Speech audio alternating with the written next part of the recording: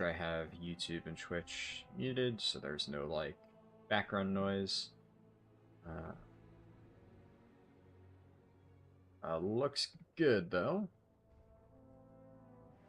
Okay, so, today I am going to potentially finish Fire Mage Keystone Hero. So, the 100% guaranteed plan is I'm going to do 4 keys. So this is the current progress for Fire Mage. I pushed my key up to a 10, and we actually 2-chested, so I got an 11. I timed the 11, and I mean, I had a 12 last week, but that was last week. Out of my vault, I got another 11, and this is a Priory, which, slightly unfortunate just because I already have a lot of score for Priory, so it's always going to be a little bit tricky finding groups when I'm missing score for multiple dungeons, because that's like bare minimum 150 score that I don't have. Although it would maybe make things slightly easier if I were to get like a completion for this, it doesn't really matter until I go to apply for groups. Obviously, once I start applying to groups, it kind of matters if I have really crappy score because I'm missing dungeons. So if we keep chaining this over and over into stuff that I need, if we time this Priory and then we get, a 10 of not one of these two, well, you can't re-roll the same key, but if it doesn't hit Theater of Pain, and then we keep going and keep hitting dungeons that I still need, then great, awesome. That would be perfect. That would be the ideal. But who knows what's going to happen. I had really bad luck the last time I did Fire Mage. The process of pushing this key up is might be the worst day of keys I've experienced in a long time. I got some real stinker players in a lot of those runs, so it was a very frustrating process. So no matter what, I'm going to get 4 keys done because I want to get 2 vault slots, and also I want to get the Emissary of War quest completed, because this is obviously only this week. So I talked about in the last stream how getting this particular quest done is kind of my main goal right now on all my characters, which is why I've spent like the last 2 days getting all of the other ones set up, even the ones that, we're not pushing Keystone Hero with right now. I will eventually, part of the challenge, and that means that long term, I want to get them all ready.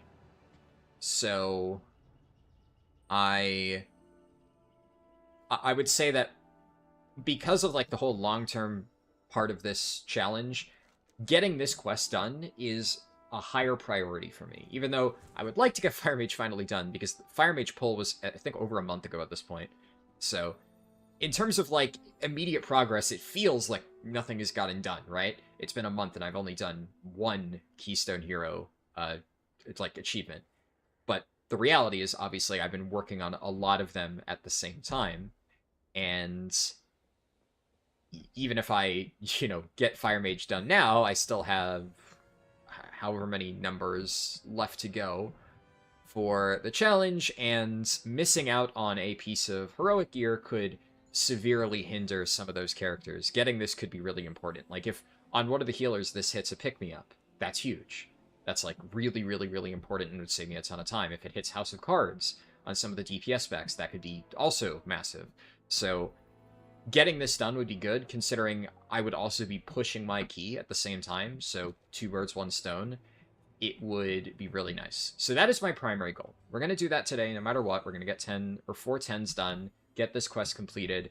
Honestly, for the mage, it doesn't really matter, because there isn't much on this particular character that I still need gear-wise. It could still hit something useful, right? Like, I have a Mug's Moxie Jug, but there are other raid trinkets that would be better. Like, I'm pretty sure House of Cards would be slightly better than Funhouse Lens.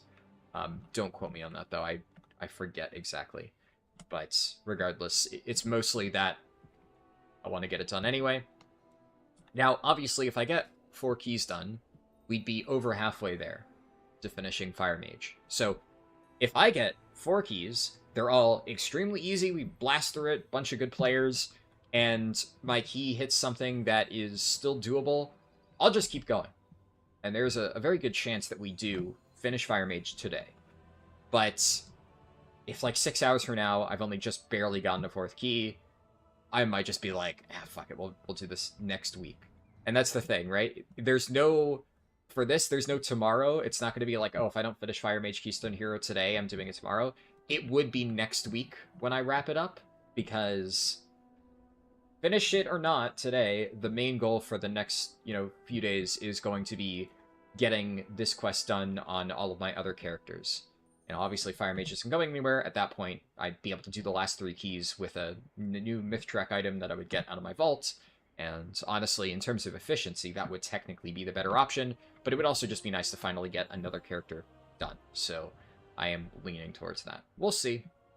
I also am very excited to play some of those characters, because obviously I've spent the last 2 days basically just gearing, and I've geared up a bunch of different characters. I've done a bunch of research on them to at least understand at a basic level how to play them, but I haven't gotten to put any of that into practice. So, like, Disc Priest and Prez Evoker, I'm, in particular kind of interested in trying out, because it sounds interesting from what I've read, and I've never really played one. We won't know until we try. Nizal said, you saw the stream go online before you even got the notification? Nice. Yeah, it usually will go out like a little bit early, and then YouTube sends the push notification. It takes a tiny bit to do that. I will admit I'm a little bit tired today, but also there's no day when I'm not really tired. Actually, that's not true. Saturdays and Sundays I'm usually pretty, unless something else happened, usually pretty good. It's just, so far, Tuesday, Wednesdays, and Thursdays have been exhausting because I'm raiding, like, twice on those days. On the plus side, my Prot Warriors Guild is very close to killing Gallywix. It's basically, we've already seen P2, and the nice thing is, I've already killed Gallywix, so I have a firm understanding of how Prog in that fight looks like. And we're, like, this close to getting a clean transition through the really difficult soak set, the canisters right before intermission, and it's pretty good overall. And I think that, another 30 minutes to an hour, obviously we're done with raid for the week, but like on Wednesday, another 30 minutes to an hour, I'm pretty sure we're fully through that, and it should be a lot more consistent. And then it's just about working through phase 2 of Gallywix. And I mean, there is some potential prog there, but I don't think the damage check's going to be an issue. And the dropping off the final bomb, that's all on me. So as long as I don't fuck that up, that part should be relatively simple. And the nice thing is I can control that. And I have full control over whether or not we mess that mechanic up. And I'd like to think that I won't fuck it up. So I'm 100% sure. Yeah, honestly, I'd say I'm 100% sure Gallywix dies for my Prot Warriors Guild next week. I'm reasonably confident that it will die within 2 days. I would maybe only give it like 80% odds that it dies on our first day of the week, but it is possible. But I would say there's a very good chance that within 2 days, which would be super nice, because if another day I don't need to raid next week, it would be a nice break. And the nice thing is, the moment that's done, I'll have way more time to dedicate towards knocking this challenge out. It's right now kind of 3 out of 4 days of the week are just a void for me, because I'm working. We're slowly getting time back, because also the Prot Paladin Guild is, pretty safely unreclear. We almost one night recleared last week, and then we killed Gallywix like in 2 pulls. So we're getting there. We're so close. So close to full farm, and, only 1 to 2 nights a week of me having to do that, and hopefully not a lot of stress those nights. And that would be amazing. If I don't need to spend 18 hours a week raiding, I'd be able to put more effort into finishing this. But until then, keep working at it. And I'll just list the key, because it's probably going to take a good amount of time to set this up. So I'll have to get it rolling.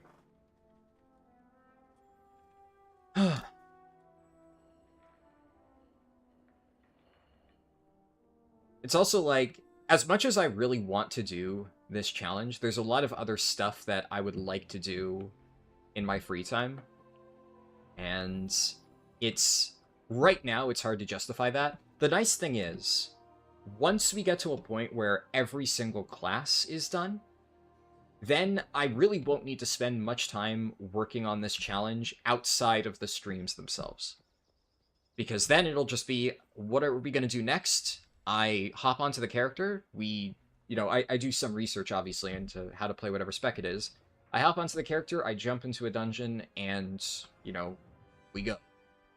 But that is only really possible after I have established gear on every single character, because I'll probably have to do, like, a handful of recrafting for certain specs just to make it a little bit more optimal, but it's nowhere near the level of, like, crest farming and crafting and stuff that I'm doing right now across 13 characters. Technically 12, because my paladin is now 100% complete. But that's another thing. For my paladin, literally all I need to do is get a healer weapon. And I honestly might just be able to pull one of those from Reclear. I'm actually curious, what bosses drop Holy Paladin weapons? Because what I'm probably going to do for next week, since my paladin doesn't need any loot whatsoever, I already brought Brewmaster to on my guild's last Reclear to Vexy and Styx, because Vexy has the spare keys, which is a really good brew trinket, and I don't need any of this on my prop pally, and I also don't need anything on prop pally here. And the Mythtrack pants, I really needed on Brew. Unfortunately, I got none of that. It was disappointing. But potentially I could do more stuff. So I'm definitely bringing my prop pally to Rick Reverb, because this is pretty much the only item I could possibly use still. It would be a side grade, and I would switch around crafts if I got this.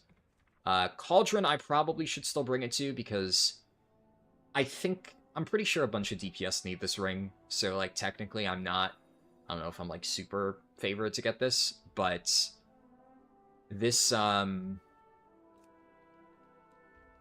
yeah, this doesn't really have anything I could use on my monk, because the stats for this are not good for, Brewmaster or Windwalker. I don't know if I need a belt on my monk, but the stats are kind of shit anyway, and I'm not really too concerned about getting a Mistweaver weapon right now.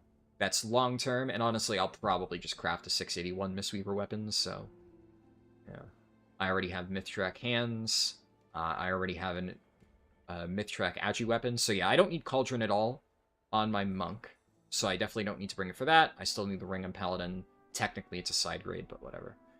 So I'll probably bring Prop Pally for that, and Rick Reverb. I need to bring Prop Pally for Muggsy, and I, realistically speaking, need to bring it for Gallywix. I actually think I would be able to very comfortably tank this with Brew already, but I don't expect they're going to allow me to do that.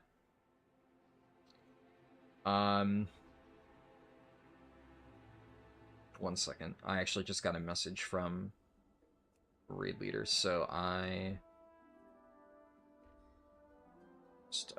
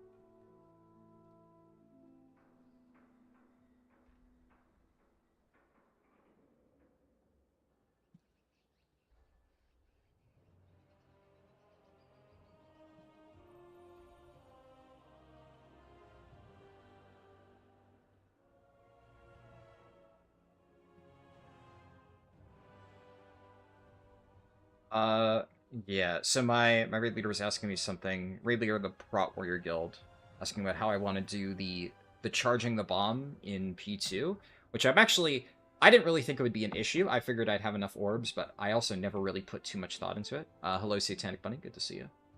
What rating am I right now? I'm this rating. But I'm already at plus 10 keys, to be clear. And I'm just going to be doing only 10s from here on out. So. Otoko Noko.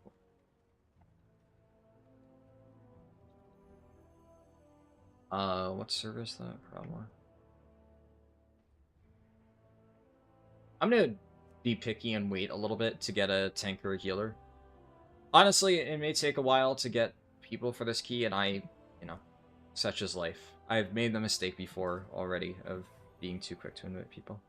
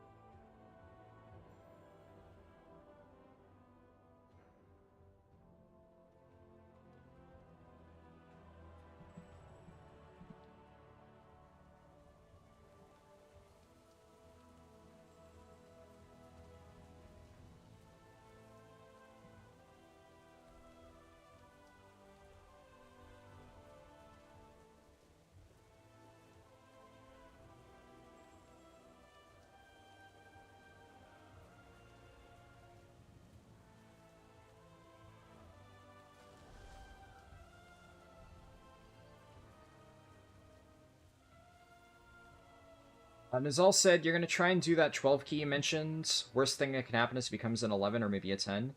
Oh, yeah, I mean... Sorry, you didn't word the question super well, if that was what you were asking. I thought you were just asking, generally speaking, like, is it better to do 10s or is it better to do 12s? And if we're talking about, like, I'm joining a pug group, like, I'm trying to get my weekly keys done, should I join a 10, should I join a 12? Or even, like, in my case right now. Obviously, in my case right now, score would be a factor. My ability to get invited on this particular character would play into whether or not I can get an invite. But, like, let's say my prop pally, for instance, where I've already cleared every dungeon on a 12. If I'm just farming for weekly vault, which one is easier? And I kind of weighed out some of the pros and cons. I actually think they're probably comparable, but it's hard to say for sure. If what you meant to ask was, I have a plus 12 key, should I run it on a 12 or drop it to a 10? Then the answer is always yes, you should run it on a 12. There's no reason to lower your key and sabotage yourself. Sorry. If that's what you were asking and I misunderstood, yeah, I did not mean to make it sound like there was any good reason to drop your own key. I thought we were purely talking about, like, plugging into stuff.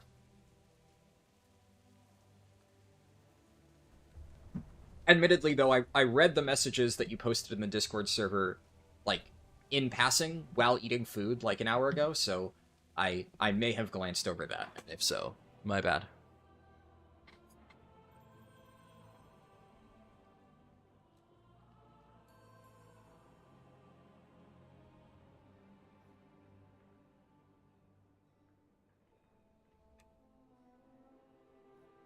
With the no-pressure Discord, it may be a smooth experience. Now that I don't know for sure. I mean, I would, frankly, not... This might sound a bit elitist. I'm going to go out on a limb here and say that the average quality of player that you're going to find in a Discord like that is probably not necessarily going to be extremely good. From what I've been told, the servers like that, I don't know what no pressure specifically. The one that I've heard before is WoW Made Easy. I'm guessing it's something like that, based on the way that you worded that sentence. If it is something like that, I've heard that people like stuff like that because it's a toxic-free environment, where, like, the entire goal is it's a bunch of people trying to constructively learn the game and play together. And, I mean, that sounds great, don't get me wrong. But I will be completely honest, I don't really think that you are going to find top-tier players in that type of environment. Generally, the gist I get from that is it's a bunch of people who are new, or, really trying to learn but aren't quite there yet and are making an active effort. Yeah, they might not be bad, but, to give you an idea, I'm never going to join a Discord like that. Why would I, when I can just join a pug? So, I would honestly say that you're probably better off just throwing it up there. If what you're looking for is truly the best odds at a good clear. Realistically speaking, that will always be your best option because you have full control over who you invite. It may take a while or a lot longer to fill. Like, I'm sitting here, I'm being ultra picky, right? It may take me 30 minutes to fill this key. But I'm going to check and double check every single person that applies, and I'm only going to invite them if I think that they are actually good. So, it's always going to be a crapshoot.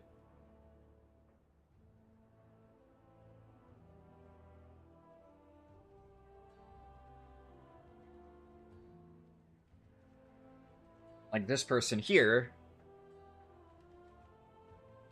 doesn't have logs.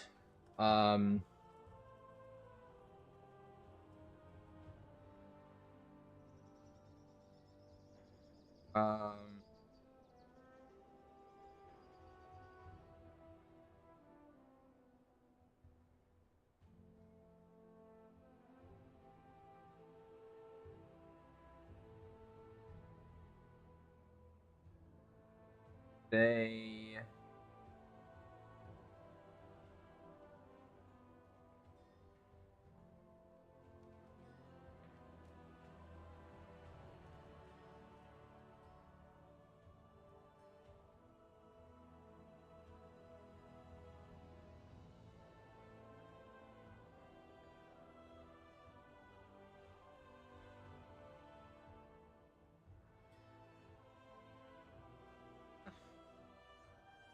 This is a very iffy one.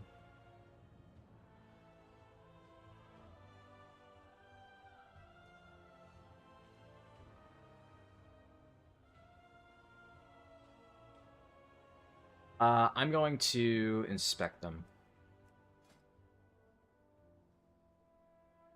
They actually have 4-piece now. They're using 2 trinkets that I would generally consider to be pretty bad. I'm gonna make a judgment call. See, that's the thing, right? Could they probably heal this key? Sure. Probably could. But I honestly don't think they would be consistent enough. I'm seeing too many red flags as I look into various things, logs, Raider IO, and just generally their gearing choices, that I'm not going to take that risk. And now, I'm going to end up waiting a lot more, a lot longer, but yeah, I know enough about Resto Shaman to know that some of their gearing choices are highly suspect. Yeah. They do not seem like they have a very strong grasp on the spec. So I'm not going to take a chance. They've timed a bunch of keys. They haven't timed a Priory. Even on a 10, so they're trying to jump straight into an 11. But, yeah, it's tricky with stuff like that, right? You know, the main thing here is I've been in too many situations already on this mage where I invited people like that, and I'm like, yeah, there's a few red flags here, but surely like their gear is fine. They have timed some higher keys, like high-ish keys. Like they have 4-piece, they have okay stuff. Like how bad could they be? And then it's just like one of the worst players I've ever seen. At this point, I'm trusting my gut. And if I see too many things that I'm just like, that doesn't seem right, I'm just not going to take the risk. I'm not taking that risk at all. Yeah, I definitely... Interesting is one way to describe the runs that I had in this mage. Yeah, that was... Like I said, I'm a little bit tired today. I don't want to put myself in a position where I'm, like, pulling my hair out again. That was not fun. There's you who frolics about without a single brain wrinkle in a dream. That's the thing. Everybody plays this game differently, right? I think it's like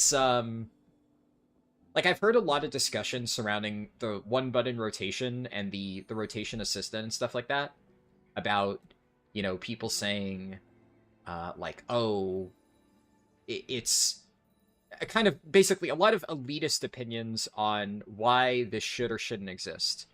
I'm generally pro rotation helper as long as it's implemented well. My main concern about that is just that I don't trust Blizzard to implement it correctly.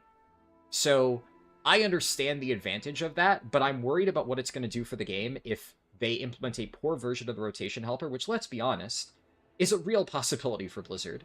Generally, a lot of the features like that or the cooldown manager that they add are just not well made, and I'm worried that it's just going to end up really fucking over a large portion of the player base because they're going to be like, oh, I don't need to research my spec. I can just use this general rotation helper thing. And if the rotation helper is about as useful as randomly mashing buttons, or even only marginally more useful, then at that point, what difference does it make? Whether or not it exists. I would argue at that point it's more harm than good, because the people who just want a button mash are going to do that anyways, but some people might be misled by it existing. That has always been my primary concern with the helper thing. If it's implemented well, then that's fine. From early PTR testing, I've heard it's very hit or miss. Some specs like BM Hunter, which are just very simple, are, fine, right? It's kind of hard to fuck up that implementation. Also, one second, let me just read. Uh...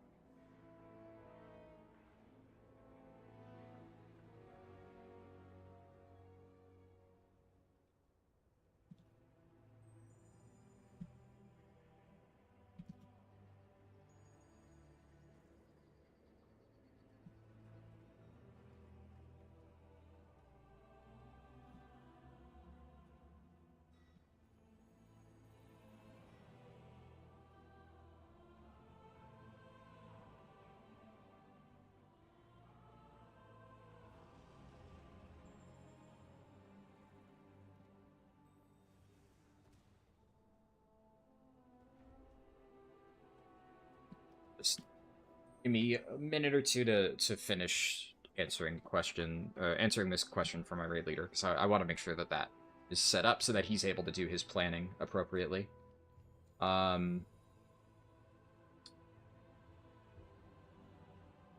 As for...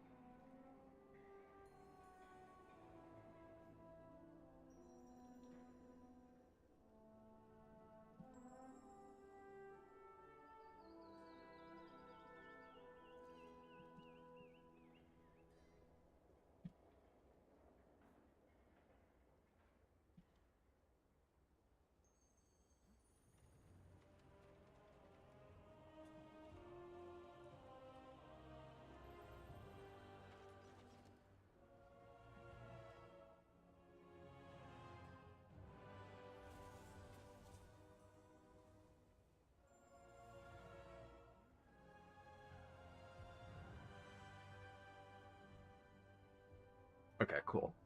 I think that covers it. Hello Zasaru. Hello CS Austin.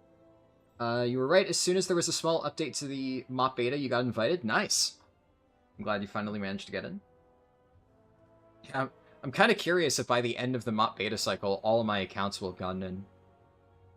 At this point, I'm only missing one of them. My main account obviously is in, my Lurisa account is in, and now my Raccoon account is in. But my Lunara account has not gotten invited yet, so I'm only missing one.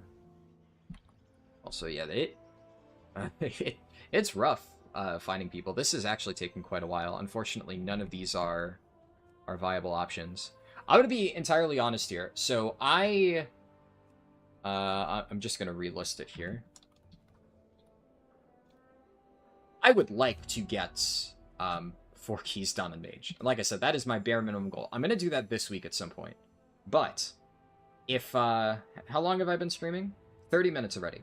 If I sit here for like another 15 minutes and I can't get this filled, I am going to I'm not going to do keys right now. And I'm probably, well, I'm not going to do mage stuff right now. I'm not going to sit in queue for like an eternity and just wait for this to pop up. I'll probably go over to my bear and we'll just push up keys on my bear.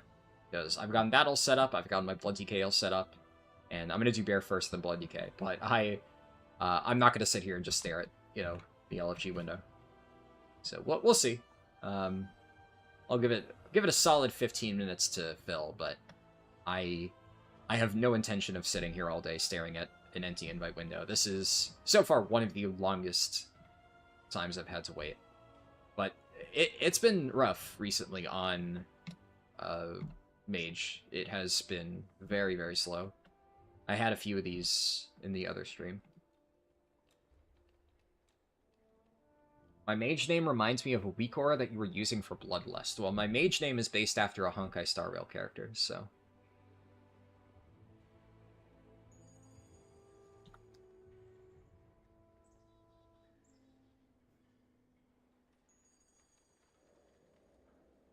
I have a sudden craving for Macca's hash browns. I mean, I know what a hash brown is, but I don't know what Macca's hash browns are. That I am not familiar with. Spending a long time doing nothing only for a possible good run sounds bleh. Yeah, exactly.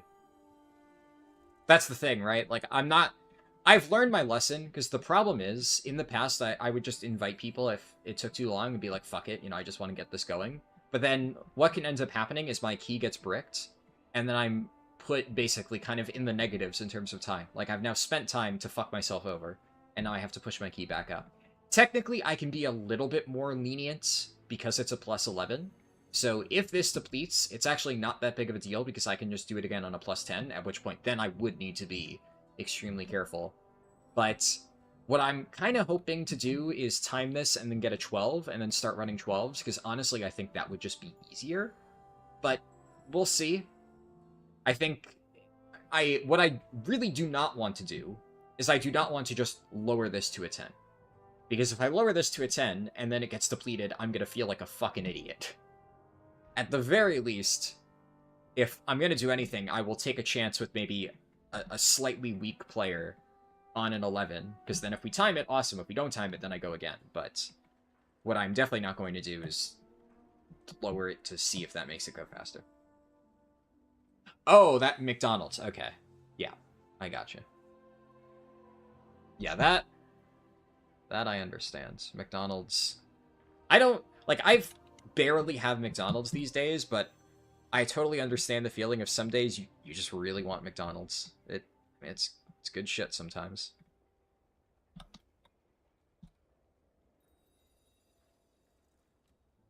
Generally, like, the few times I had McDonald's is if it's, like... If I'm driving somewhere really long. Like, I'm pretty sure the last time I had McDonald's was, like... I forget what I was doing, but it was like a few months ago. I went with my dad somewhere that was like, you know, an hour or two drive. And we got, we stopped at Dunkin', because I usually stop at Dunkin'. That's another thing, right? If I'm gonna get something, usually it's Dunkin', because, you know, Dunkin' wins out for me. I fucking love Dunkin' coffee, and I mean, their sandwiches also really, really fucking good.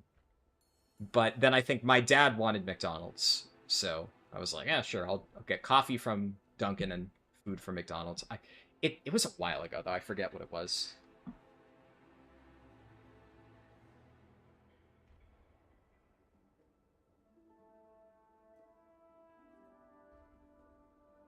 Weakora was basically a gif of that Honkai character spinning around. Oh, oh! I know exactly what you're talking about. That's funny. Yeah, no, I know exactly the gif that you're mentioning. Okay, so you found a random Weakora that had the Herta spinning gif. I know the one. as the bloodlust indicator. Huh. That's funny. Yeah, there's a relatively popular animated GIF of Herta, because there's technically two Herta characters in Honkai Star Rail, because there's like the original one, the character in game is like basically effectively a mage that also has a bunch of little puppets, and the puppets, like one of the puppets is a separate character, because at the start of the game that was basically the character that you unlocked as like one of the intro ones, because Herta only communicates through her puppets initially for like the main initial story. So that was Herta, the character. And then more recently, they finally added the real version of her as a character. And that character is actually called the Herta, as like the main one that controls all the puppets. There's technically two characters, but the puppet is like a very popular character because it's honestly really good in a lot of cases. So considering it's one of the first ones you unlock in the game, and it's actually a fairly meta character, but most iconically it has a spinning attack, where she just does a big twirl over and over with her hammer, so it's really good for large AoE farming stuff, and it's become like an iconic thing in the Honkai Star Rail community, and I know exactly the GIF you're talking about. I don't know if the company made that. Like, I don't know if that's something that was, like, promotional, marketing material, whatever, for the game, or if some fan just created that, but I see it posted a lot. You know, Herta gets mentioned, then you just see a bunch of, like, you know, the animated Herta doll spinning GIF, so that's funny that somebody turned that into a Lust Week aura. But I could see it considering the what's it called? There was that Lust Week aura for a while, the Pedro one, that I know a ton of people were using. So, makes sense.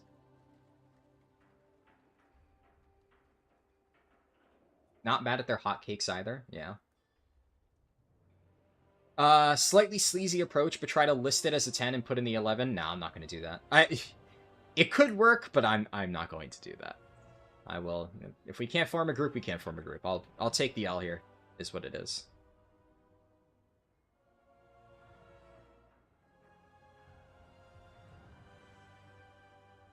Probably fan made. Well, the Weak Aura I'm sure was fan made, but there are actually a lot of little gifts like that the company makes. But I do know sometimes people will make their own. I honestly wouldn't be surprised if it was made by the company, but then people will, like, it might be an in-game thing and people turn it into, like, you know, an external GIF and then obviously turn it into a Weak Aura. That I know the company's not doing. But there are a few, because Honkai Star Rail is like, you know, somewhat futuristic. It's like this future fantasy theme blend.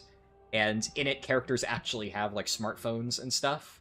And there's, you know, an in-game texting system that they use throughout the story. So the characters will actually kind of text emojis of different things as part of the story. And so there are like kind of in-universe animated emojis that the company's created for the purposes of the game. I don't know if that's one of them, but it is, because I know the thing you're talking about, and it definitely it looks very much like one of the ones they use in game. I'm just not sure if it is. I don't know all of the ones that exist on the phone, because I don't use it. Like, I don't talk to anybody in the game of Honkai Star Rail. I have some friends who play it, but I never, like, message them in-game. I'll just, like, DM them on Discord if I'm talking about the game or something like that. So, outside of, like, the scripted text messages that you receive from, like, NPCs as part of the main story, I have no idea, like, what emotes they've actually added, but I do know that there are some. And every now and then, like, you complete an event and it, like, unlocks new emotes for your phone, because I can see it in the rewards. But obviously, I don't know all of them. Yeah, it plays the sound. That's funny. The sound, I'm guessing, is Kuru Kuru. That's probably what it is, because that's the Japanese voice line for when that in-game animation plays. So generally that's associated with it. My guess would be, at least. You thought the Weak Aura looked cute, so you downloaded it? Yeah, fair enough.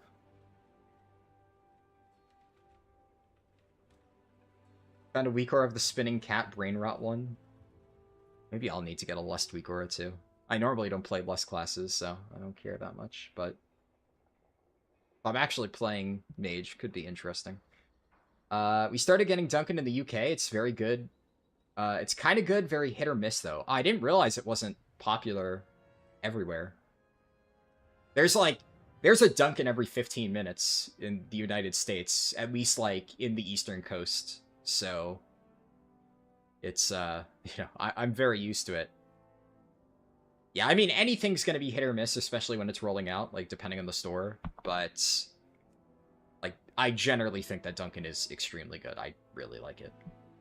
I am biased though. I have been having Dunkin' coffee for years now, for basically half my life at this point.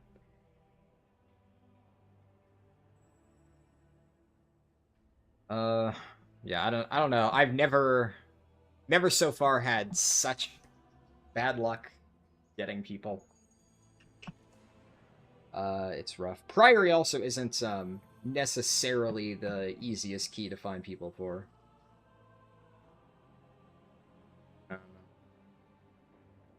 It's the other thing is right now it is still kind of middle of the day, so 2-ish hours from now it's going to be a lot easier to find people for keys. You know, it's technically a Friday, right?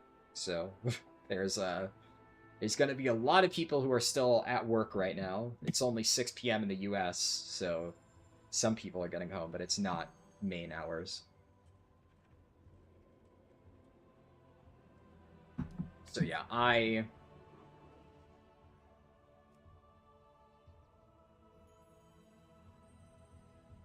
It also, I will admit, it doesn't help that my score is not good. Like, my score is just objectively shit. If someone didn't know better, they may also look at this and see that and be like, oh, that's somebody who, like, bought a boost. Entirely a reasonable conclusion that you could make if you didn't know anything else. Now, obviously, if they joined and they saw mains Raider.io, which I suspect is linked. I think if I update my add-ons, it should show. I haven't updated in a little while. I'm actually going to do that just to make sure that it is linked correctly.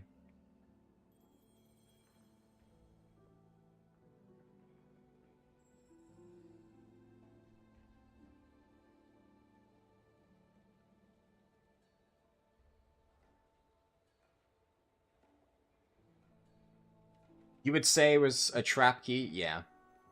Yeah, it's unfortunate, but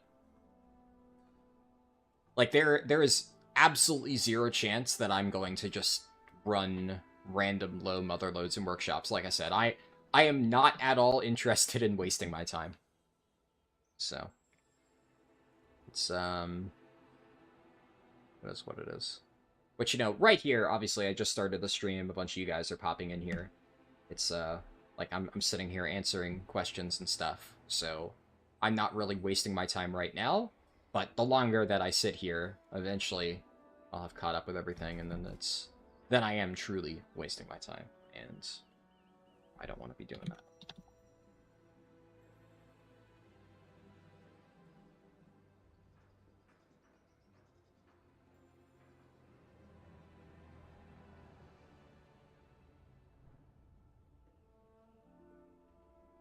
The Demon Hunter honestly doesn't look that bad. It's hard to say, though.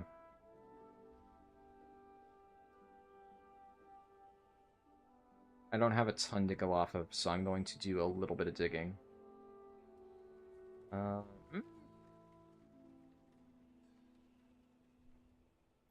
Okay. You know what? Sure.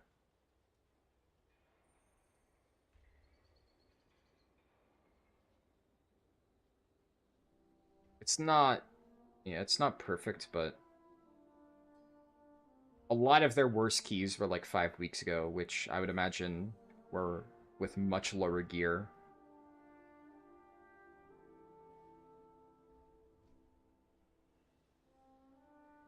So it's probably fine. Their gear is also, from what I saw, relatively solid.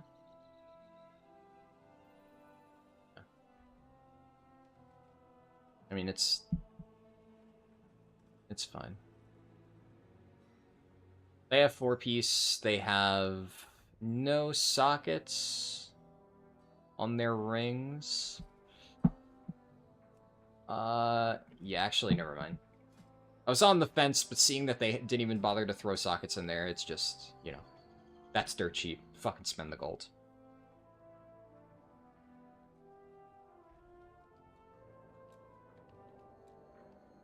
You see we can buy M plus gear for Valor Stones? Are you talking about, like, the M0 boxes? Did they finally add that? I did not see that, but...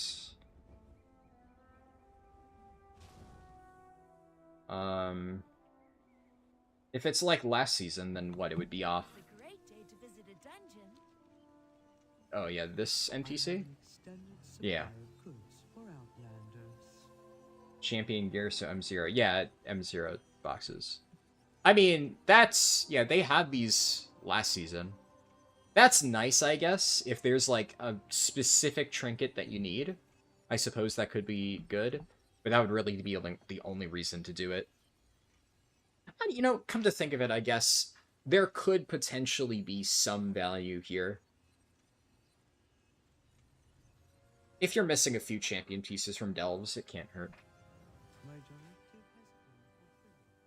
That's actually maybe not too bad.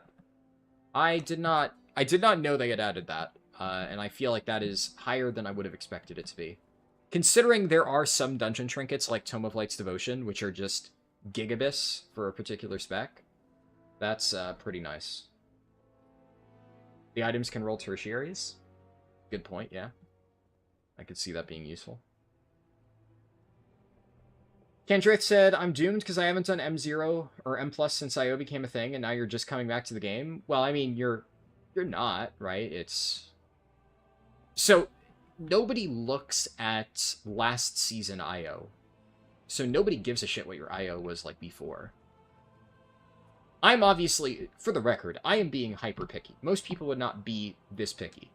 I will also say it's also much easier to get groups together if you're not playing a DPS. Obviously, I don't have a choice. It's part of the challenge. But if you are playing a tank or a healer, you're going to have a really easy time. People's standards are very low.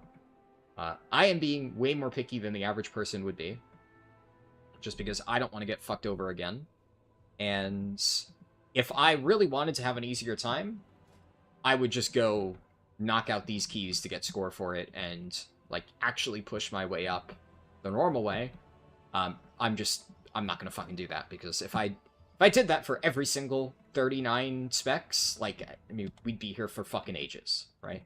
I'll do that if I absolutely 100% have to, but, yeah, no. I'll pass on, you know, doing that for right now as my go-to. But yeah, this, it's safe to say it's been over 45 minutes. This is not happening right now. So, I'm going to change the title of the stream. We're going to do Keystone Hero on every spec. Guardian Druid. And we're going to start working on Guardian. Now, obviously, we're not going to do the Keystone Hero keys. I've already explained this. I wrote a Discord post explaining this in more detail. I'm also going to change the thumbnail.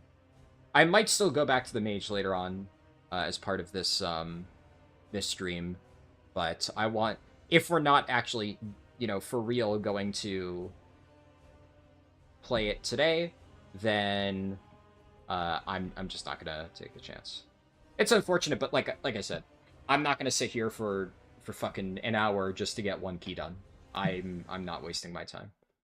If I was actively, you know, running keys and getting groups together and, you know, some keys failed, it would suck, but it would, you know, is what it is. But definitely the last thing I'm going to do is sit here and do nothing for an hour. I'm going to get some shit done. My druid's on my other account, so I'm swapping over real quick. At least one spec per class would go a long way. What do you mean, Zesser?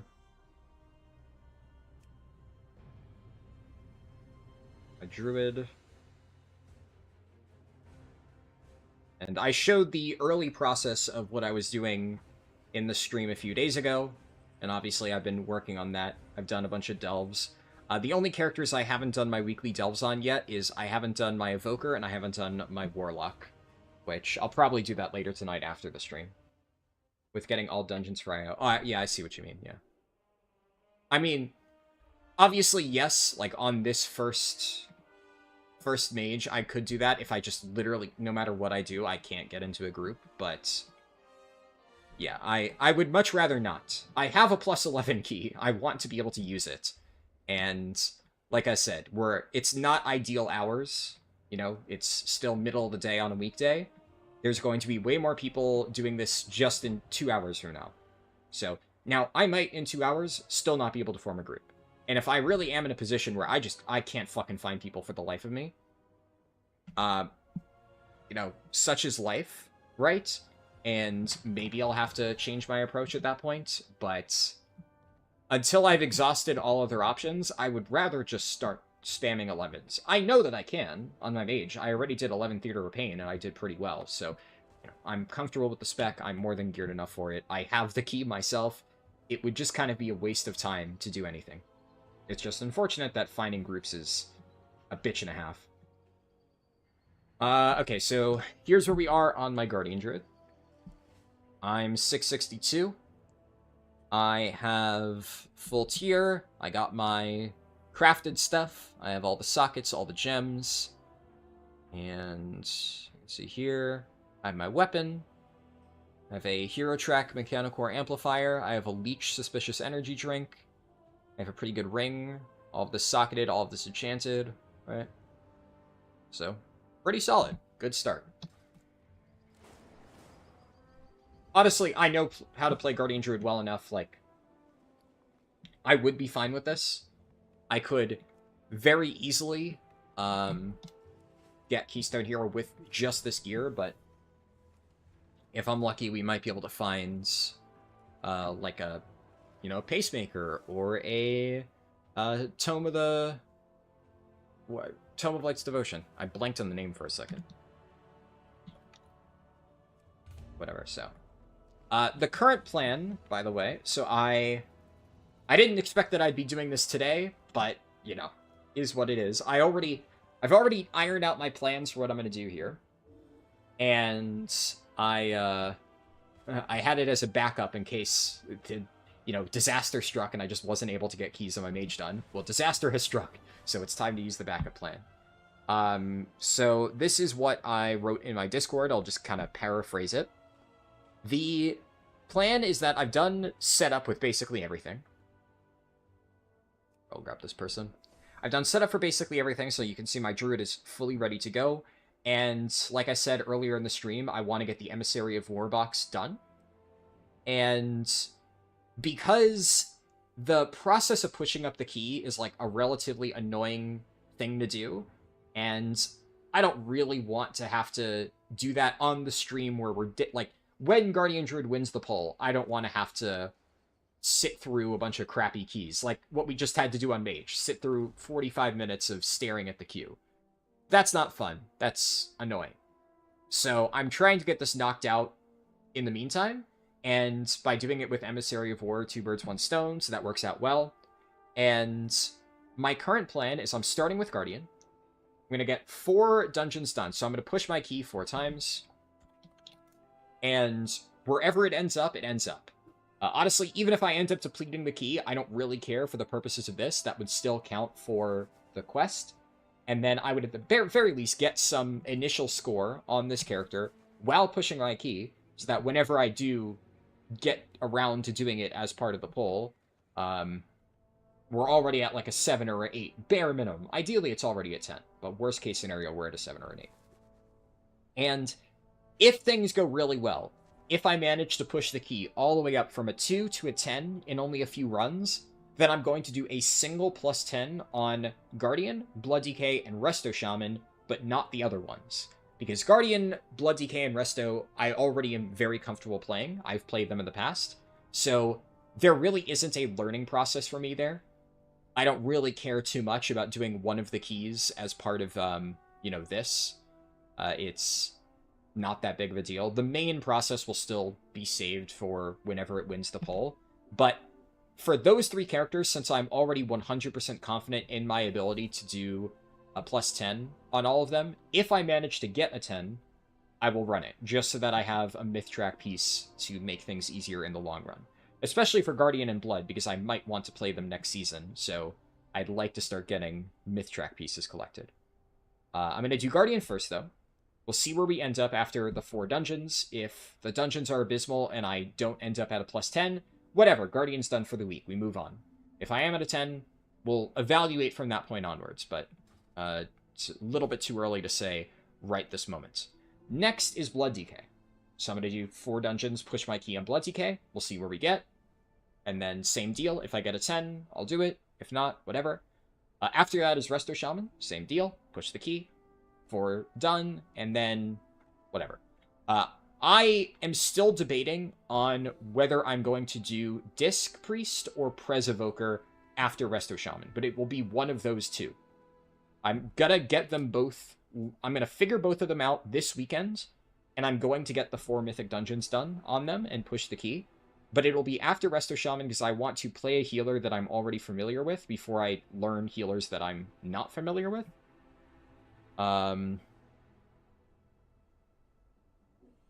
going to wait for a healer at this point. Obviously, it's a +2, so I'm not going to be super picky, but I will wait to get a healer that at least has potentially some brain cells and not potentially fuck myself over, because I would like to, bare minimum, 3 chests, the 2. Well, I would like to, I guess, bare minimum, and suggest that there is something that can go beyond that. I would like to 3 chest the 2. I mean, there's no reason why you shouldn't be able to. So, I'm going to try and invite people. But...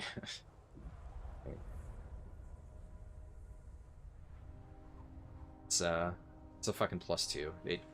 I shouldn't need to be super picky, but also I'm not going to invite somebody who, like, depleted a +2 rookery. Yeah, I don't really think that's the type of player I need to be inviting to my key, regardless of the level. They're also just super undergeared. But yeah, so no matter what happens, I'm not going to be doing Disc Priest or Prez Evoker on today's stream, right? Like, just in terms of raw time, by the time we get there, I would have had to already have finished Guardian Druid, Blood Decay, and Resto Shaman, which 4 keys on each of those, 12 keys total. I mean, the stream would be over, right? That would take me, if I'm lightning fast, like 10 hours, and even then, that's pushing it. So it's probably, I don't even think we're gonna get to Resto Shaman today. So I'll figure that out, and then I'll decide what order I want to do it, but it will be those. And then after that, I probably won't stream this. It's going to be one of those things where, like, let's say I'm doing Fire Mage tomorrow, and we end up in a similar position where I'm sitting there for 30 minutes and nobody's applying. And, you know, if I've already done all this other stuff, I might just on stream do some keys. But after that, my prio is I'm going to get my 4 weekly +10s done on my Brewmaster Monk. Just because I want to get the box completed. Well, 2 things. Obviously, I want to get a Mythic Plus box on my Brewmaster, duh. But also, I still want that Heroic box, because if I potentially get a Hero Track pick-me-up, that would be really good. So, I still want to do my Brewmaster. Then I still have 2 keys that I need to get done on my Prot Warrior, 2 +10s, that is, for the weekly vault. Then, if I finish all of that stuff, then I would do my Vengeance Demon Hunter. I don't really care too much about getting stuff out of Raid on that character, because there's not that much that I need. So, like, the box would be nice, but it's very low prio for me. Like, there's very little that I could realistically get. I don't know why this guy's applying.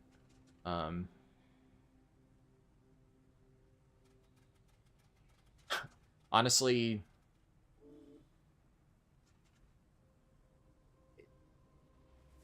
he might be trying to do it for his weekly. I'm actually going to take the Evoker.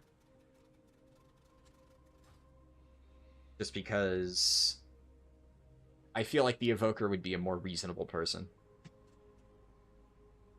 And is still decent.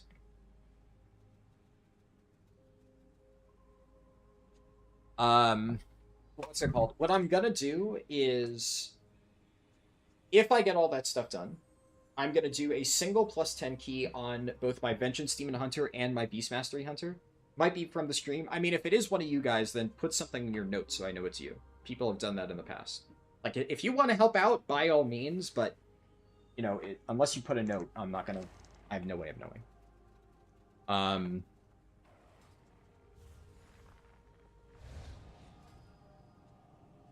That's, yeah, honestly, yeah, good enough item level, sure. That's what I'm talking about with, like, as long as they have decent item level and they've at least done, like, a key or two, clearly this person at least has a solid enough grasp. It's also an alt, right? So, a bit more understandable. Somebody who's, like, 620 clearly hasn't set foot in Delves at all. I don't give a shit that it's a +2. They're going to brick my key. Well, you can't brick a +2, but they're going to just die over and over, and then I'm going to have to reform anyway, so... I'm not going to be, like, as picky, but I'm also not going to waste my time. Dungeon difficulty's correct, so...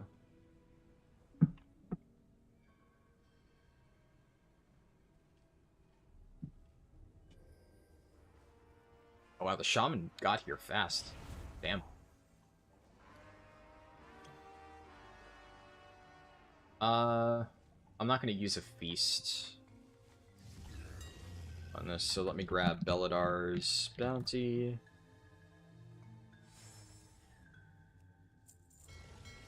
But yeah, what was I saying? So, the prio after I get all that other stuff done is Vengeance Demon Hunter and BM Hunter Vaults. So I'll do a single +10 key on both of those. And then I'm going to do 3 Mythic Zeros on my Demon Hunter to get the box, and then 3 M0s on my BM Hunter to get the box. And they're, like, low prio because, honestly, if I don't get that done, it really doesn't matter all that much. It won't really affect me in the grand scheme of things. Are my talents correct? Good enough.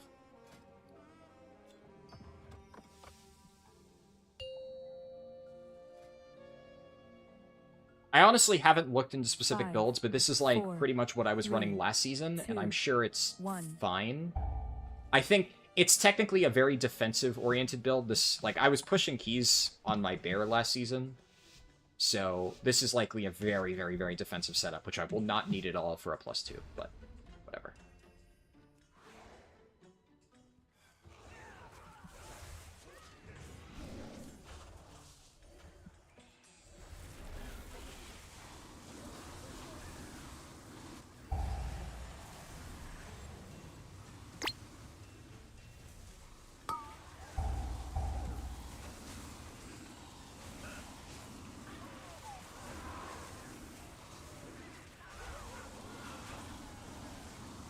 Seems like the vast majority of people seem to think it's efficient to spam 10s or 12s, 11s... Yeah, no, you are correct, Zasser. It is definitely more efficient to spam anything but 11s. So, you are absolutely spot on that it's going to be difficult to find people. And basically, if I'm really just unable to find people, like, you know, in a few hours, basically, after we're done with the 4 keys on Guardian Druid, what I'm probably going to do is swap back over and wait like another 15 minutes to see if I can get anyone for the mage key. And if even after that I'm not able to, I will probably lower it to a 10 at that point. That would be the first thing that, well, like I said, my first priority would be if I manage to find at least, like, some people that I'm willing to take a chance on. If I think the group's going to fail, I'm not going to run it.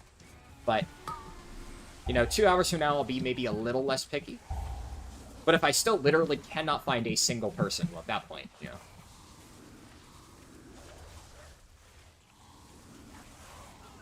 At that point, yeah, I'll lower it to a 10. And then if I lower it to a 10, and I still, even being, because obviously if it goes back to a 10, I'd return to being extremely picky.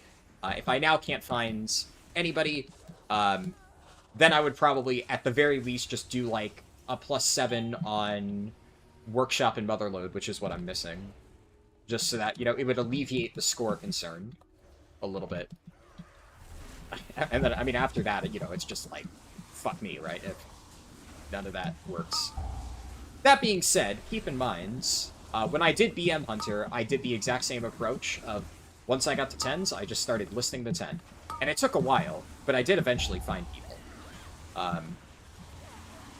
It, wasn't perfect, but we got there. How the fuck did we get a crab? Alright. Actually... Fuck.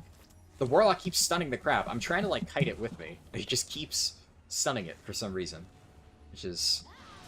really annoying.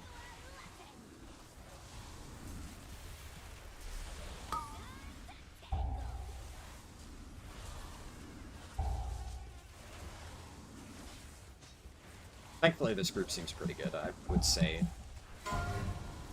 Unless somebody does something, like, catastrophically stupid, a 3 chest is all but guaranteed.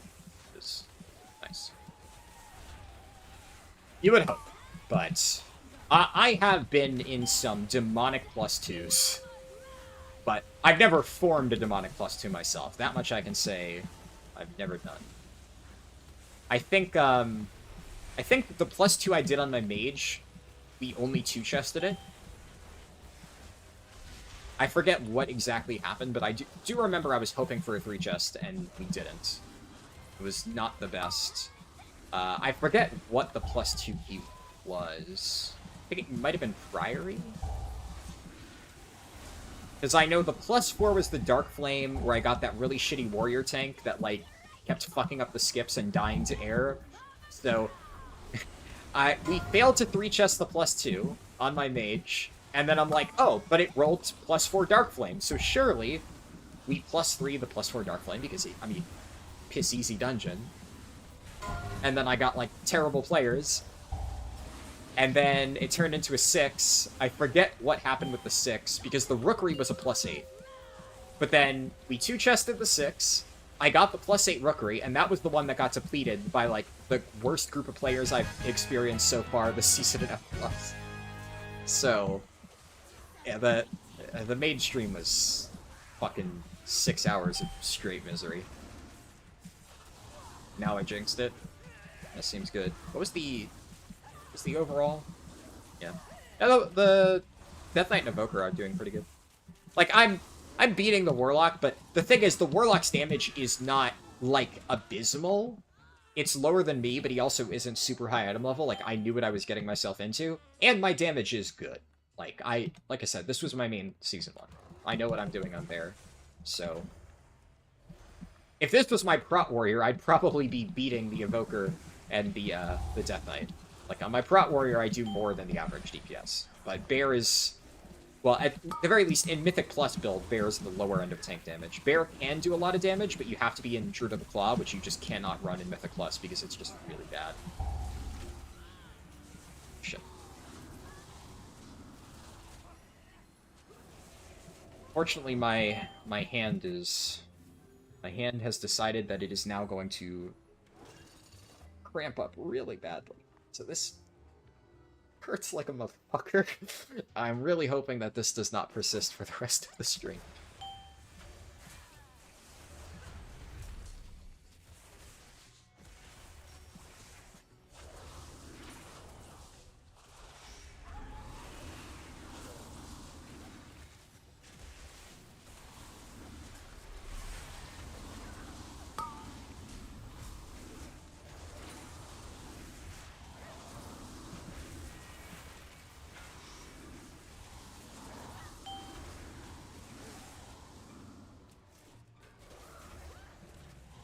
You got a lot of bombshells. Honestly, not that big of a deal. My route is relatively flexible. I generally account for potential extra pulls here.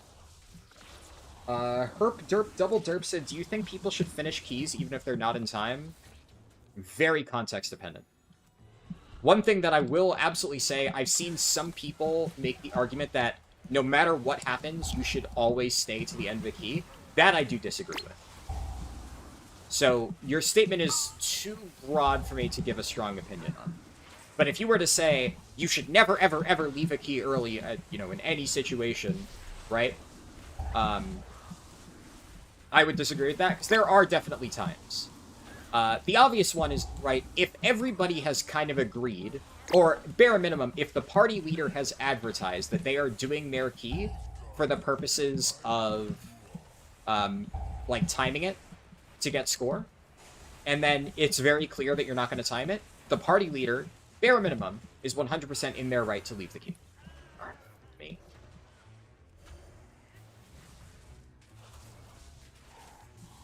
House is on fire, but you can't leave the Sim Zero. Yeah, obviously IRL stuff happens, right? That's different. But like I have been in situations where very early on, like the big one that I think some people will be contentious about is the run where it is very much still timeable, but some shit has happened.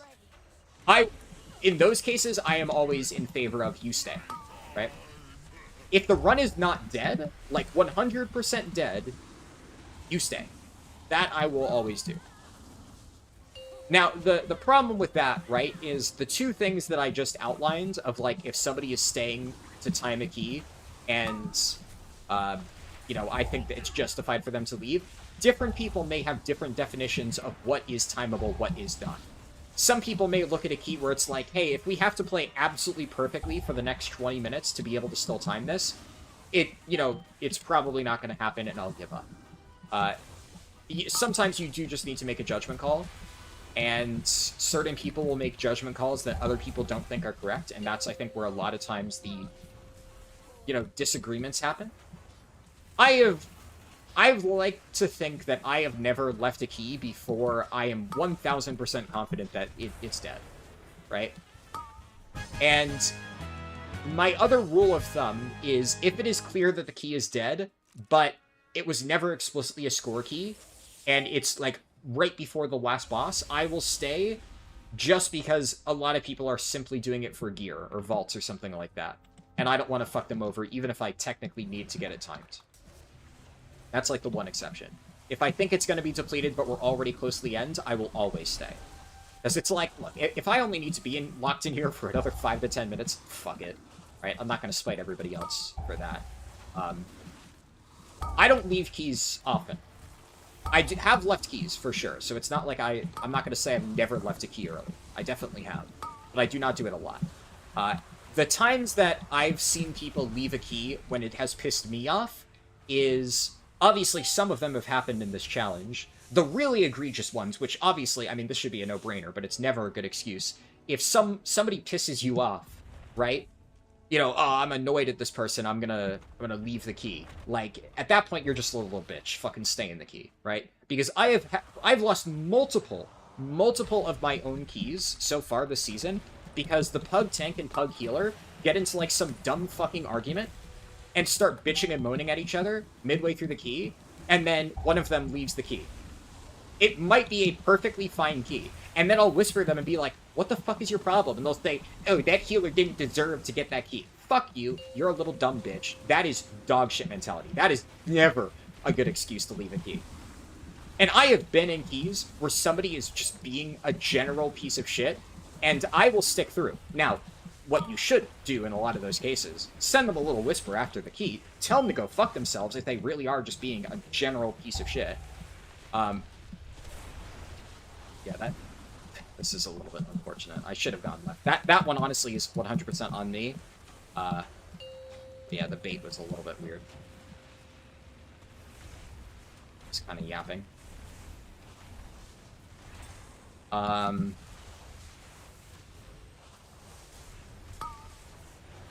I probably should move the boss, but it like, this is one of those where if it was a real key, I would have moved the boss so it wasn't right up against the wall, but I'm kind of sitting here yapping and whatever. It's fine. But yeah, I have been in situations where somebody is shit-talking another person for 100% of the key. I would like to give myself, you know, some credit that in a lot of those cases, I've actually managed to defuse situations like that. There was one in particular I remember where the healer was really, really bad. In fact, we actually ended up depleting the key pretty much entirely because of the healer. And I stuck through to the end, even though it was pretty clear by, like, it was a Theater of Pain By the time we got to, like, the Lich boss, we were not timing it. Like, I knew for a fact. I think we technically had, like, a minute going into Mordretha, but it was over. But I stayed. The entire key, one of the DPS was just ripping into the healer. Calling him, like, a piece of shit, telling him he was, like, you know, a piece of trash, like, should never play Mythic Plus ever again. He didn't leave the key, but he was just being an asshole. And the thing is, I kind of agreed with him in the sense that, yeah, the healer was shit. But this guy was just being a total fucking dick. Unfortunately, the healer decided to fight back and try and, you know, try and justify why he sucked, which, I'm gonna be honest, like, if you're just sucking ass, just, you know, it happens sometimes, just say nothing, right? Because the problem is, if that guy had just not said a single word, and just said, like, you know, accepted that, yeah, I'm not playing well this key, this deplete is pretty much entirely on me, that DPS would have just shut up eventually. You know, he's not going to keep typing into thin air. But the healer tried to defend himself and be like, oh, stop being elitist, blah, blah, blah. And then it just, like, throughout the dungeon, constant back and forth between the DPS and the healer. It especially got bad when we inevitably wiped to Mordretha, and I thought they were going to leave the dungeon, which would have really pissed me off, because if I stayed all through that, only to not time the key, I would have just, or not complete the key, and at least get a chance at loot, I would have been really annoyed. So, I actually whispered both the DPS and the healer, basically told the DPS, like, look, you're right, the healer sucks, but shut the fuck up, dude. Like, let's just kill the final boss. I didn't literally say shut the fuck up, but I basically said, like, you know, please cool it. Like, calm down. We're on the last boss. Yes, he sucks. Let's not make him leave so we can at least get loot. And then I messaged the healer, and I'm just like, you know, something to the effect of, like, ignore the DPS, you know, bad keys happen, let's just finish this boss or something like that. Neither one of them left, even though they were going at each other harder than I've seen in a lot of dungeons. And of course, after the key ended, the DPS said some more shit, left immediately. I tried to give the healer some pointers. It was a priest healer, so I'm like, you know, go look up automatic jack and something like that. And I did tell him, you know, nicely, I'm like, look, man, like, obviously bad keys happen, but I really don't think it helps anybody when you try to, like, justify it. Like, you know, you kind of sucked. We both know that you kind of sucked. But, you know, I'm not going to give you shit about it. If you want to get better, you got to fucking own it. You got to say, yeah, I played like shit. I'm going to go research stuff to see if I can be better next time. He actually was, you know, decently responsive to that and said, you know, like, yeah, sorry, you know, bad day or whatever. I'll try and look stuff up. So he seemed to take that in stride, at least. Crazy thought, right? You know, when you aren't directly hostile to somebody, they're more willing to listen to feedback. It's like, almost like something everybody should realize in life. But, yeah, I've had a lot of dungeons like that, which unfortunately didn't have the semi-bittersweet ending of at least finishing the key. You get midway through, people start screaming at each other, and everything falls apart. Yeah, that's never an acceptable reason to stay. I will always try to keep those groups together as long as I possibly can.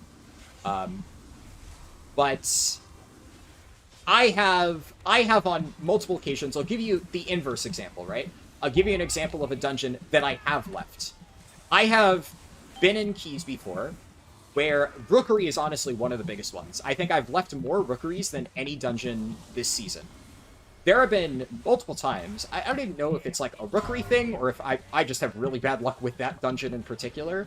But there's been multiple times where I join a Rookery, I do the very first pull, 2 people immediately die to, like, that very easily telegraphed, you know, frontal purple orb mechanic, where the boss, like, shoots out all those orbs, and multiple people stood in this, and then by the end of that pull, we're at, like, 4 deaths to that mechanic. It's a minute into the key, and I look at the damage meters, and I'm, as a tank, doing, like, 2 million DPS on that pull, more than the highest DPS. I've had a situation basically exactly like that happen twice in a plus 10 Rookery that I was doing for weekly vaults, and 1 minute into the key, I'm fucking out of there, man. I immediately leave. That is just one of those, like, I am not fucking wasting my time with that. I've had similar situations in other dungeons, but I've also had other Rookeries where, like, we get through that very first pull, but then in that first room with the first boss, somebody just pulls a bunch of extra packs, a bunch of people die to really stupid stuff, nobody's getting kicks, everybody's falling over dead, and we're at, like, 10 deaths on, like, the second or third pull of the dungeon, and then I'm out. for whatever reason, Rookery filters a shit ton of players like that. Also nice, got the 3 chest. Yeah, that is the type of situation where I'm leaving. If we're literally a minute into the key, and I can already tell this is a fucking train wreck of a group, I am not staying, right? If it's not my key, fuck off, right?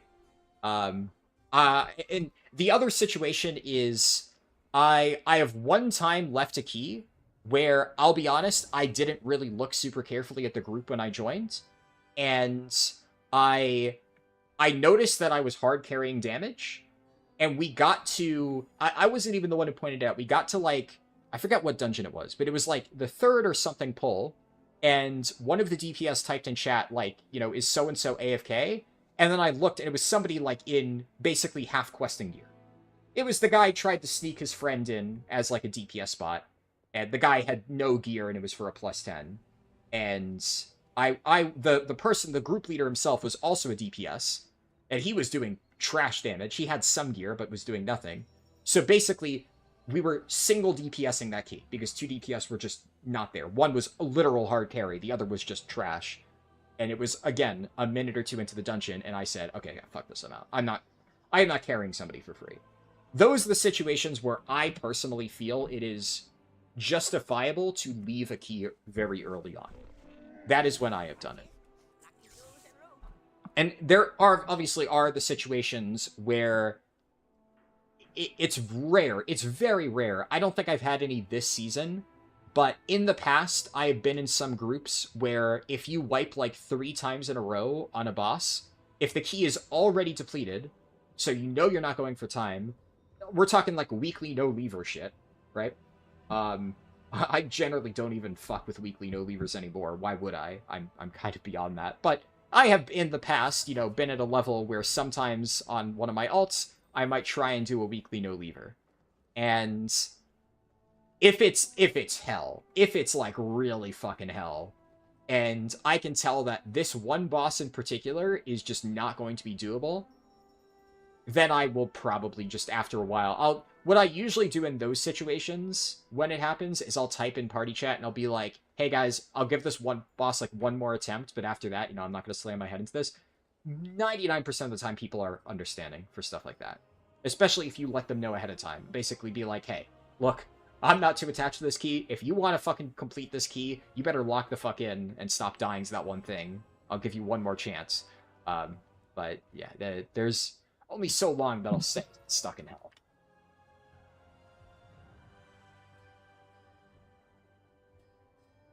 You said, yeah, those are the levers that are the most annoying. When it's still possible, but they leave anyway, yeah.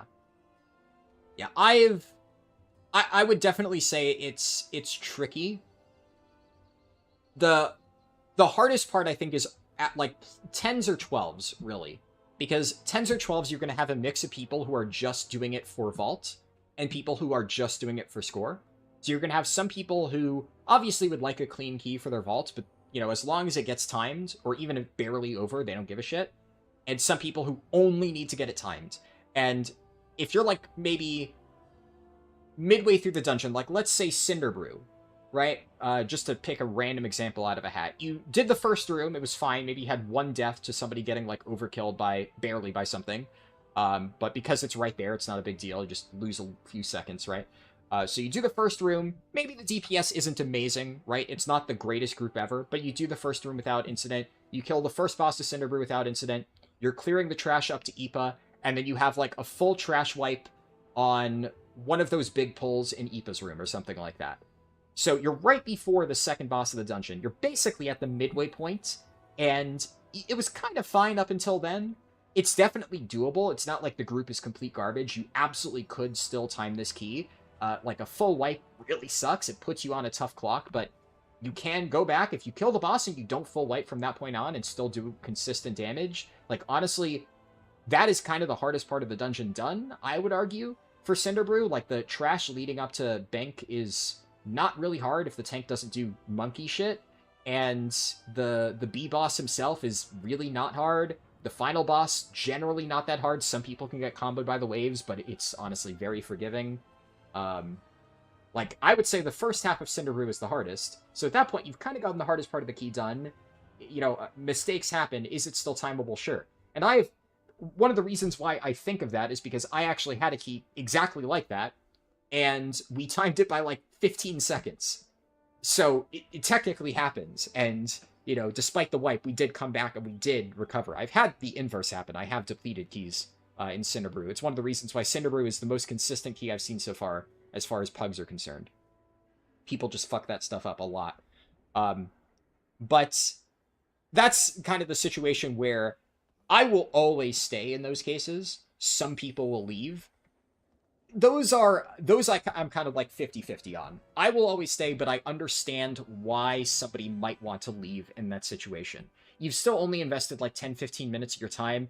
If the group isn't really looking promising, like if you're the top DPS in that group and you're doing like most of the heavy lifting there, and you really don't feel like potentially wasting another 10 minutes of your time, I honestly wouldn't really fault somebody for leaving at that point. It's a tough one, though. That's a really close call. The ones that are particularly egregious are, like I said, the people leaving because they're just pieces of shit. That, obviously, is not good. Only gnomes deserve that kind of verbal abuse. Yeah. While playing on Tank Alt, do you remember sometimes people would say nothing until the last boss is dead? And then start trash talking while teleporting into the sunset? I think that should be people's stance when the key is not yours. Yeah, absolutely. I mean, so I don't want to encourage toxicity, right? I generally think that it's not good to do that. I'm not going to pretend, like, especially when I was younger, right? Obviously, when I was a bit less mature, like back in Legion and stuff, I definitely did a good bit of shit talking. And I'm not like some puritanical person who never gets pissed off and never whips that like out and just starts ripping into somebody who fucked up. I usually try to be constructive if I'm saying something. Like, I will never tell somebody just like, oh, you're dog shit, quit the game, blah, blah, blah, blah, blah. But I have definitely in the past, on occasion, if somebody's really fucking up, been like, hey, you played really poorly. You need to figure out, like, what you're doing here because you keep dying to that one mechanic or whatever. Et cetera, et cetera. I'm usually, like, in the case of that priest that I gave an example of, it wasn't a +10. That was like a +7. It wasn't my key, but I was trying to get score on Windwalker. This was before I started this challenge, but it was like a week or two before I started the challenge, and I was just playing my Windwalker as my alt. So it wasn't like a super high key. I could tell the guy was fairly new. So that's the kind of situation where I'm not going to be as harsh on this person. Also, the level of shit-talking that you get from me is, like, directly proportional to the level of shit-talking that you do yourself. Like, if somebody is dog shit and they are talking up a storm, I am much more likely to tell them that they're fucking trash and that they should shut the fuck up. But if somebody has said absolutely nothing the entire key, and I can tell they're just hardcore struggling, I am not going to default to, oh my god, you're garbage, uninstall type of talk. I will say, immediately, like, helpful, constructive stuff. And then, if they get defensive and they're like, oh, I don't need your help or whatever like that, I might say, well, given how many times you died, clearly you do. Something like that, right? Not, like, extremely hostile, but definitely, like, passive-aggressive type shit. That is, like, 100% the way I do it. But I think, if we're talking as a general rule of thumb, if you're gonna shit-talk, yeah, you are correct. Do it after the key. Not that I condone shit-talking 100% of the time, but I'm also not going to pretend that there aren't some people in this world that every now and then need to be reminded of their place. Sometimes, if somebody is just being a giant piece of shit, you are well within your right, in my opinion, to tell them to shut the fuck up. Some people really just need to hear that every now and then. Speaking of hell, it's 94 degrees right now. Damn. Yeah, it's pretty bad where I am right now, too. Thankfully, I have fairly good air conditioning. If only you could see your past League of Legends self. Yeah. Yeah, thankfully, there are... I don't think I've ever necessarily had, like, the gamer word, League of Legends toxic player, days that some people have. I have had some friends who back in the day were very much like that. And thankfully, most of them have kind of outgrown it over time. I was never like that bad.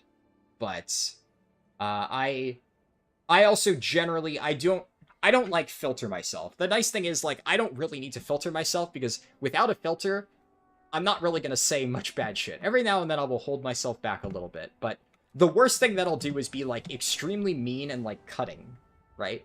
But I try to be like direct with the shit that I say, which sometimes can make it hurt more, but usually in the case of this particular instance, Mythic Plus Pugs, um it's usually aimed in a helpful mentality. Anyways, man, you love the owl flight form? Yeah. Yeah, this appearance is really sick. How many specs have I completed so far? Uh, 6? It's 6 or 7. I always forget the exact number. One of the two. Uh...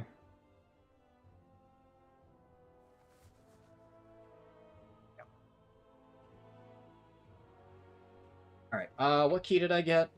I got a Rookery. Nice. That one should be pretty easy. On a +5. Rookery is one of those, like, hit or miss. If the DPS I invite are really shit, it might only be, like, a +2 if they can't, like, the final boss can really eat up time if people are bad. So, we'll see.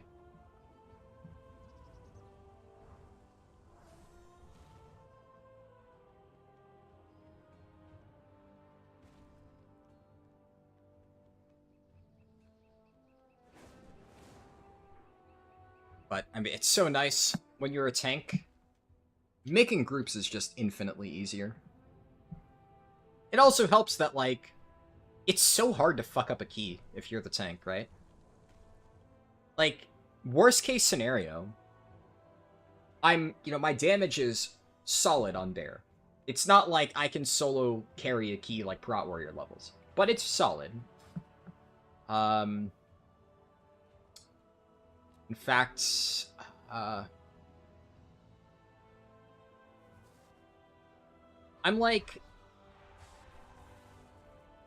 tempted to just go with Raise, just to make this a little bit easier.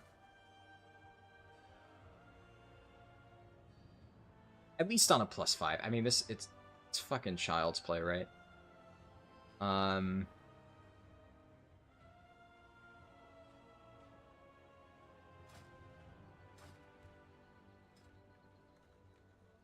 Like, I don't need Earth Warden. I kind of want Tooth and Claw. I probably don't need to prove Survival Instincts.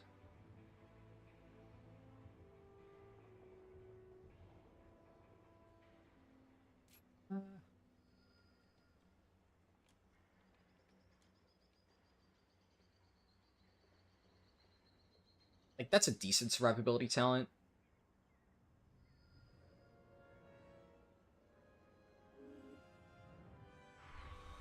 It's tough. I think, I'll drop Thorns of Iron. I think that's fine. This is, like, splitting the difference a good amount. And then... Am I able to... No, I don't have any room in the capstone section.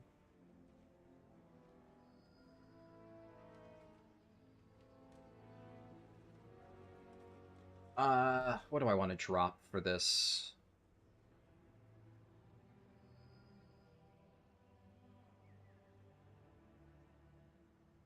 Blood Frenzy, I guess? Probably. Yeah, I think I'm fine without Blood Frenzy. I'll switch back for higher keys, but, I mean, I'd rather just do more damage.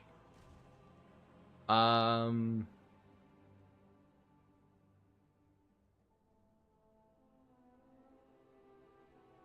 wait.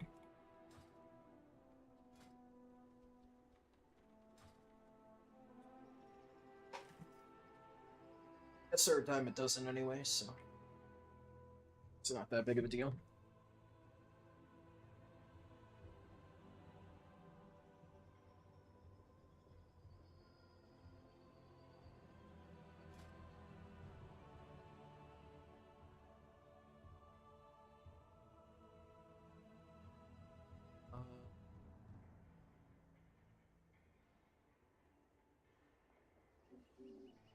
Sure, why not?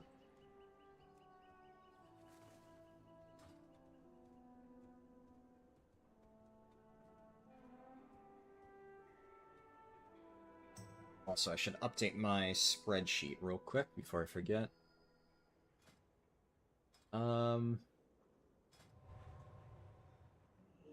Just to account for having 1 out of 4 done on bear.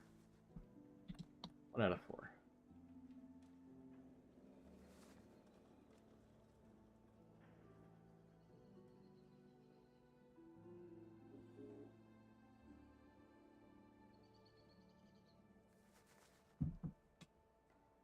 Are they role-playing at me?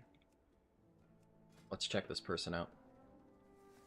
The Hero Track Garbage Mancer's Last Resort. That's interesting. I've never seen somebody actually use that trinket. We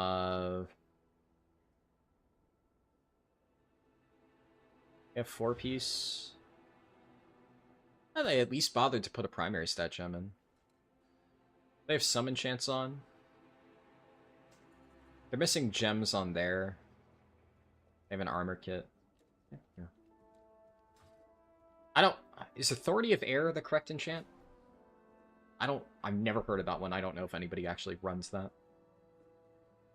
8 out of 8 even? Well, there's 6 out of 8, right?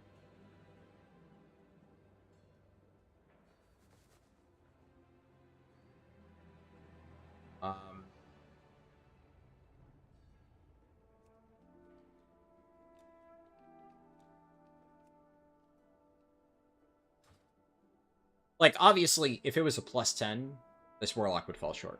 But for a +5, they seem... Like, they've put in an effort, right? To get gear and stuff like that. I have no idea if they're going to do solid damage. Oh, you're saying the trinket was upgraded to 8 out of... Yeah. I get what you mean. I misunderstood that. Yes. It also helps that they're nice, right? Like, doing cute roleplay stuff is not going to win points with me if I'm making a group for a +10, but yeah, for a +5, fuck it, you know. I carried the Warlock in the last key. I'm not that picky for these. I can pull the weight. Sure.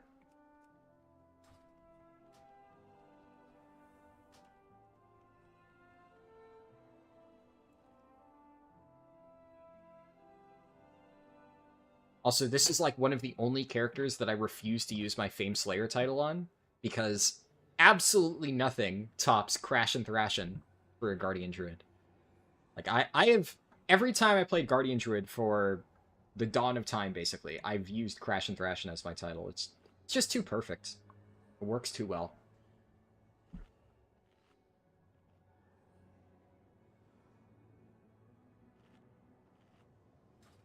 There are actually a few characters where I do have a title that I really like. Like, on my Panda Warrior, I still use Legend of Pandaria.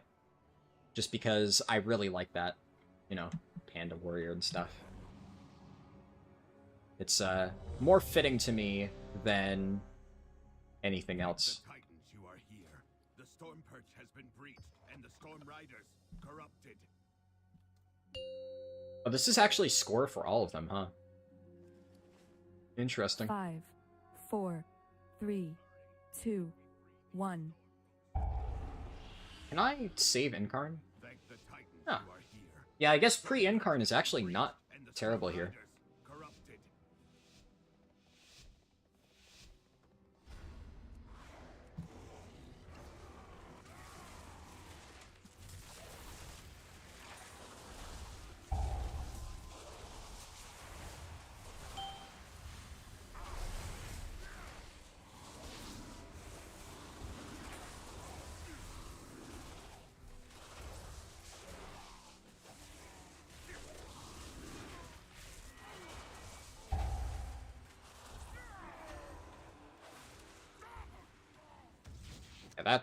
Yeah, that's a lot better.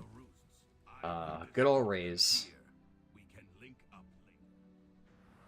later. It's a shame, because I actually kind of like the playstyle of Druid of the Claw, which I don't even think you run Raise on Druid of the Claw at this point, because, like, basically your Maul proc turns, like, that into a Giga Raise just by its own.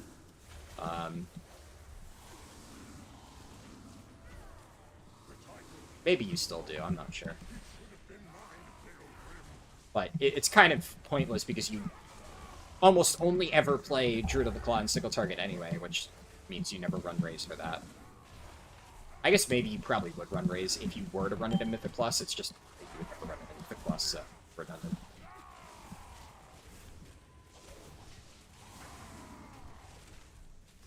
But the survivability is just terrible.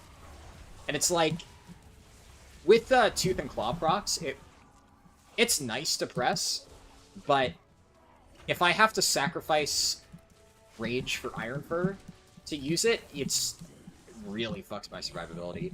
Because you don't really get anything out of it compared to, like, other tanks. And still do their full rotation without being screwed. Also, I just realized my personal resource display is not correct. I'll do that in... I can fix that quickly in the settings between things. Here, I can do that now, interface, or it'd be combat, show personal cooldowns. Now it should be working.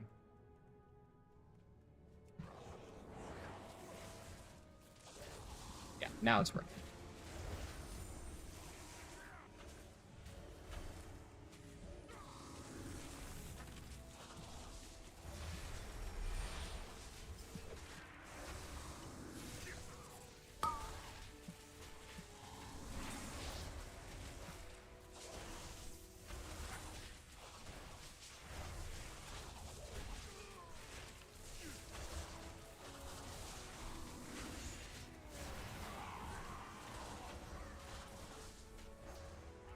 Overcome this trial.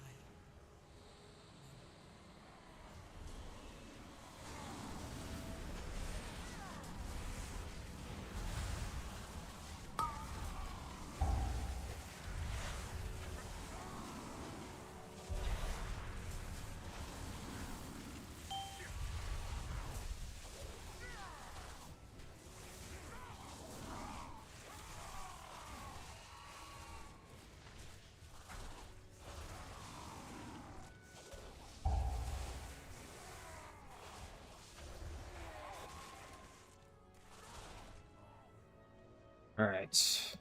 Yeah, as expected, the Warlock's damage isn't, like, super good, but I think we'll be fine. Honestly, given the fact that the other DPS are pretty good, this feels like it should still be 3-chestable.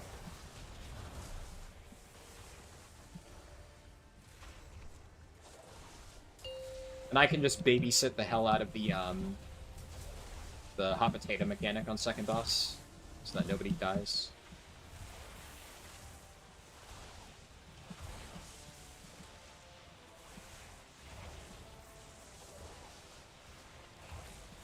Overcome this trial.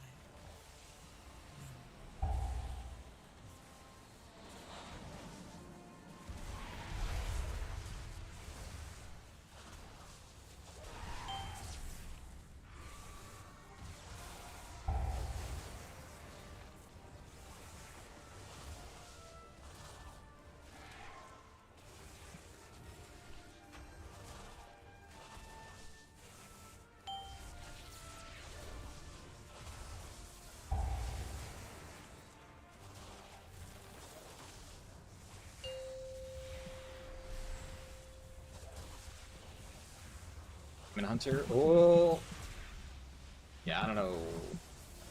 I don't know what the fuck that guy was doing. Are you joking, dude? Okay, that's really annoying, actually. Okay. I no longer like this Warlock. They just did a Warlock Cardinal Sin. They Soulstoned them fucking self, died, and then immediately ripped their Soulstone when they are functionally dead weight here. Now, admittedly, The Demon Hunter shouldn't have died regardless, but that's like fucking cardinal sin Warlock behavior. You do not fucking do that ever.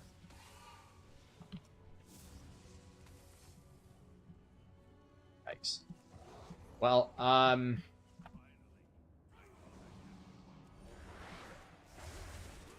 least the warrior's good. Healer also seems to be pretty good.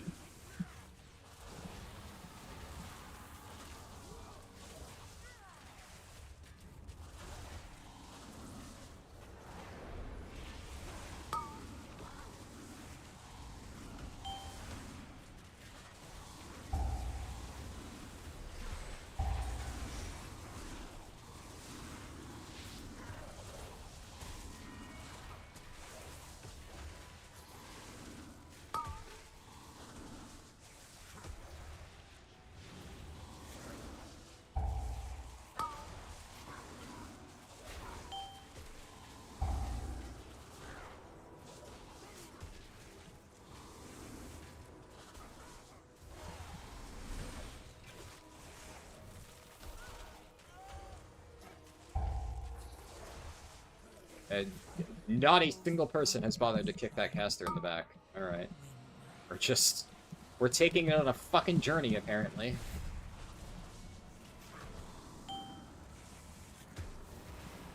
What is this guy doing? He's just spamming Rain of Fire on AoE and nothing else. Yikes. Okay, I guess do I need to literally run over here and kill this one fucking caster because... Yikes.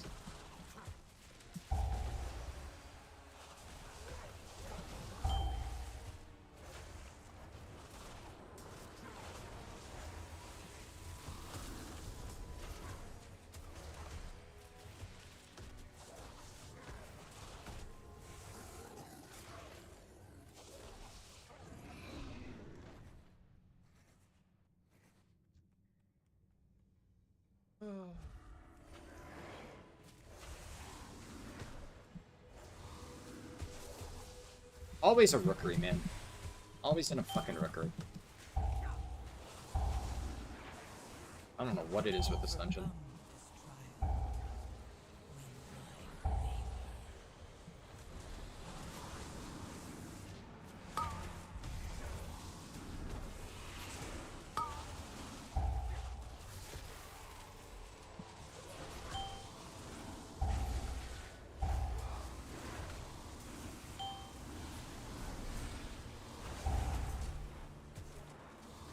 Tab targeting? Hello, thank you. Ugh. Ay.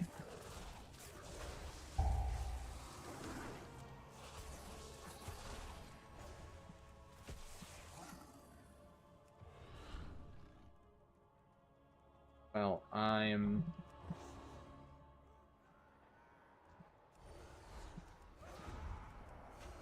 Block's taking a vacation.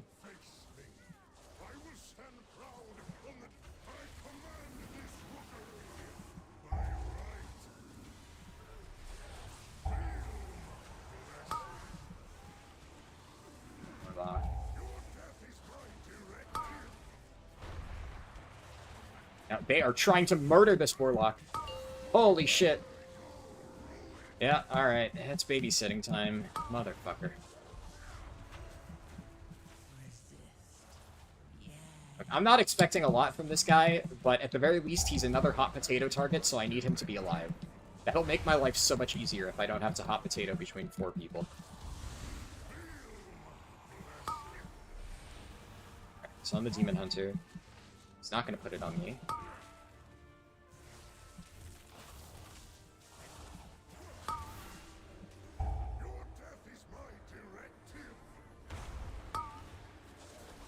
Hot potato successful.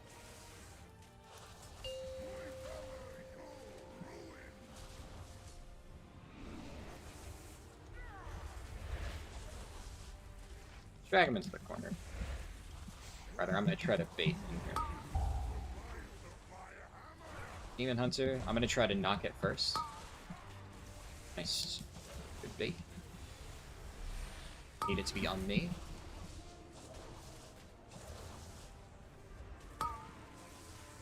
Potato successful. This trial. Win mine.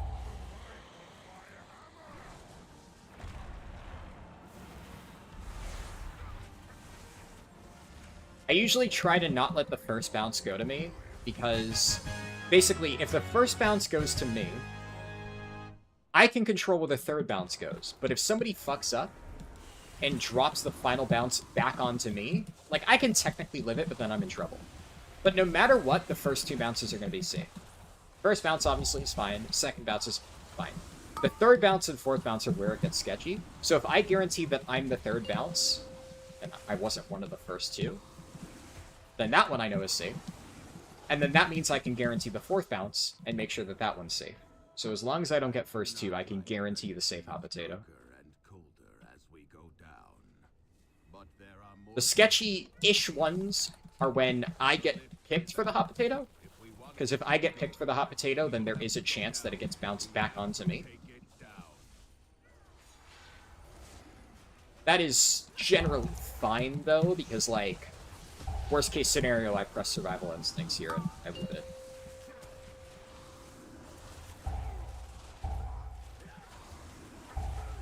And then ideally, I don't get the second one. If I get the second one, that actually kind of sucks even more.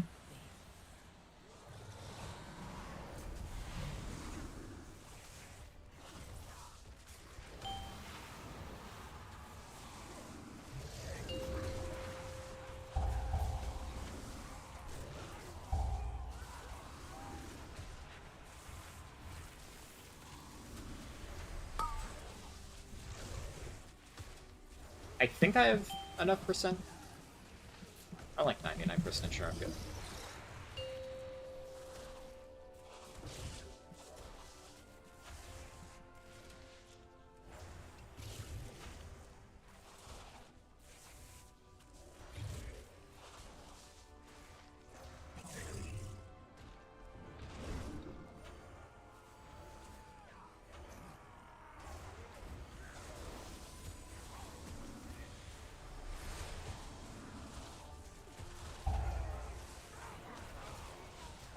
Overcome this trial. Win my fate.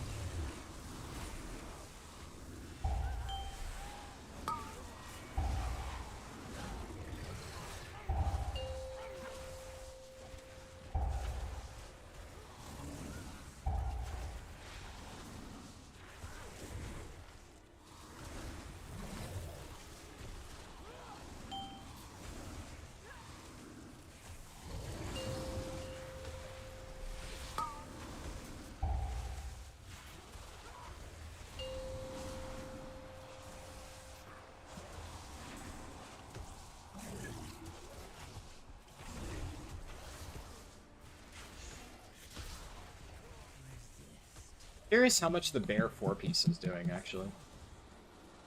Because I haven't really played around with bear at all yet this season. This is kind of the first I've really played my bear, outside of Delves, but up until fairly recently I didn't have 4-piece when running Delves, so I've never actually gotten to see how much it does. And Delves aren't really a good indicator anyway. I'll have to look at the overall after. I'm hoping it shows up as like an overall breakdown, because it fires off random druid spells, so if it shows up in the breakdown as like thrash, if you get a random thrash, then that wouldn't really help me determine what the power is. Just got up mana.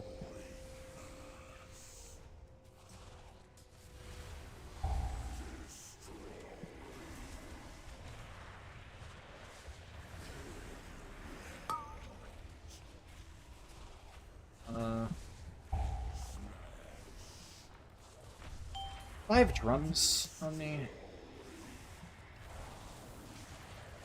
No. Oh well.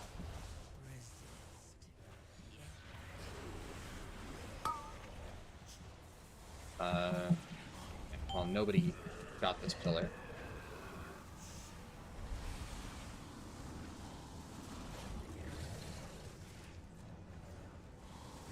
This is now an AoE fight. So it's honestly kind of fine. Like, I don't know if this does anything. Unfortunately, we missed one of the clears. So now the boss is taking less damage. So...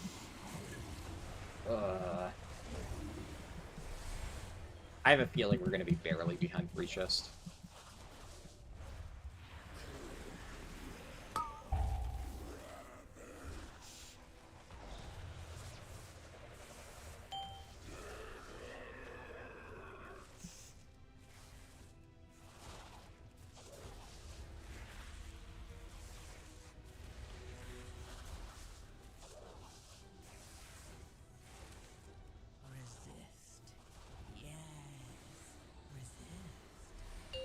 Barely missed that. We'll be fine. At least we have a warrior and we're in execute phase, so... You know. Just chill.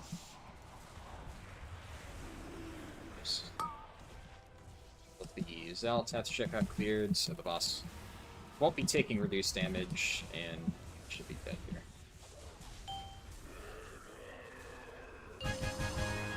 Yeah, only a +2. It's fine. I kind of figured there was a very good chance of that happening. So, at the very least, 7 is a decent key. Like, 6 would kind of be hell.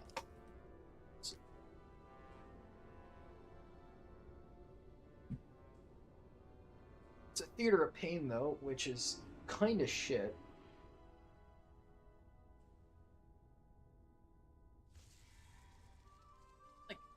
And I'm honestly half tempted to just run Druid of the Claw build for that. Like, can I just do this? Can I get away with this? Obviously without the cat weaving. Oh wait, yeah, no, physical. Physical damage dealt by your abilities. I won't need Rip.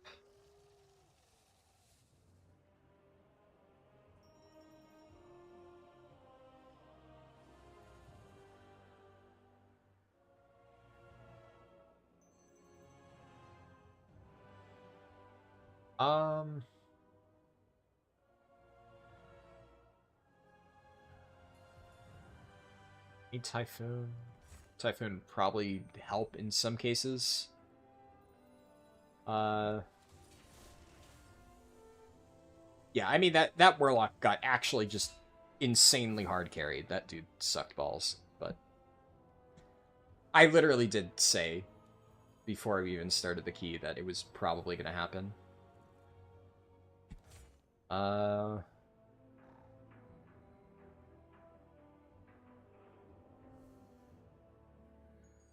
I mean, honestly, if there ever was a time to play Druid of the Claw Mythic Plus, it would be now.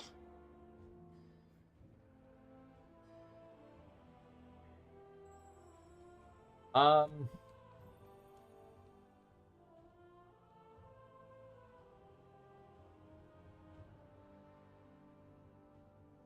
want Twin Moonfire for sure. Like, do I have... No, I don't have my, I ran like a hybrid Druid of the Claw Moonfire build on, Silken Court. Because Druid was still, or Claw was still better, but you wanted some Moonfire stuff. You definitely wanted Twin Moons.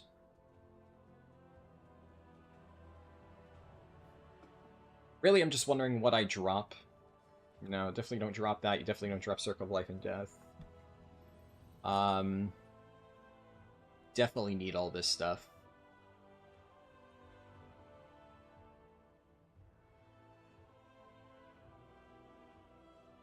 If I take Thorns of Iron... Earth One would be nice, but it would be way too difficult to get that.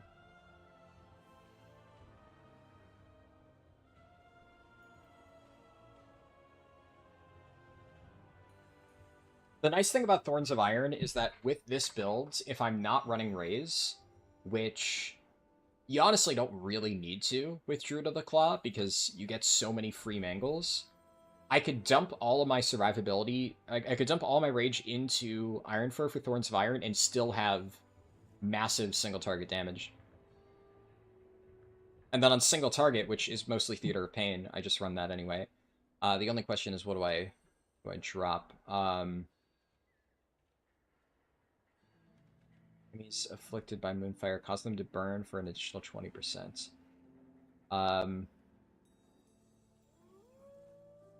I probably drop Moonless Night. I think this is, I think, more damage. It's definitely more damage than Flashing Claws on a single target for 1 point.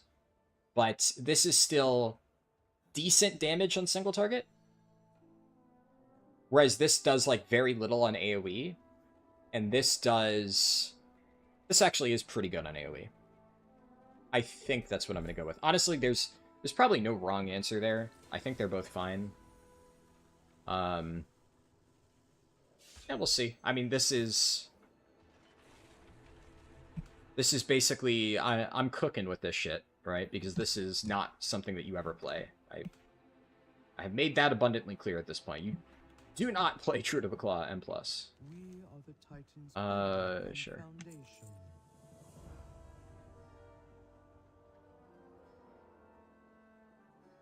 Else, are all my bindings and shit set up correctly? I don't have any unused trinkets I need to throw in here. Yeah, should be good. Alright, we'll check it up. It's just... Man, Moonfire Bear feels so bad to play on single target. I really like Moonbear in AoE, but then the moment you get to a boss in a dungeon, and you're just sitting there and kind of using generic filler spells because you don't have any major hard-hitting single-target spender as a druid, feels really bad. It just does nothing.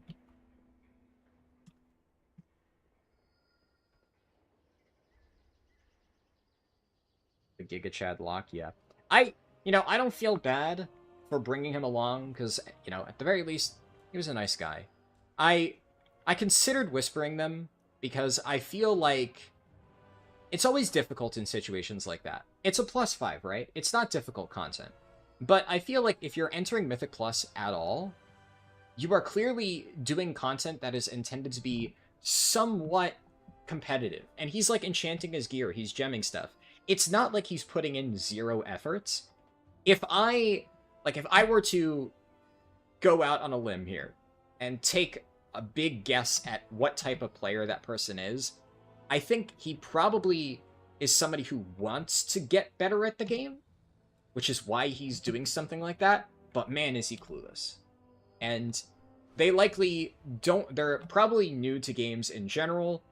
They are likely not familiar with third-party resources like class Discord and guides and things that they could use to improve, because there's obviously a million things that you can do within 5 minutes to get your damage up way higher than what that dude was doing. I mean, there's no excuse to be doing this level of damage with his gear. He was like 650 something. That's not bad, right? For gear, at least. But the damage is terrible. So they clearly just don't know where to find proper resources at all. So for people like that, I'm like tempted to whisper them just because I feel like on the off chance, I'm not going to in this case, kind of the ship has sailed there. If I wasn't streaming, I might reach out just because it's like, the other thing is, if it got into like a long conversation and I would feel like I wanted to help them, but I don't really want to derail the stream too much, so...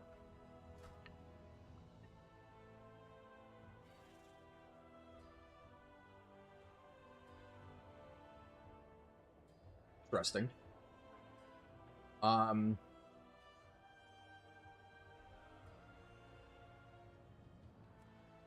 Yeah, Warlock seems good.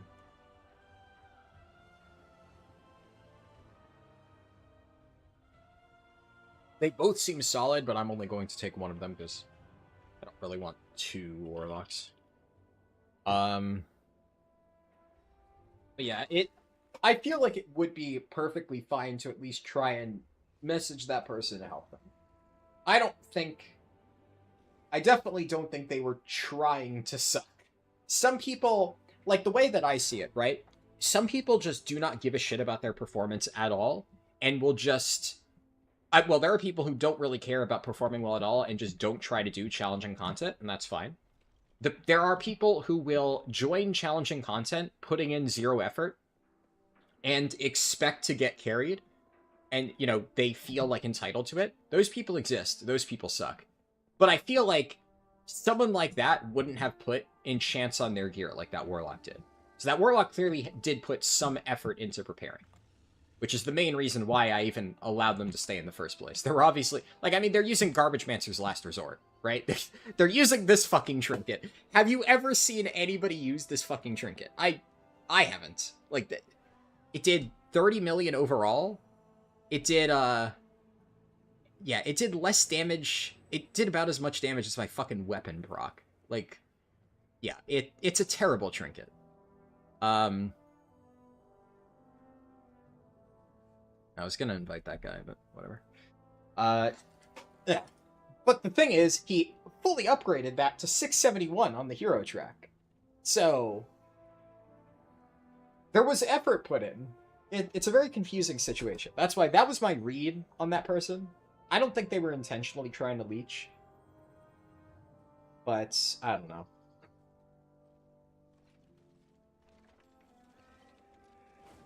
That's why I always say I think that if you are gonna get into Mythic Plus, before you even set foot in it, at least try to do some cursory research. You know, even if it's not malicious, don't be that guy.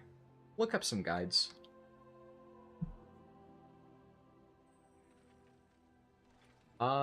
Okay. Sure, I guess.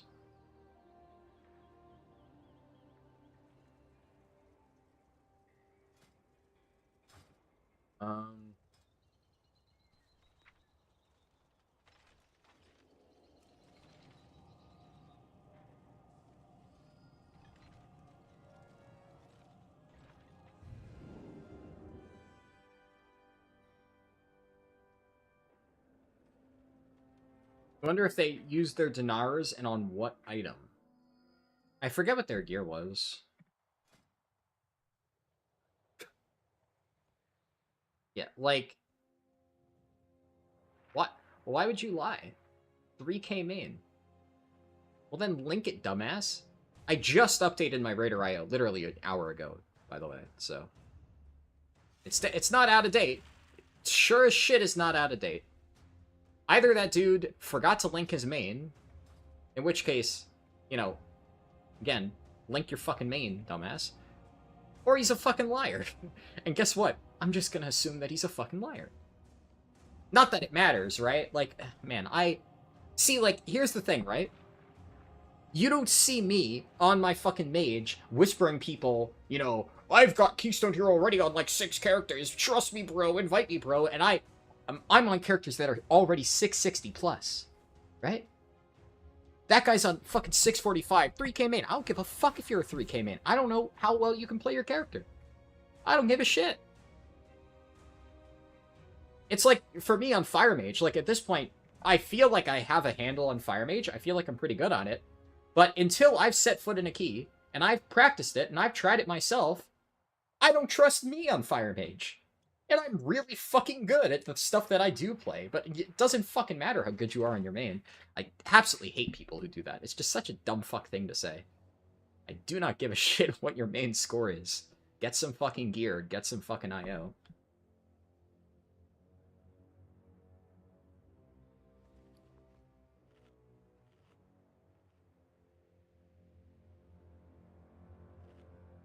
Because the thing is, you know, people like me, who do have geared mains, high AO mains, not that 3k is high AO, but like I know how to do these dungeons. I've played through it on a main.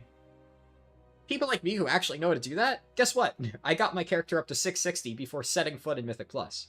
If you know what you're fucking doing, you don't need to join a +7 at 645 item level and beg for invites and whispers. You just fucking gear up to 660 outside of it, and then jump in and blast.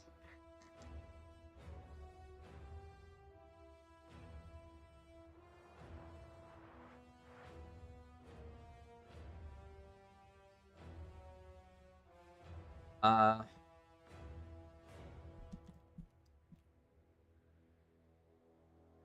I guess we could run out, but we're already here, so...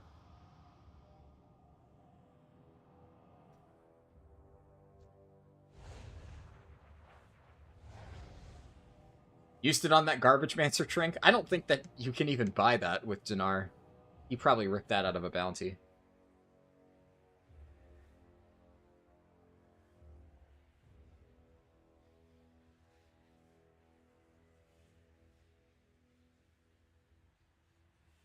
A lying dumbass Red Foreman would be pissed. I recognize that name, but I don't remember what that is. That's like the dad in one of those sitcoms, right? I forget which one.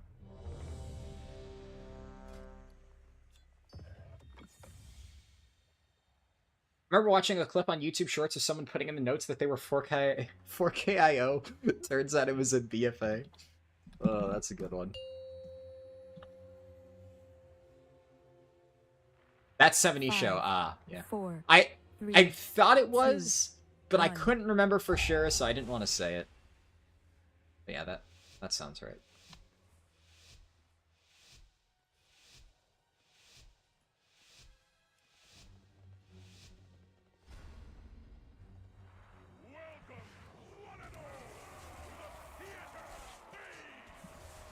Saw Ravage pop up. I genuinely forgot that I was in Druid of the Claw. It like surprised me. I was like, oh fuck, yeah, right. Short-term memory loss, dude. I'm getting old.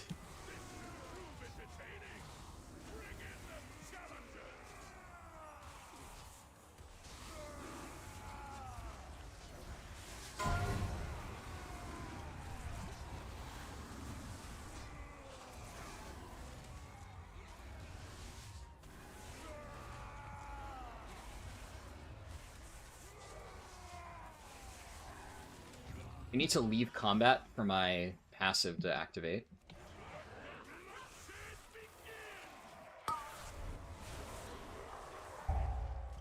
Alright. This is where Druid goes moon. This is like perfect Druid of the Claw stuff. This is why I wanted to use it for this dungeon. Oh my god. Oh my god. Ravage, my beloved. Blizzard, please make it so Druid of the Claw is actually playable in M+. Please give me some survivability options.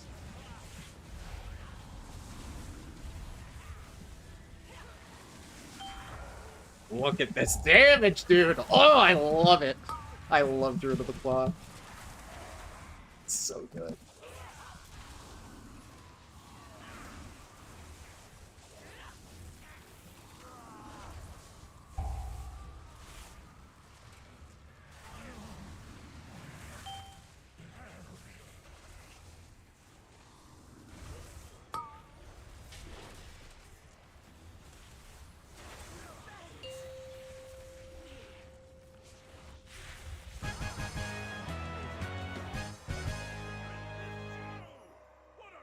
God, I love Ravage.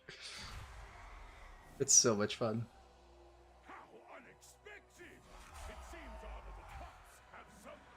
How do you power through when you really don't enjoy the playstyle of a class? Well, thankfully we haven't gotten to any so far yet that I, like, really hate.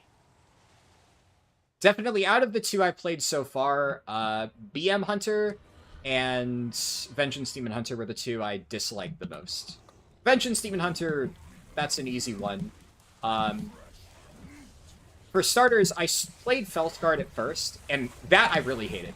Maybe out of all the stuff that I tried, Felsguard Vengeance DH was by far the worst. And the answer to that is I switched builds. That being said, Eldrachi actually is a pretty solid option. This could be problematic. Yeah, well, shit.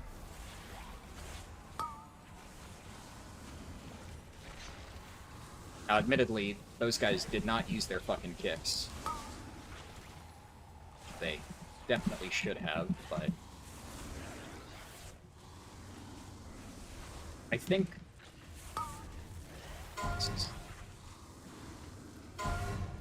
This is really unfortunate. I don't know how somebody fucking facepulled the guys on the side. Like, we weren't even close to that, and somehow they went all the way over. I have no idea who even fucking did it. Well, I kept the pull alive. W me. But 4 deaths is not ideal. That was shit. I wasn't really expecting to 3-chest this though, and this is still very much 2-chestable if people don't play like idiots for the rest of this.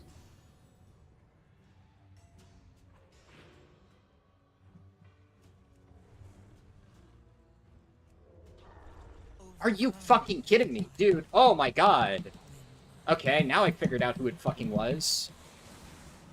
It's this fucking healer shaman's idiot demon hunter friends.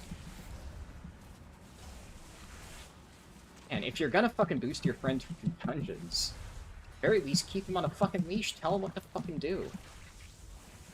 Stupid motherfucker's just running up to mobs that I'm not pulling and throwing his fucking glaive at it. Jesus fucking Christ.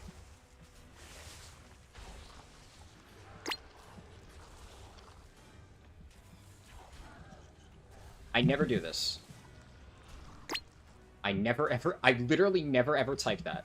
But, this guy needs to fucking keep it in his pants. That is...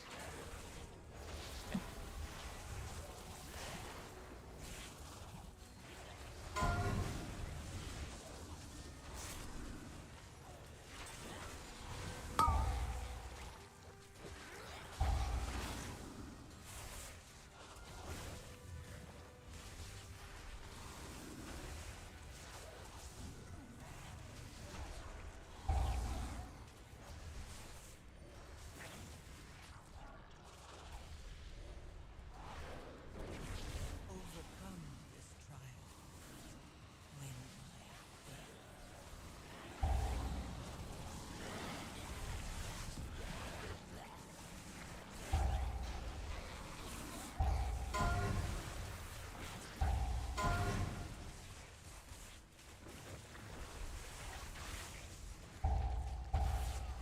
Sorry, your question was unfortunately interrupted by severe dumb fuckery.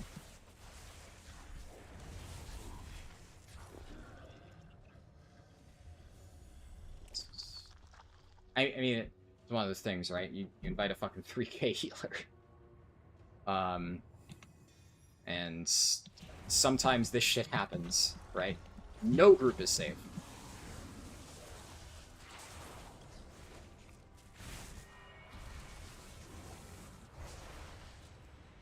Come on, dude. Bro is typing. Get the fuck in the boss room. Oh my god. Yeah. This is definitely like the 3k healer's little brother on his fucking freshly boosted Demon Hunter alt. Motherfucker.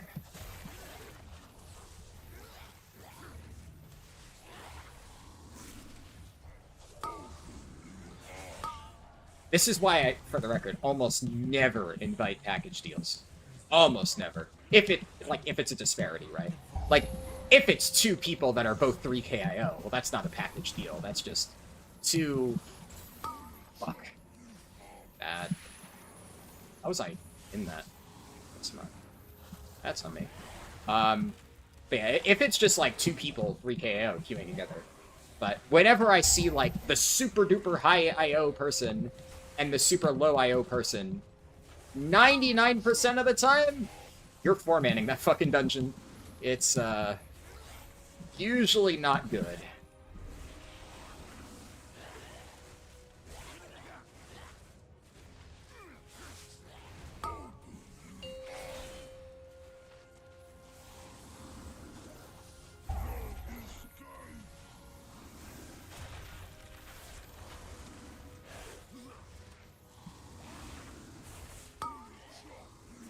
Honestly, it's probably a good thing I decided to try Druid of the Claw here, because... I'm gonna need to pick up a lot of slack this dungeon. This is stupid.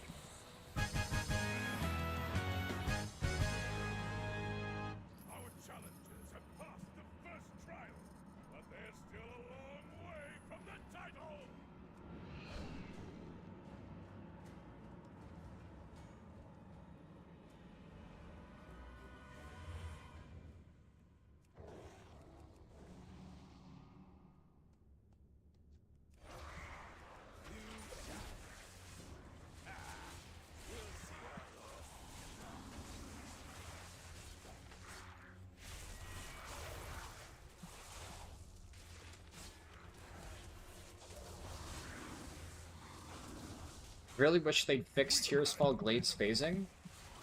Oh, yeah, I get you. Yeah, that would be nice. I don't know why it's been broken for so long.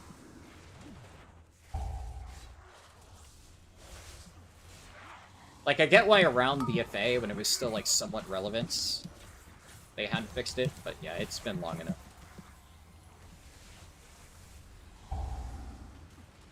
But yeah, so in the case of Vengeance Demon Hunter, I really hated Felskard. I swapped to Eldrachi. I'm gonna be honest, I still don't love Eldrachi, but I didn't hate Eldrachi all that much. So I kind of suffered through it. That's a little bit weird, though. It's kind of like I said. There's been no healer that I've got into that I have, or a class that I've got into, that I've really been, like, miserable playing. And I've played Vengeance a lot in the past. Like, this particular playstyle of Vengeance is not one that I have played a lot of. It's one of the reasons why, yeah, I'm not really a big fan of it. But there's enough, like, core Vengeance mechanics that I was fine with it. So again, not a super great example. In the case of BM Hunter, I was bored, but thankfully it was pretty easy. And one thing that I did as, like, practice is I tried out a different build. So there's, like, two popular builds for BM Hunter. There's, like, the no cooldown build and the Call the Wild build. So initially I was running the no cooldown builds. Oh my god, that's some terrorist shit. That is some obscenely terrorist shit. What the why would you press Killing Spree? He must have, like, hit the key at the exact moment that he got targeted. There's no way he did that on purpose. That's crazy. Anyways. Did this fucking key. I'm gonna be happy if we... I'm gonna kill this guy. I'm gonna kill this fucking Demon Hunter. I'm gonna fucking kill him. I swear to God, I'm gonna kill him.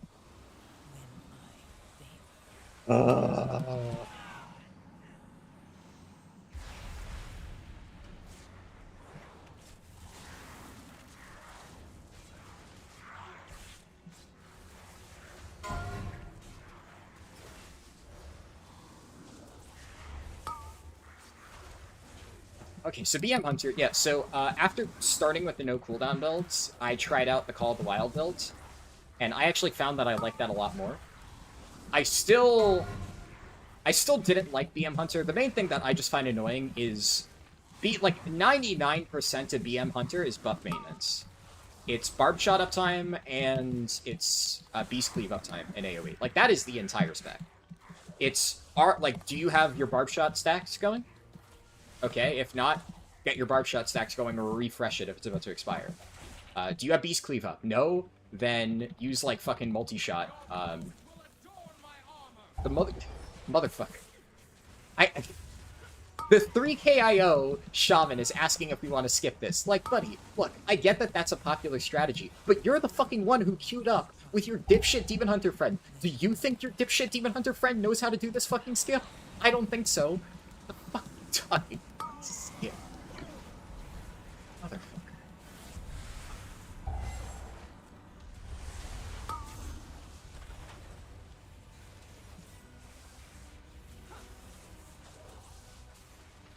Yeah, I don't know. Something tells me that his Demon Hunter friend might not know how to do the fucking skip.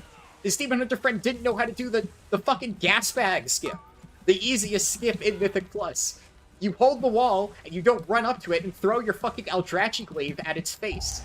Pretty easy skip to pull off, and he still fucked it up. Yeah, I don't know. Something tells me he's not going to be able to do that one. I don't know. Something. I have a little inkling. Yeah, I hate buff maintenance, right? Like, buff maintenance, if there's, like, other shit going on, can be fun, right? You know, it's not like it's a terrible mechanic, but that is all BM Hunter is. It's, do you have your 2 buffs rolling? And then it's just a basic priority system of Cobra Shot and Kill Command. It is a very, very, very, very, very boring spec. So, like, I didn't enjoy playing it, but that's the thing, right? Like, there's a difference between it's a very boring, simple spec and, like, oh my god, I'm miserable playing this. Which, there are specs like that in the past that I have felt like that. And I'm sure that we are going to get to a spec in this challenge that I feel that way about. So, I guess when that happens, that's when you'll know. Honestly, Felskard Vengeance is probably the closest we've come so far. Thankfully, I immediately switched. The main thing that pushed me off Felskard is it was bugged, right? The fact that I was my tier set bonus was munching my my Demon Surge procs.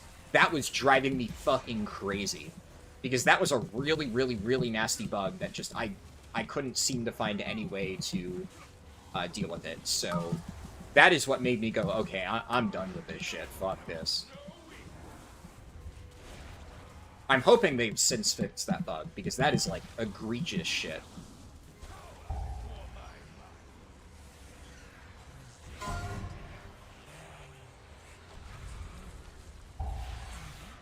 But, like, I guess the best way I can describe BM Hunter is I wasn't, like, having fun while playing it, but I wasn't miserable. I'm keeping my buffs up, I'm, like, kind of fucking asleep at the wheel half the time.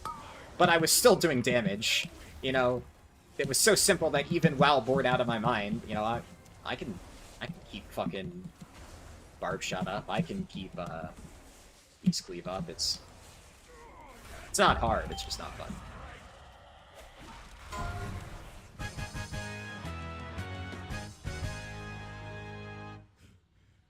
Another trial down. Looks like we might have some real contenders here. It's not their fault that having Hunter in the class name automatically reduces your IQ to room temperature. Nice. I'm gonna wait till they're all here, and I'm gonna give us a stamp roar. Mortal lives are so fleeting, so fragile.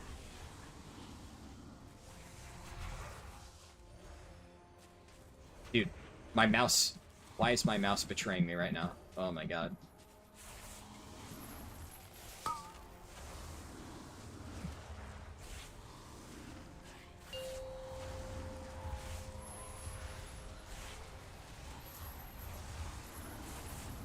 Like, okay, imagine if you could actually play Druid of the Claw in Mythic Plus. Like, imagine if that was a thing that you were able to do.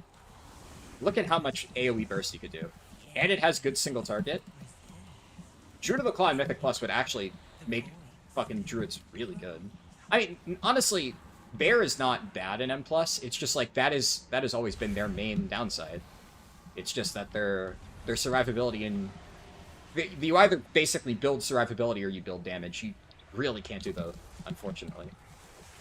But if you could run this build without just getting pancaked on any remotely high key, oh, God, it would be perfect.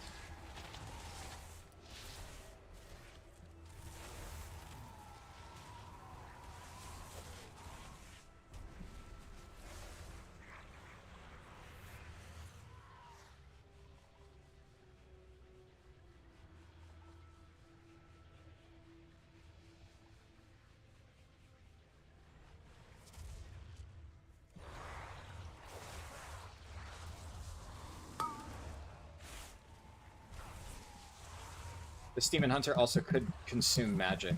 Unfortunately, he... Am I talented into Disorienting Roar? I just realized I'm not. I should be. Shit. I am. Like, it just wasn't on my bars. Whoops.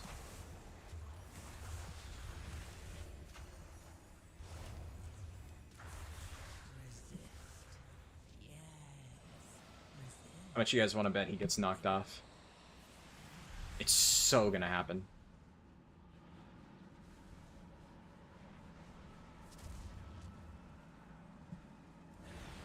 I'm hoping the Shaman clears these, because...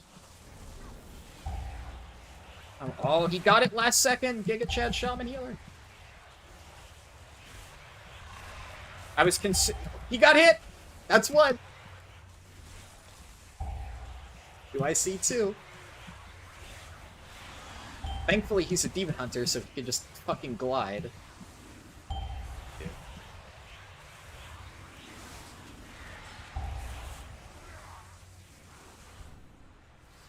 Yeah, my Incarn's gonna fall off, but I will at least have a Ravage going in here. I can do Ravage, then get the guaranteed Ravage from the talent for a big meaty opener.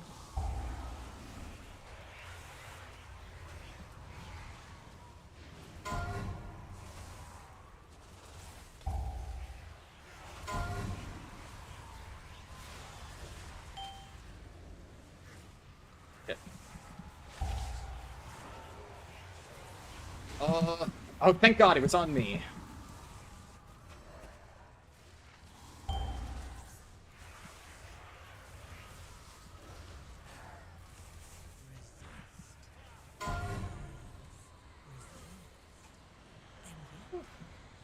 A sub if he does. I don't know if you typed that before or after.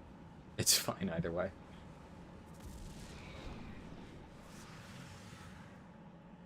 Imagine hero talents, but with Dragonflight tank tuning? Yeah. Wouldn't that be nice? Souls are mine to claim.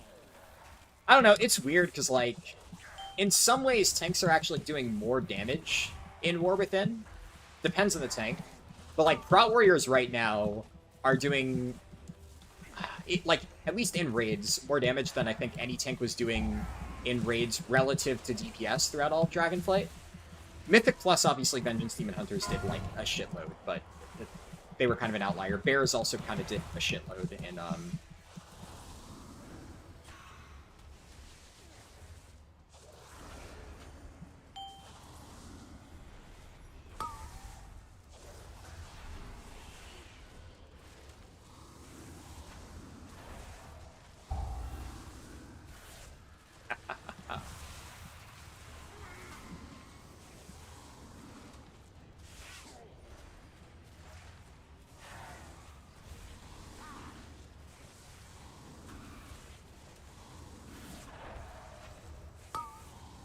Resist. Yes. Resist. And yet, the void still.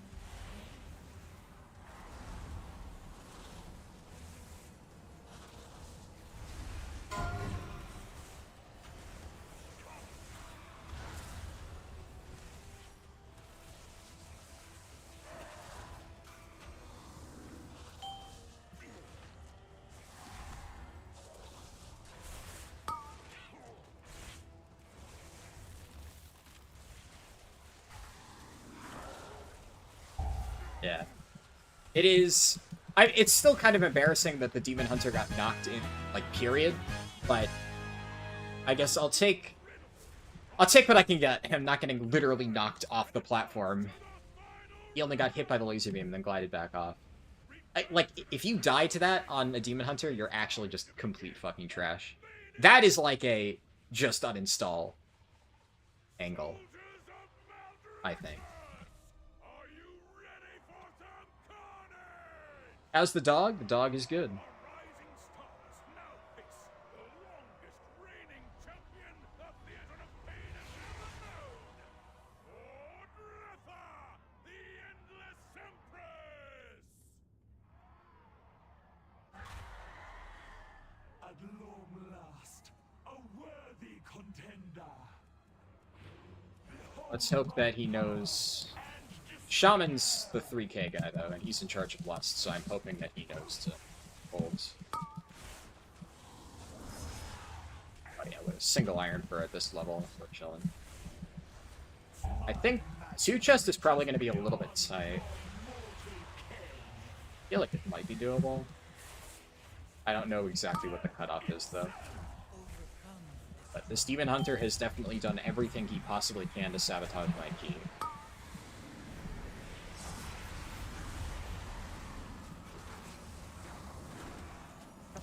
One fucking Ravage proc.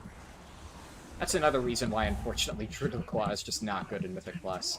Druid of the Claw is really good on logs, because on the perfect pull, it's obviously going to be the pull where you get, like, Ravage every other GCD, and it looks fucking crazy. But the average performance of Druid of the Claw in Raid is actually really not, like, super amazing.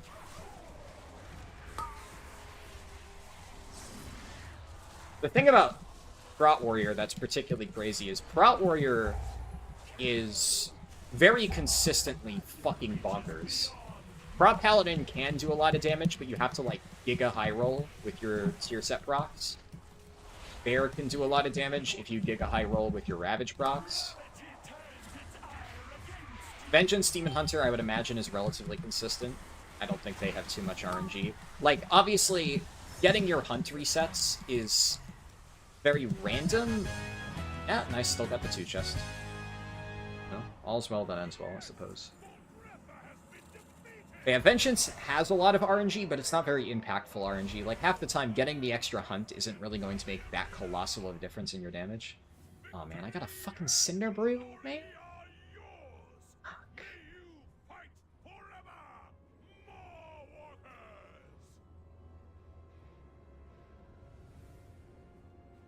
Oh, dupes it. It's a fast dungeon. Probably going to be some people who want to do it for the necklace. There's, like, decent stuff in there. It's just, I fucking hate Cinder Brew.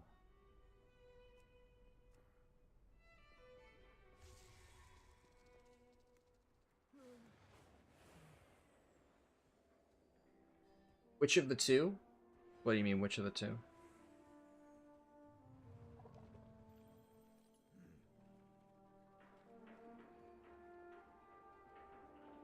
How many? That's, yeah, that was dungeon number 3. I mean, at this pace, basically, if I time this +9 Cinder Brew, then I will likely eventually come back and do a +10 on this Druid. I don't know if I'll do it right now. Tucker or Moose? Oh, Tucker's fine. Moose... my parents are driving to Georgia, I think, this weekend, so they're not home. And Moose is... Whenever they're not home, Moose, like, basically has, like, a never-ending panic attack, so he's probably off in some closet somewhere, curled up in the corner. I don't know.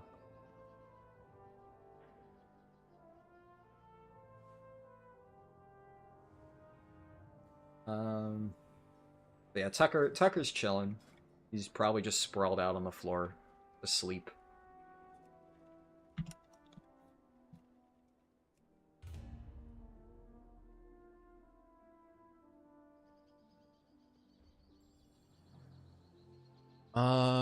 I'm out of coffee, so I guess I'm gonna go make more. What I'll probably do is, after this key, because I'll have the quest done, and we'll have pushed to a 10, so, you know, that'll be good. I will check the mage again, and we'll try to do the mage, and see if I can get anybody for that key. It's much later in the night in terms of, like, there should be more people around to potentially run it. So, fingers crossed on that. And if I still, like, can't find literally anybody on the mage, I will probably just do the +10 on Druid, and then we'll do Blood DK, I guess. But I mean, I'd like to get the Fire Mage shit done, but I don't know, like, I still need to get 4 keys on it regardless. So I'm gonna get 4 keys this week. It's just it's annoying. I'm kind of in a weird situation with this +11 key.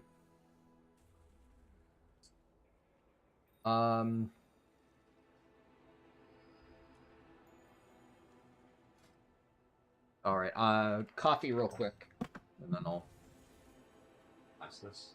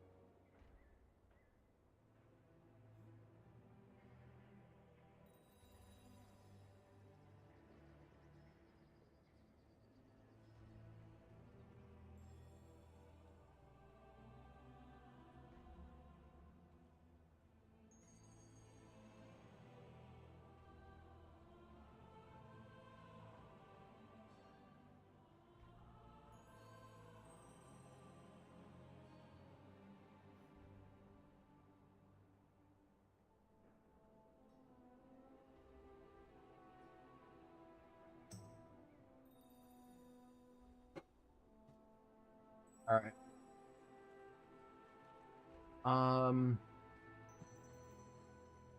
Given that it's a 9, I will start to at least do a cursory check for some of these people.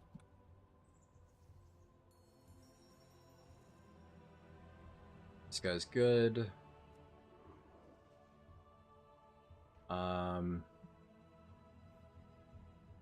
Unless that dude is God's gift to Boomkins, I probably won't invite him. Yeah, sure as shit is not. Beep McJeep. Where do I know that name? Wasn't he an earlier key? Yeah, he was the demon hunter from Rookery. Yeah, he was kind of shit, to be honest. I'm actually curious, how many kicks did he have overall? Interrupts. He didn't... Motherfucker didn't kick a single time that whole key. Yeah, okay. I'm glad that I would not have invited him back. His damage was okay, but... like...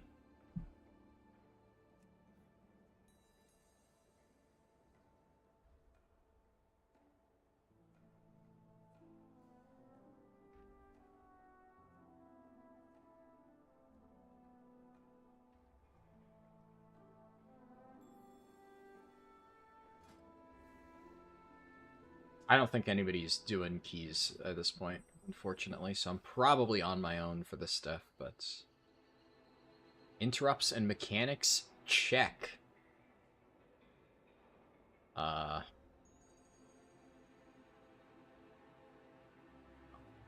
Somebody else can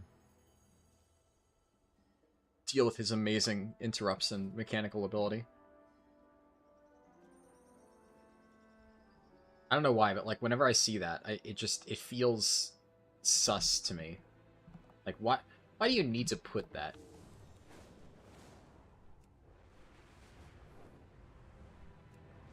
Picking is for monks. Ironically, Windwalkers have a really tough time. I know, I get the joke, but it is funny that Windwalkers have a really tough time actually getting interrupts. Because they have so many fucking channeled abilities. So, it's really, really difficult because you can't always break your channel to get the kick.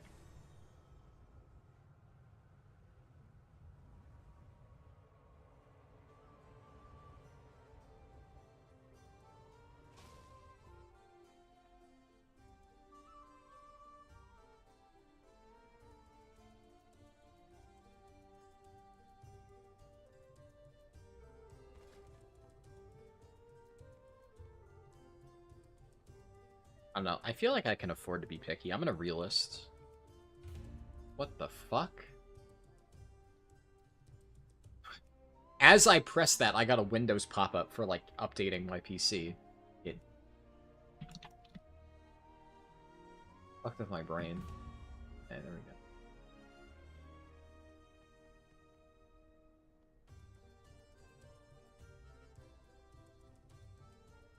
Garrosh Mog.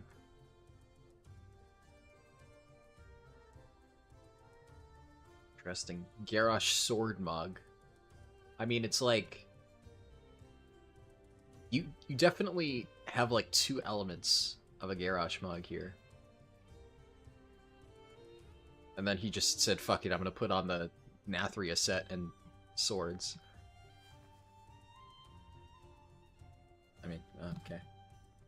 I feel like, you know, a 2-handed axe is another major Garrosh component. That's like one of the only things that he is like super thematic about Garrosh. And then, you know, number 4 would probably be that he's usually shirtless, but I mean, he got 2 of them.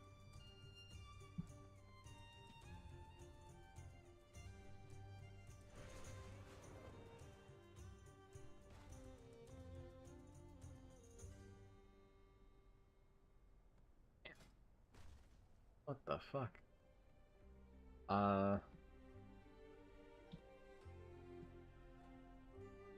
Is it, like, just impossible to find keys today? Okay, I'm not taking that guy. Maybe this is like a go back on mage angle. We just alternate between the two when one of them just dries up. Admittedly, like, +9 is also demonic territory. There's really not many reasons to run a 9. But I also... I have no reason to lower my key. I just gotta deal with it. It's a fucking Cinderbrew, too. This game.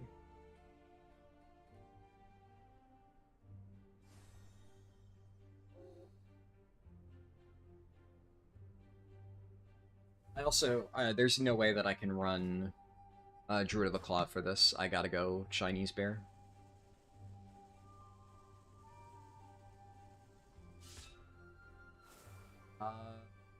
I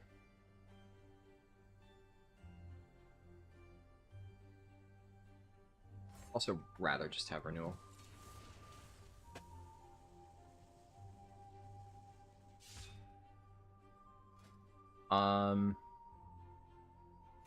Drop that.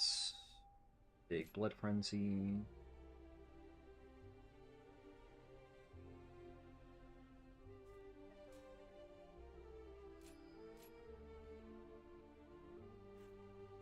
Iron. What else was I running?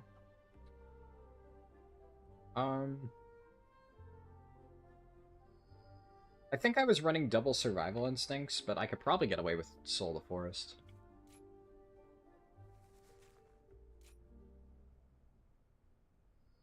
It's probably fine.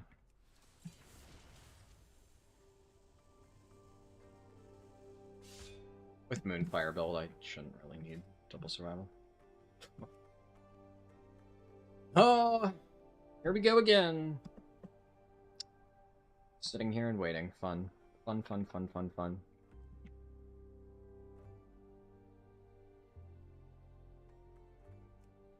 I'm gonna just invite them, just because so many people have been applying, and then right as I go to invite, they leave.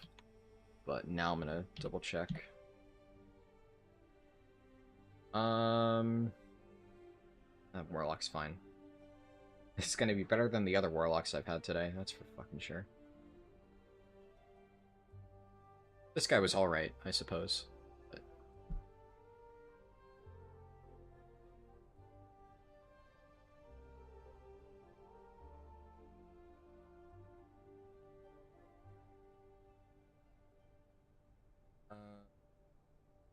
yeah. Don't need Druid buff.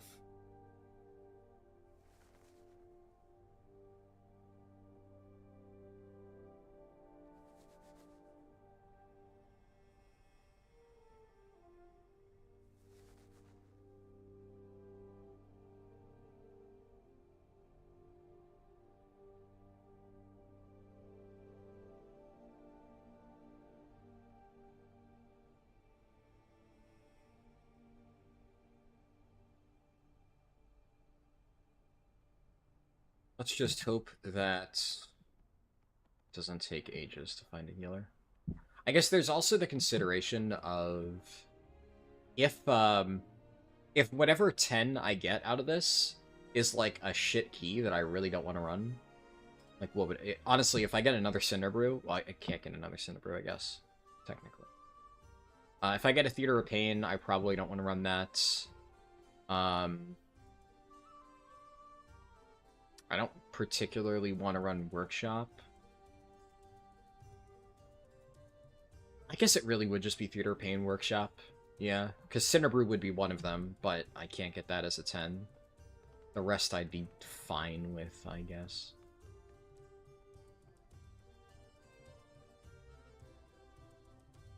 If I don't, it's fine.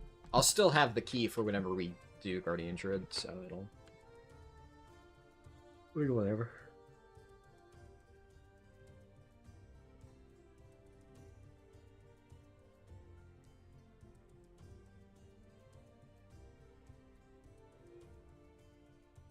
Man. I guess what I'll probably do is... let me update my spreadsheet. If I can't find anybody within 5 minutes, I'll hop over to my mage and we'll look for a bit on that. If I can't find anything on my mage, I'll hop back over here. We'll look for a little bit more. And then if I still can't do anything, I'll do Blood DK, I guess. I'm just... I don't know. I am not having fun waiting in Simulator. Also, the thing with keys like this, right, is I can easily do this stuff off stream. So, like, I figure I wanted to stream Mage today. I said I was gonna stream, so I'm not just gonna like end stream. I don't want to like fuck you guys over, I guess. I know, you know, I'm sure you guys would understand, but I would feel bad if I said I was gonna stream and then I just couldn't find the key on Mage, so we just ended it early. But like a good example for something like this is I don't need to be sitting here right now staring at the screen for this. Because I planned on doing this stuff off stream anyway. I could be like, I could have my phone open playing Honkai Star Rail while I wait for a group to fill. There's always Mop Beta. Well, Mop Beta is down right now, isn't it? Unless the servers are back up.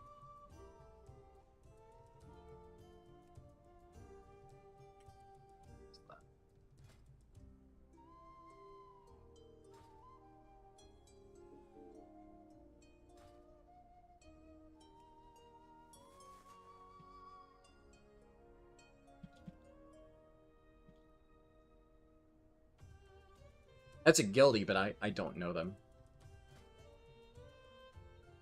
Oh, that shit.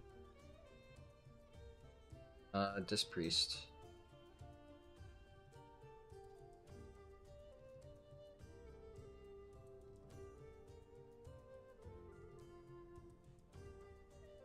Unless they are like a boosted monkey. No, they're pretty good actually.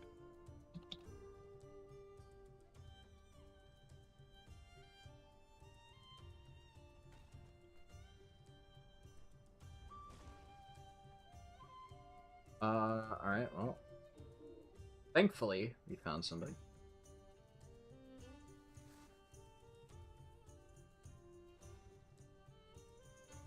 You ran earlier, you don't know if they took them down since? So you got in today and you said they were up earlier?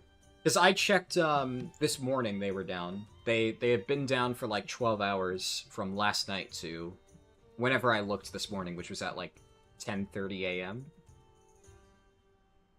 Okay, I guess like early afternoon they must have sent out invites and then brought the servers back up, yeah. That being said, I am...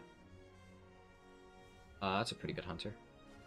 I am in much less of a rush to do Mop Beta stuff. Now, don't get me wrong, we will still thoroughly do Mop Beta stuff.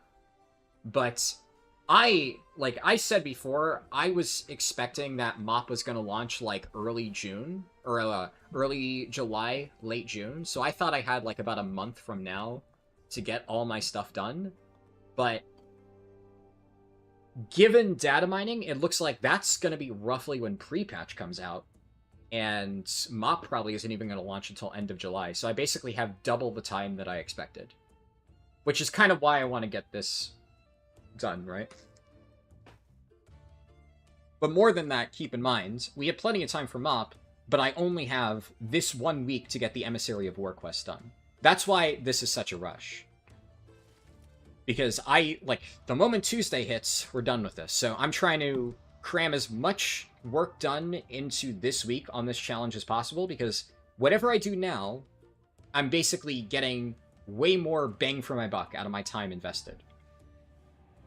And then next week we can step back, do some other stuff. It'll be a lot more chill going forward, but yeah. This is do or die time for all these keys.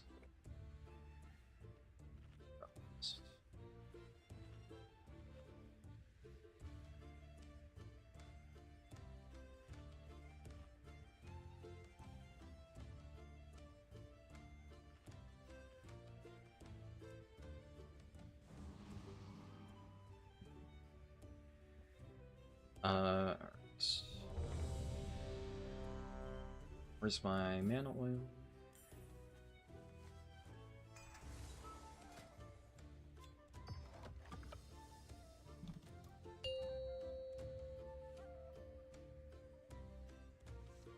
Five, 4, 3, 2, 1. I'm in Moonbear, right? Yeah. Yeah, okay, I'm gonna...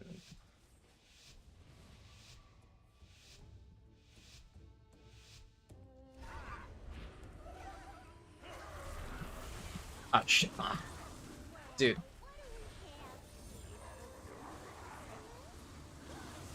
I pre-incarned, and then I immediately just ripped it anyway. That's fine.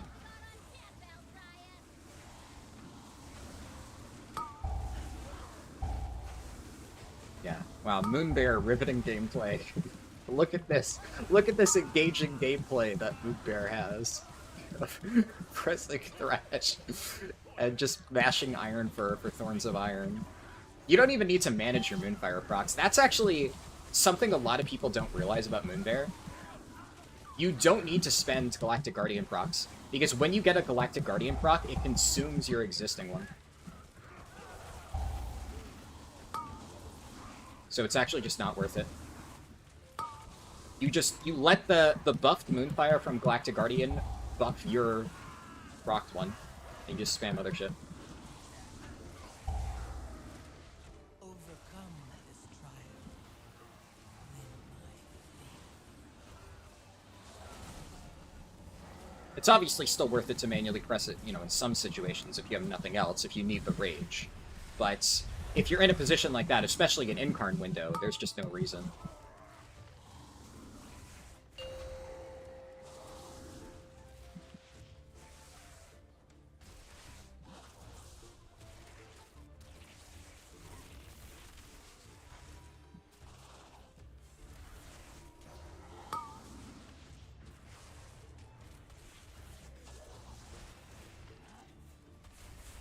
I have Incarn up, but I don't like doing sketchy pulls with Chewie.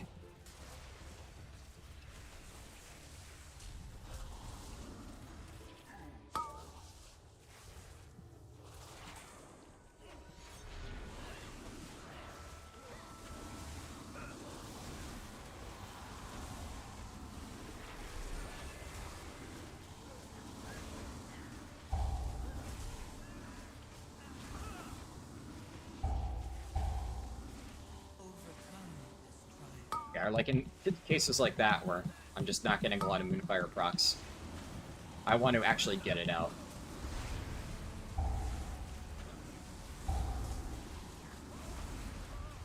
Yeah, Chewie's a menace. You do not want to underestimate him. That's not getting healed off. Okay.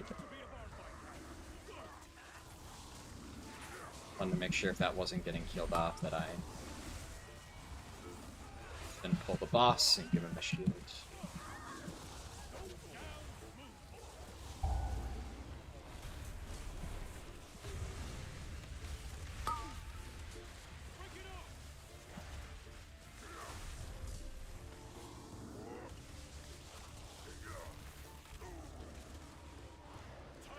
I wasn't looking at the boss health. I didn't waste like most of it. I got some value out of that.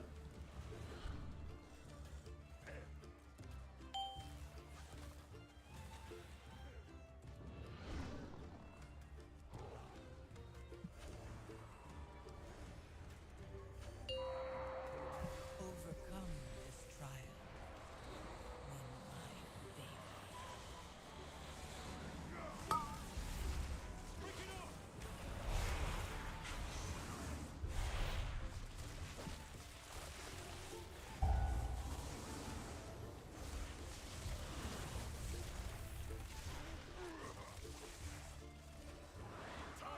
Oh! Almost charged directly into that. Would have been not the best.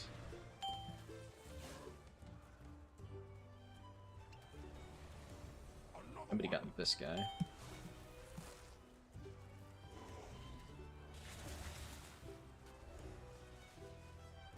Seriously? That... Oh, come on. Oh! I thought I got it. Me and some other dude dropped it in there at the same exact time. So he thought he was getting the one in the back. I thought I got the one in the front. I see what happened. How often do you accidentally go out of bear form and get one shot? These days, like, never. It has happened. But that's the thing, like, if you play Bear long enough, which I have, you figure out the stuff that, that will cause you to accidentally do that. For instance, I have no bound spells anywhere accessible in Bear form that have the potential to shift me out. There are, like, macros that you can use, and, like, technically, you should, in some cases, like, there have been times where, like, if regrowth is, like, a thing, there's a talent that makes it so you can get an instant cast regrowth in Bear form that doesn't shift you out. I'm not running it, so it doesn't matter. But in cases like that, there is, like, a macro that makes it so if you accidentally hit it while you don't have the thing, it doesn't shift you out. But because I don't have any abilities like that have the potential to shift me out, I just don't even keep them bound anywhere on Bear. Basically, my unshifted bar is loaded with, like, any possible ability that I could ever want to use outside of Bear form, just so that I never, ever, ever accidentally hit it. Oh, come on. Hunter's gear, you should know better. Especially when we have a fucking priest. We could very easily skip that with Mind Suit. That's not even a difficult skip.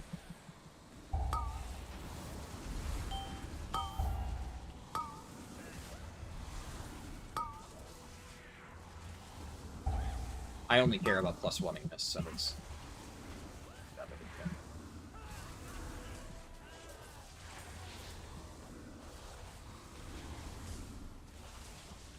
Yeah, these days, it is physically impossible for me to shift out. The only exception is obviously my shape-shifting keybinds, right? Like, if I were to hit the bind for Bear form, I could shift out of it. If I were to hit the bind for Cat form, I could shift into that.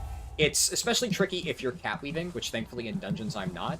So, like, when I'm playing Druid of the Claw in raids, well, when I was back in Season 1, there were definitely times where I would fuck up and shift into cat form. It's rare, obviously. If you get enough practice, you shouldn't be doing that, but it absolutely can happen, whether you wanted to or not. But since the only binds that potentially shift me out are literally just my shape-shifting binds, it rarely happens. The other thing that you have to remember is Druid, honestly, Guardian Druid is maybe one of my most played specs, period. Because even though I don't play it a lot at max level, the amount of Guardian Druid speedruns that I've done over the years, because it's like one of, if not the best, it's like tied with Windwalker for the best leveling spec. I've played this so much, so my Guardian Druid general, like, muscle memory with that stuff is basically, like, ironclad. It's probably some of the best muscle memory I have for any spec. So thankfully, I rarely hit the wrong thing with this spec, but it definitely can happen if you're unfamiliar.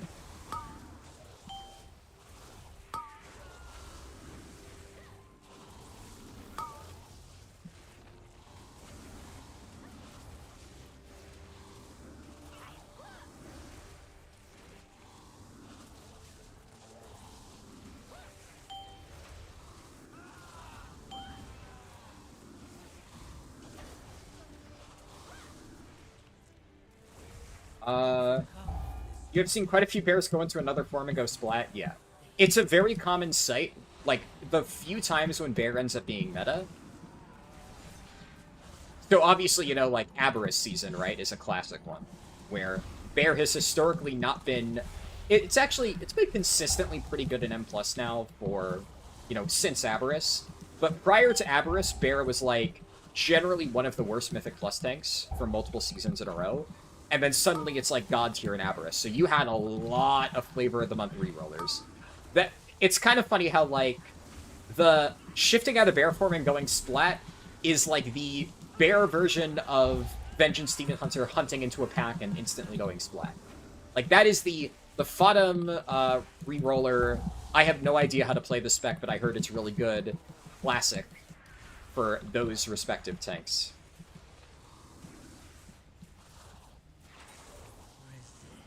If Brewmaster ever ends up being Mythic Plus meta, there's going to be a lot of creative ways for Brewmasters to die.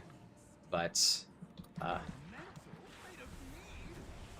Thankfully, or, well, not thankfully, I guess. I wish Brewmaster was fucking Mythic Plus meta. I've been waiting forever for them to be. Come on, please heal that shield off. Thank God. Okay.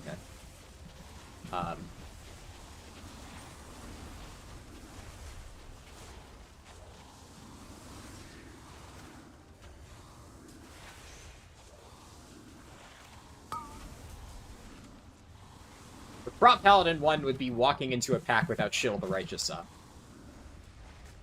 Which, I guess is... That one, actually, I see a lot more often. Prop Paladin is one of the Fodom tanks, historically, that I've seen more tank players fuck up. Because that one, you actually do kind of need to know what you're doing.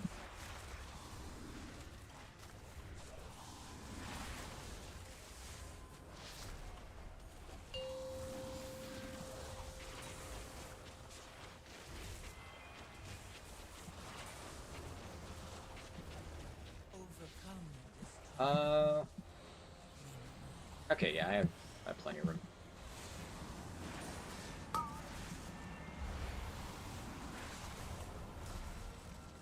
This group has done an amazing job at clearing out the brew drops. I've been in some terrorist groups.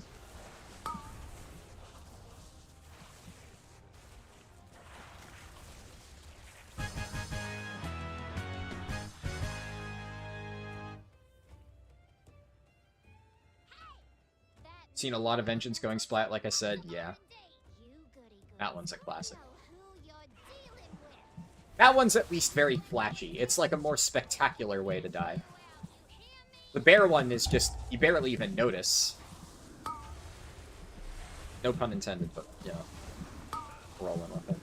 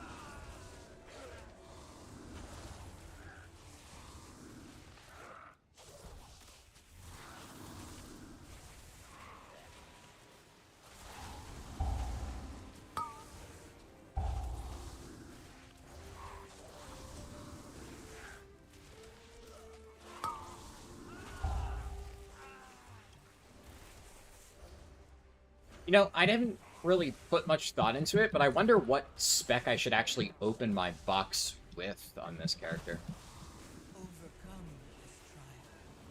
I actually think there's a case to be made of, like, I think I should open my Heroic box as Resto. I think that might honestly be the best option. Because I don't need any raid trinkets on my bear. Like, I'm perfectly fine. The only trinket that my bear still could even use is Tome of Light's Devotion out of M+. And I could just farm that. And it also can't even drop from the box. Balanced Druid could probably use House of Cards, but you could also get that out of a Resto box. Eye of Kazan can drop from any of them. I'm gonna wait here.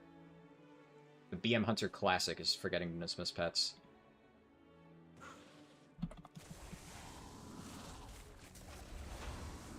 It's like we're good.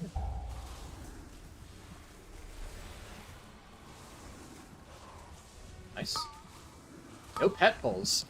We have 2 pet classes, and neither one of them fucked that up. That is rare. Actually, this has been a very clean run. Love to see it.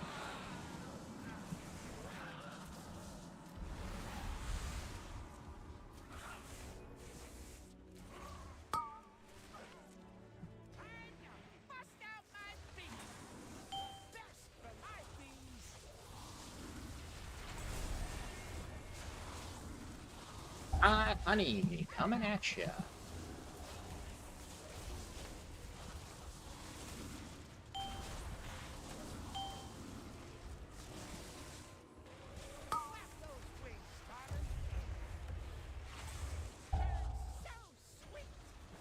Dude, the boss is just fucking animation locked for so long. I didn't get that as close to the wall as I would have liked.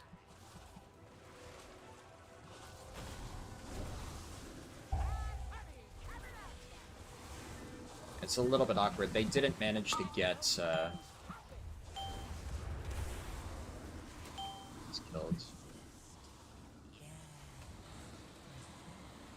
Yeah.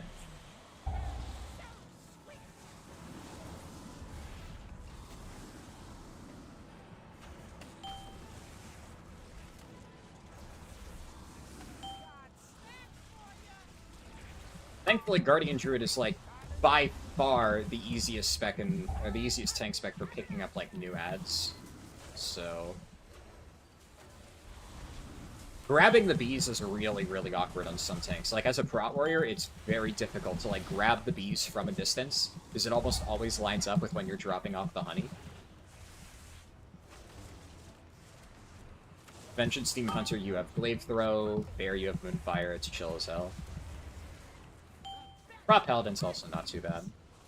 I guess it's mostly Brewmaster and Prot Warrior that's really annoying.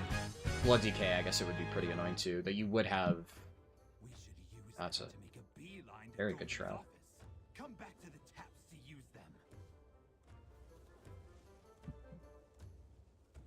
You take out my bomb man, my prototype, and my beekeeper. And now you're riding my What? bees like What killed the- a nature-loving What killed the hero. priest? I guess I'm gonna have to show ya and your rock-headed friend who's boss.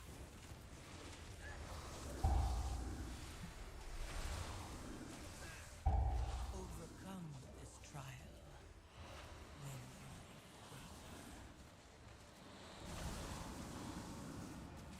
When I never marked any with Skull. Yeah, fuck it. That's on me, I forgot. I zoned the fuck out.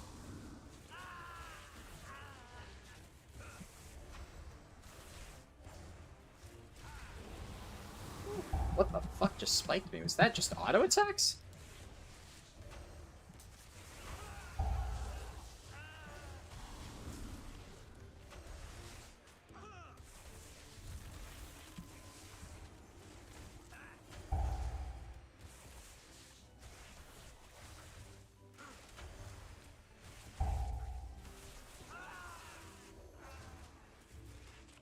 You say Bear has the simplest rotation out of the tanks.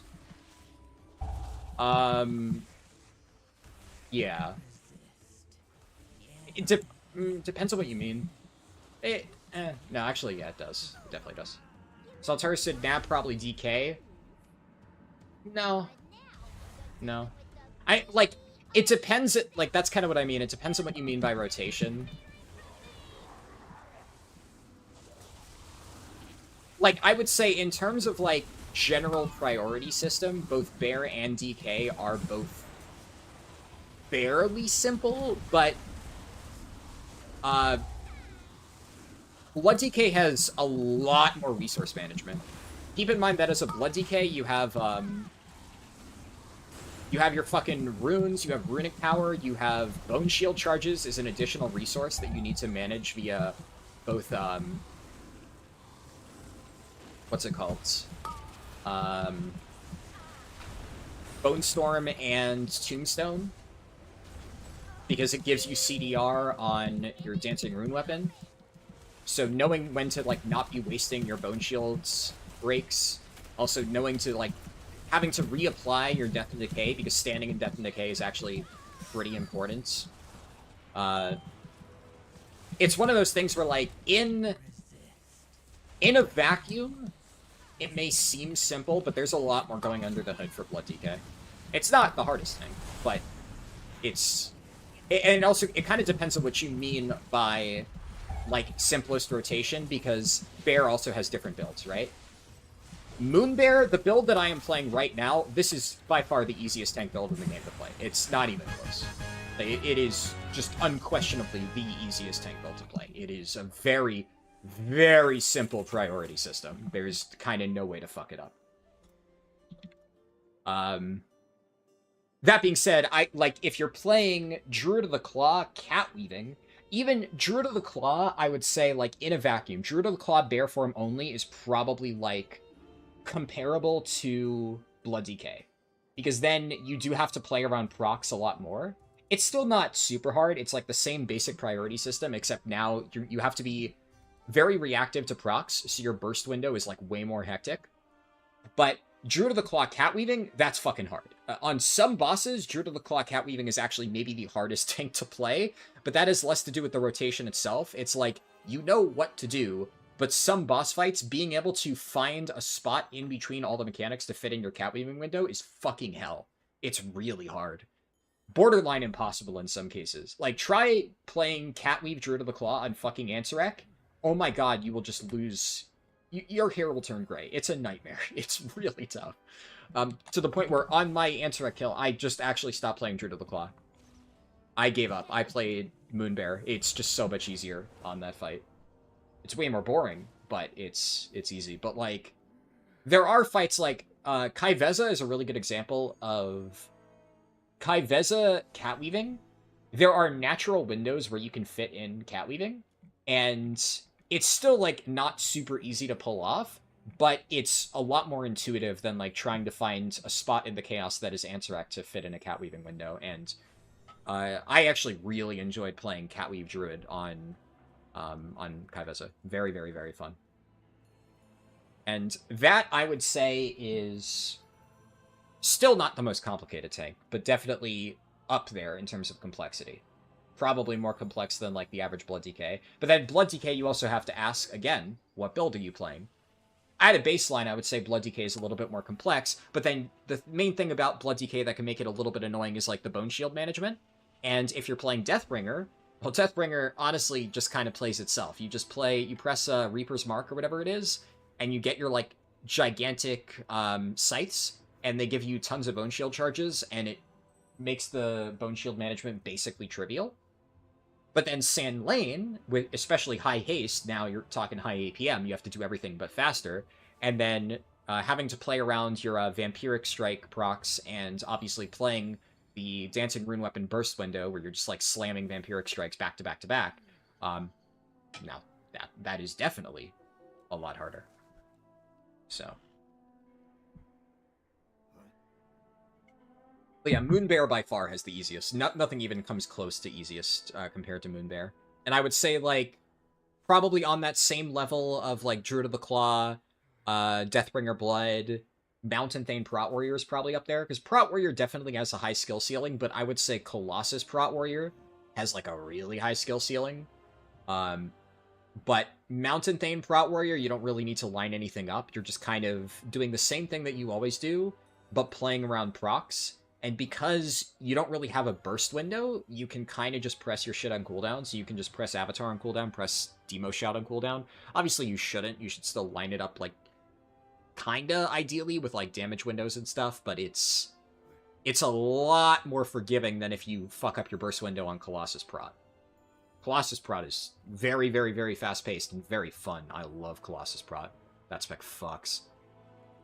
And then, like, kind of on the other side of things,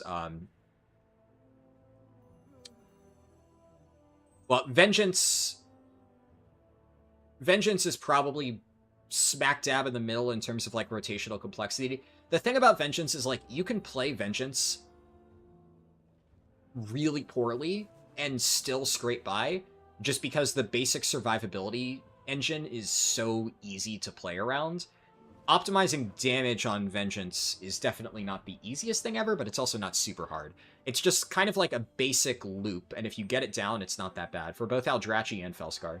Except Felskard is obviously a bit more bursty. Eldrachi, you just need to consistently play around your Reaver's Glaives properly. What else? What haven't I talked about? Hardest tanks to play right now, definitely Brewmaster. kind of always, but especially right now. Brewmaster with the current tier set is fucking crazy to play. In a good way. I love it. Oh my god, I love Brewmaster right now. Holy shit, it's so fun. I wish the damage wasn't awful. If the damage for Brewmaster wasn't complete garbage tier right now, it would 100% be the tank that I would want to play the most. It feels so bad doing, like, the super complicated rotation perfectly, and then you still see that you're losing to a Sandlane Blood Decay, and you're just like, well, fuck. But god, it feels so good to play that perfectly. It's a very, very, very hectic playstyle with the Blackout Kick CDR thing, but it feels really good with Blackout combo once you know how to do that properly. Oh, it's so good. Master of Harmony Brew is maybe up there for, like, the hardest tank. The only other problem with Master of Harmony Brew is, like, you should never really play it. On AoE, it does less damage.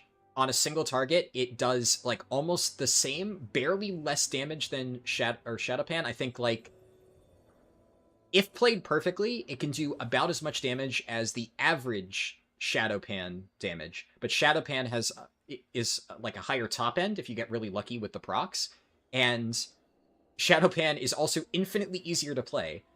So there's just zero reason to ever run Master of Harmony. It also doesn't really give you any defensive benefit besides double Celestial Brew, which you can't even really perfectly play around if you're playing it for proper damage, because you need to use your Celestial Brew as a damage ability, so it's, like, kind of funky, and it doesn't really help you that much at all. You would arguably gain more survivability by just taking the passive DR from Shadowpan, and it's easier, so everybody plays Shadowpan.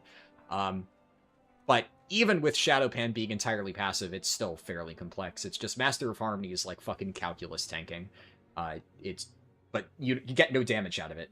It's like calculus tanking to do less damage, so nobody plays it. I'd be slightly interested in trying to figure it out if they actually buff it to where it's viable, but there's also a lot of really janky things in that tree that if they were to buff it, I would hope that they would actually take a look at the tree and fix all the jank, because right now it just kind of feels like shit. So, I don't know. I played a lot of Master of Harmony Brew in War Within Beta for raid testing, and it was kind of fun. But, yeah, when I realized I could just swap to Shadowpan and do, like, twice as much damage, and obviously that was while Master of Harmony was grossly undertuned. Now they have buffed it, but it's still not there. And then, what else? Templar Prot, probably one of the more complicated ones. Templar Prot is interesting because Templar Prot is... It is definitely one, like, up there in terms of rotational complexity just at a baseline, but due to the nature of its tier set, Templar Prot, playing it perfectly is really fucking hard, because you get a variable, like, during tier set procs, you get a variable return on Holy Power. So, if you're playing it perfectly, you ideally don't want to overcap Holy Power, but sometimes you'll press Shield of the Righteous and get 1 Holy Power back. Sometimes you'll get 3 Holy Power back. So if you're, like, let's say you're in Bastion of Light, and you're in Avenging Wrath Bastion of Light, your next Judgment will give you 4 Holy Power. Well, ideally, you want to have 1 Holy Power. You want to do Judgment, 4 Holy Power, Shield of the Righteous, you go down to 2, you do Hammer of Wrath, go up to 3, Shield of the Righteous, Judgment, go back up to 4, hit it, Judgment again, go up to 5, hit it, and then Hammer of Wrath. And that's like the basic loop that you would do. And that wouldn't be too hard to figure out in a vacuum, except if you're tier set procs, and you're at 1 Holy Power, you Judgment, you go up to 5, you hit your thing, well then you get a 2 Holy Power refund, and now you're at 4. So now you have to hit Shield of the Righteous, and this is it's a high haste build, right? So this is all happening lightning fast, right? So normally you would be pressing Hammer of Wrath. Technically, you still could in that case, but if it happens in the set where you have 2 Holy Power, and you go up to 3, and you hit it, you get, like, a full refund, and then you Judgment, you'll basically be wasting 2 Holy Power. And you won't know, because it has a random effect to it. So, you need to be watching your Holy Power like a hawk with Templar Prot Pally if you're trying to super min-max your damage, and there's a lot of times where I'm thinking of, like, 3 different things at once. I'm like, okay, normally I would Judgment here, but if I get a full refund, I don't want to, because I'd be wasting a shitload of Holy Power. So I'm basically, 99% of the time, I'm just mashing Shield of the Righteous. That way, if I get, like, a free... Because if you get 3 Holy Power back, you just get a free cast. So you can sometimes chain 3 free Shield of the Righteouses back to back, theoretically even more, but that rarely happens.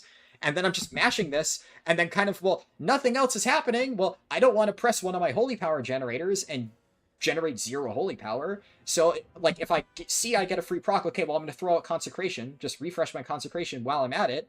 You know, I get another proc, partial proc, let me throw out a, you know, Hammer of the Righteous, or Blessed Hammer or whatever, so that I only generate 1, so that I'm not overcapping. And then sometimes I'm like, well, fuck, Judgment's about to overcap, so they'll just keep dumping, and then at one point I'll finally just fuck it, send a Judgment, and hope that I don't overcap. I guess if you do overcap, technically you got extremely lucky, so it's like, fine. But you obviously still don't want to let Judgment overcap, because Judgment just hits very hard and does that. But then also, by the way, while all of this is going on, you could get a Grand Crusader proc, and you could get another charge of Judgment that then overcaps your Judgment, and that's another proc. So, yeah, Templar prop heli is fucking crazy. It's kind of impossible to play perfectly just because there's so much random shit happening, so your rotation is never set in stone. Which, on one hand, is kind of fun. You never know what's going to happen pull to pull. My rotation is basically different every single time, and you have to react to whatever you're given. And that's kind of nice.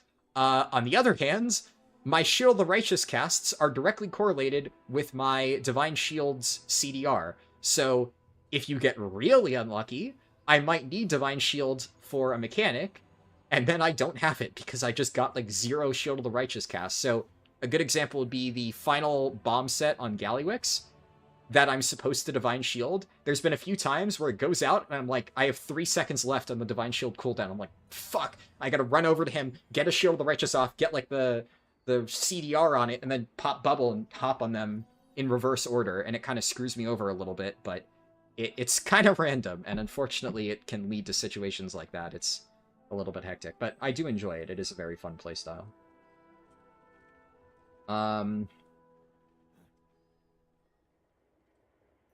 Seconds.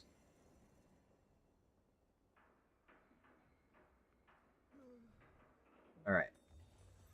So I got the chest. Let me fix my spreadsheet. 4 out of 4 for the event quest. Oh yeah, I never even looked at what is my plus 11.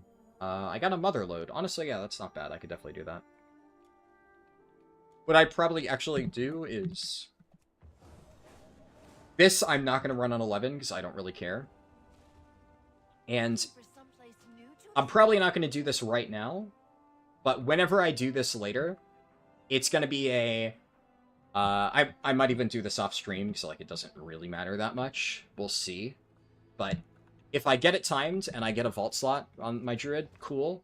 If I don't get it timed, whatever. Like we're not doing the bulk of Guardian Druid Keystone Hero this week. This was just for like the push process up to plus 10. Specifically for this box. Now, begs the question of what I open this with. So, I'm pretty sure Resto's the play. Because I'm fairly certain that anything that I could get for Boomkin, I don't really need anything for Feral. Feral might use House of Cards, but House of Cards is anything. You could get that in Resto loot spec. This I could get in either Balance or Resto. This I can get in any loot spec.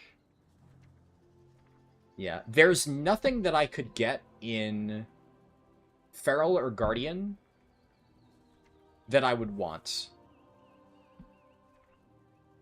The only thing that I could get that I would really care about for Guardian is Chrombustible Bomb Suit would be like, fine, I wouldn't hate this. But I don't need this, really. I really do not need that trinket. Z's Thug Hotline I think is like decent, but I have solid trinket options. Yeah. Yeah. I think that's definitely the play. You go rest the loot spec, and we pray. Pray to the gods of RNG. It would be nice if... I mean, I'm never going to spend a dinar on this character on Pick Me Up, so it's either I get it from this or I have to farm it myself by, like, pugging raids. Thankfully, I'm not going to do Resto Druid for, like, a while. It'll probably be a solid month or two before I get around to Resto Druid. It's probably going to be one of the last few specs we do. Okay. I mean, it's honestly not bad. As a leech. Sure. It is not completely worthless, and I will take that. You're never going to get, like, 90% of the time, you're going to get dog shit out of these boxes, so the fact that I got something with leech, which I guess technically speaking is, you know, if I get leeched here, by the time that I play Resto, I will have a bajillion catalyst charges, so I can use one on that. And it's Transmog, so cool. We'll take it. Alright. Switching gears, I'm gonna try Mage again. So I gotta switch back to my other account real quick. And I'll update the stream title.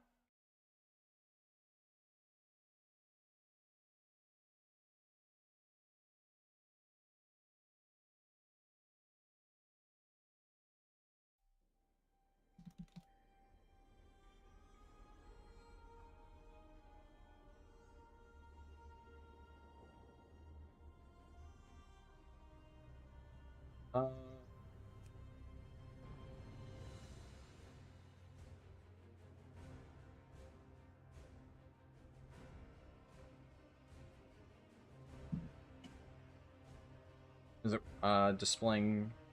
Come on, OBS. Geez, that took a while. All right. I think it's working now in OBS. It shows on my end, so hopefully it's displaying on the screen too. All right. Like I said, what I'm gonna do is I'm going to throw this key up for plus 11 Priory. I'll give it like 10-15 minutes. If I get bites, we run it. If I get no bites, I'll lower it to a 10 and try again. If I still get no bites on a plus 10 Priory, we'll do Blood DK. So I do not want to just sit here forever and make zero progress.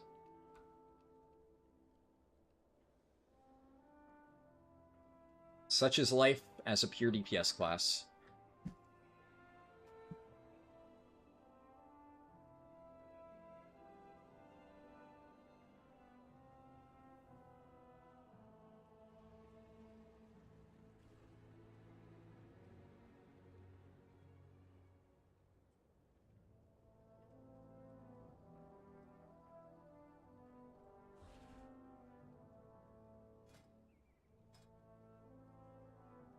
There's no more upgrades I could do. I guess I forgot to check. On my druid, I might have been able to upgrade one or two things a tiny bit, but honestly, it also might just be better to save my crests for crafted stuff.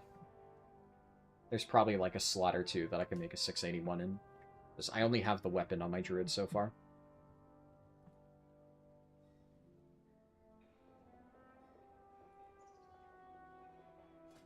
This looks promising. In fact, I'll give it like 5 minutes, and if I get like basically 0 bites, you know, I'm not even gonna wait that long. We'll wait a tiny bit, but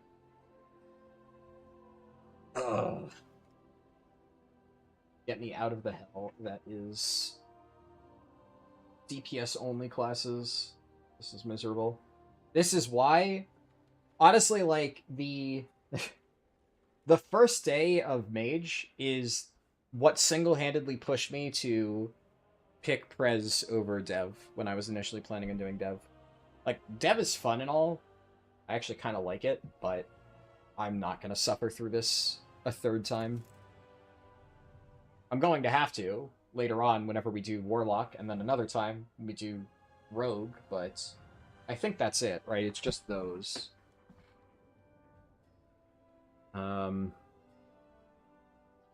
Yeah.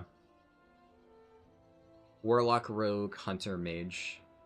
Everything else at least has an option to do something else, so...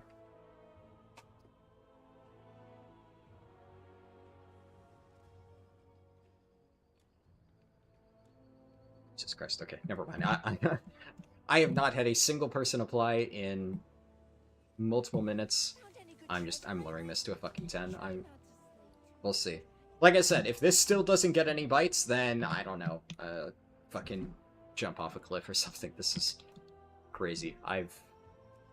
This is the most trouble I've had so far getting a group or any key.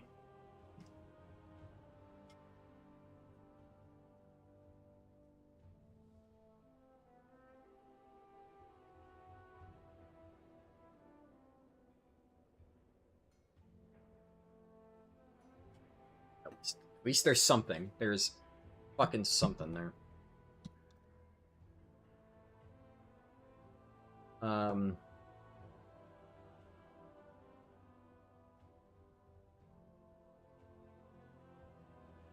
Okay. Yeah. Sure, I guess.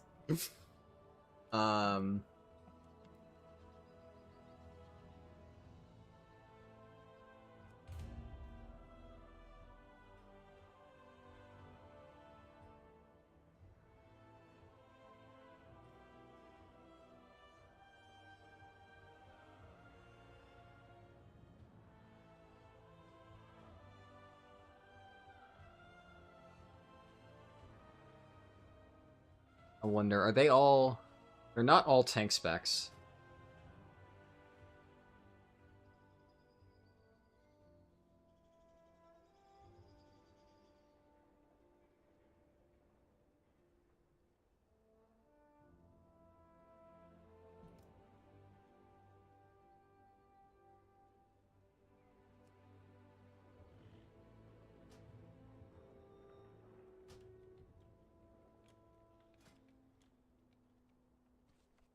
They say they've done that for months. Meanwhile, so have I, and yet I'm still missing Tome of Light's Devotion on some of my fucking tanks. But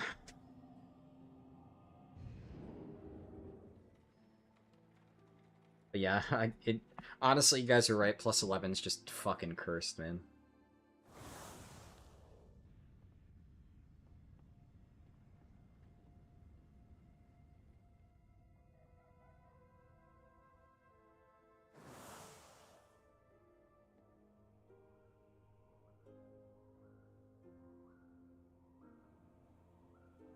Do I have a list of my specs? Not written out anywhere.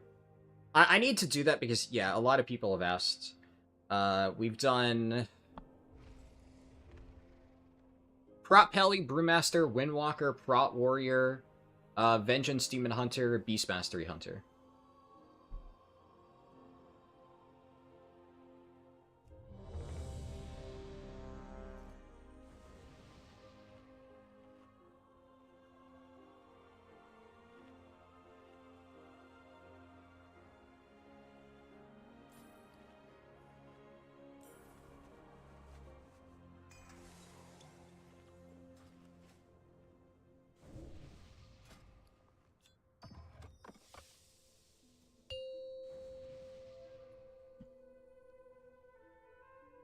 Five, 4, 3, 2, 1. Getting to higher M+ levels in your rogue pushed you into tanking? Being a pure DPS with a group of friends is so bad? Yeah. It's especially rough in my case, because, like, I'm just so used to tanking that it feels weird having to wait on people. It's like, what do you mean I can't just instantly get invites? My tank privilege. I miss it. The god set to kill you. Captain Dale Cry is protecting something. Each of his lieutenants bolsters his tactics. Okay. It's been a few days since the last Fire Mage Keystone Hero thing, so I'm going to be rusty as hell. Bear with me with this.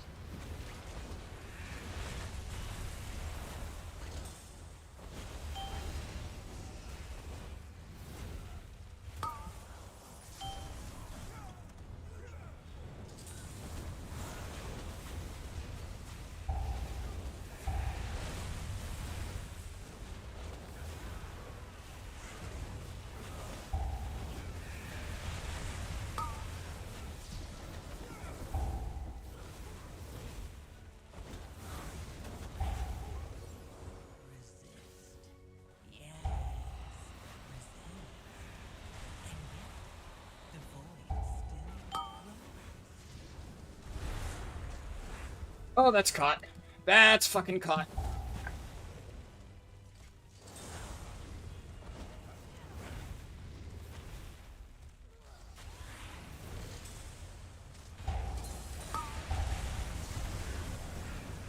Dude, why?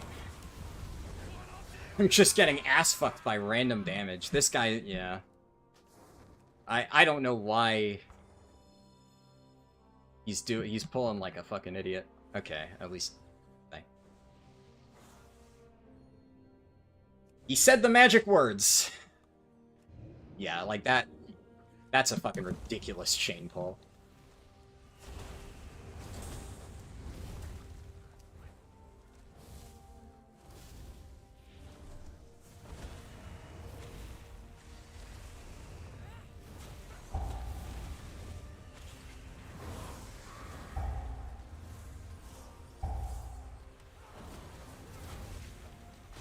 Realize disrupting shot. Shit. Dude.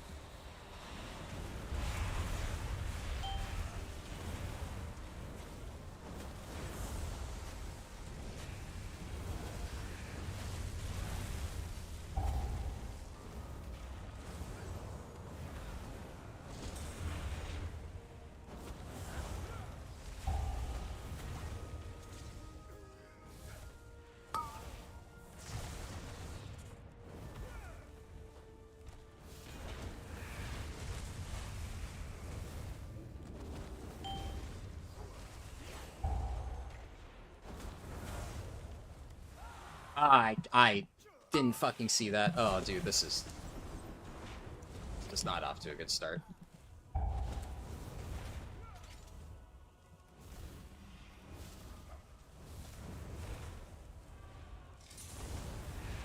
To be fair, though, this was definitely the dumbest fucking opening to a priory that I have seen anybody do in my entire life. This was a really, really shit way to pull it.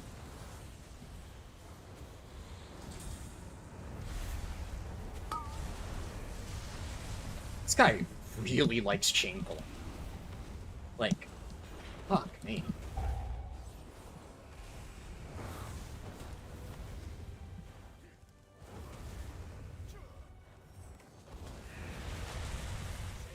Groundsfall to the intruders.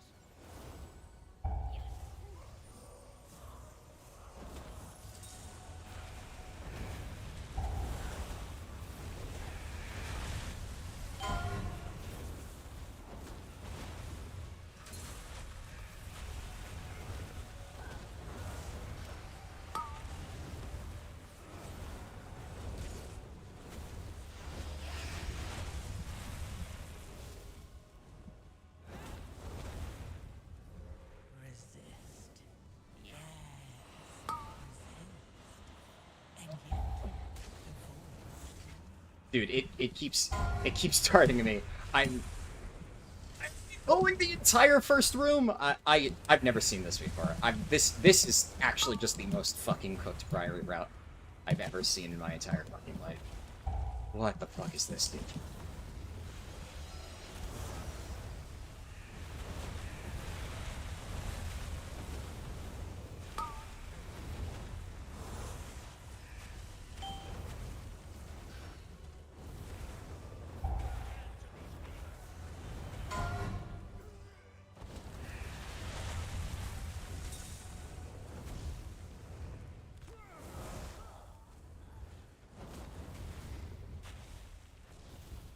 Well, the tank's like 3k, so he probably is used to running with like a dedicated group that knows his route, but the problem is it like I don't know. Like I pug a lot. So I tank most of the time in pugs. So the routes that I normally do as a tank are very pug friendly routes. And non-stop chain pulling is like extremely pug unfriendly, because if you're not communicating with people, you should not be fucking doing that. He's also trying to do like he's skipping shit in the stairs. Like this, you don't do this shit in pugs. This guy's doing just honestly bonobo pug shit. Like this is terrible, terrible pug routing. There is absolutely a difference in the way that you need to play. Because there, like, obviously, yes, most of the time, I hate this dungeon so much.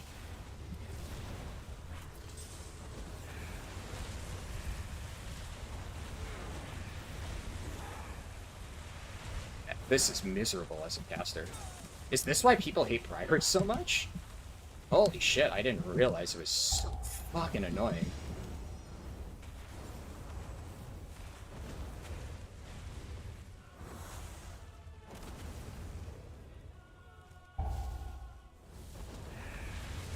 But yeah, like, normally, it's fine to skip that pack. But there's a reason why when I do Priory, like, just watch any run that I do in Priory on my tanks. I do a very specific route. Any patrols, I always pull the patrols. That little patrol in this area, always pull it. Why? Because it doesn't fucking matter. Right? There's no downside to it. Like, what the fuck is this guy doing?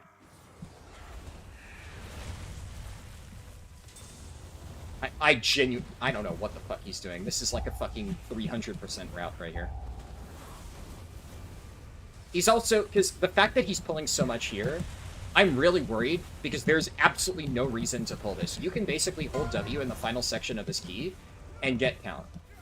So the fact that he's over pulling like fucking crazy right now means that almost certainly his plan is to try and do some weird skip bullshit in the final room, which is almost certainly going to fail. And then we're just going to end up like way over count because that's what happens in Pugs. Like he tried to skip that guy in the middle, which like, any extra percent he needs here, we've already gotten it. We've already accidentally pulled the things that he's tried to skip. So this is just actually a brain-dead route that he's doing right now.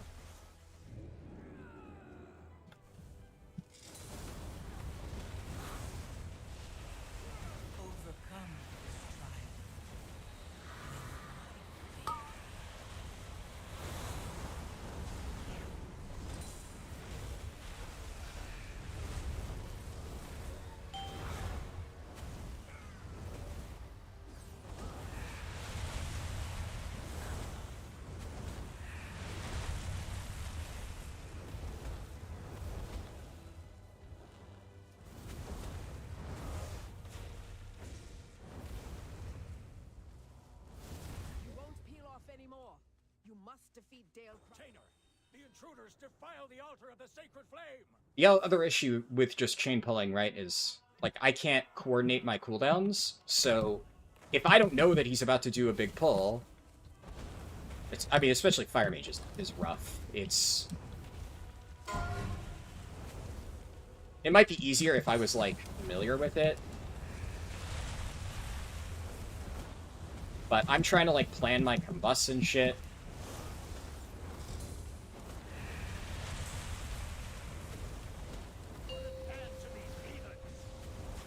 And it's just very difficult.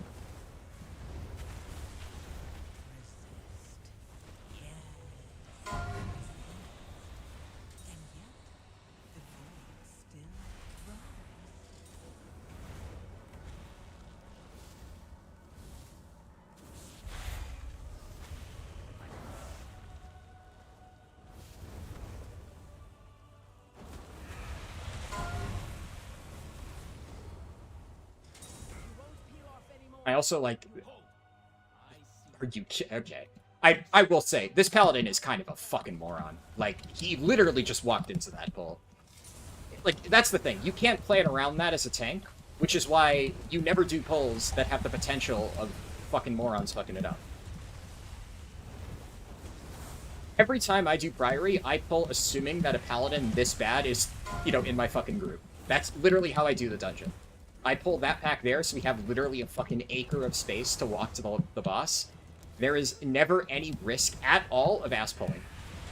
Because it happens so fucking often in Pugs. Jesus Christ, if this motherfucker pulls one more extra pack, just stop running near where fucking mobs are.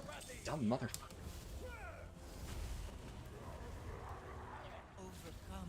Fortunately, I don't have combustion up.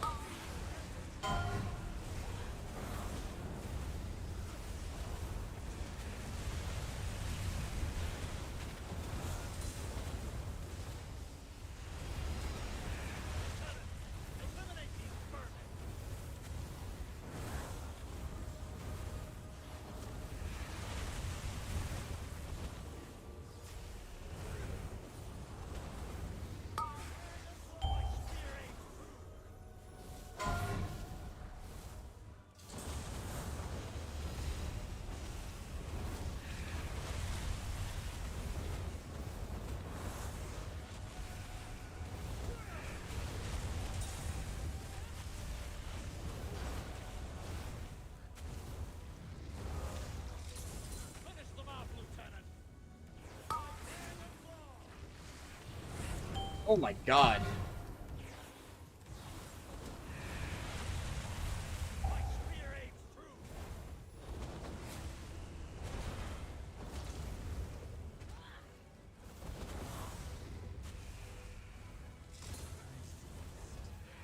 I did not expect that to do so much damage. I thought I had more time to press barrier.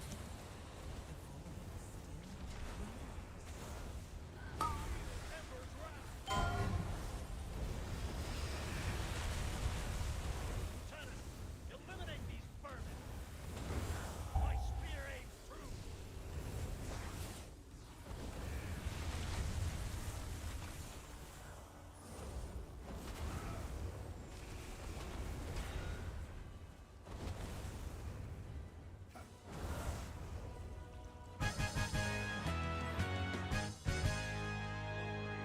I mean, like, honestly, Priory's not, like, unforgiving. I think we're probably fine still. But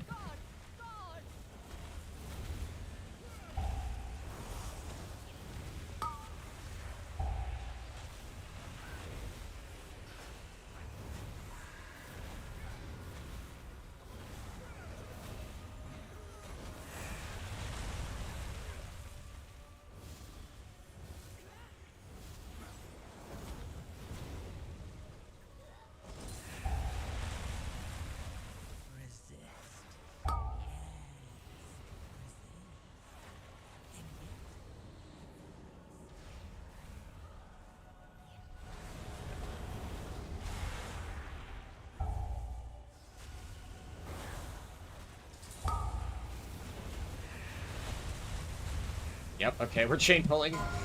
So, fuck my flame strikes.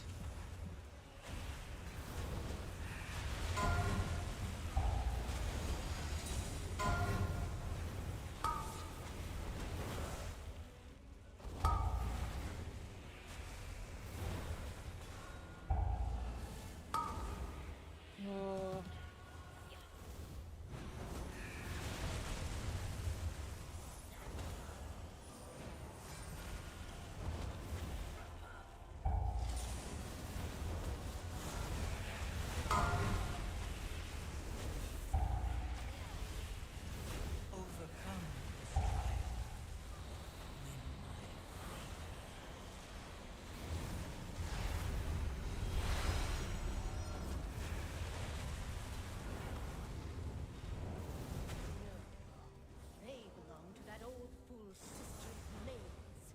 Destroy these outsiders.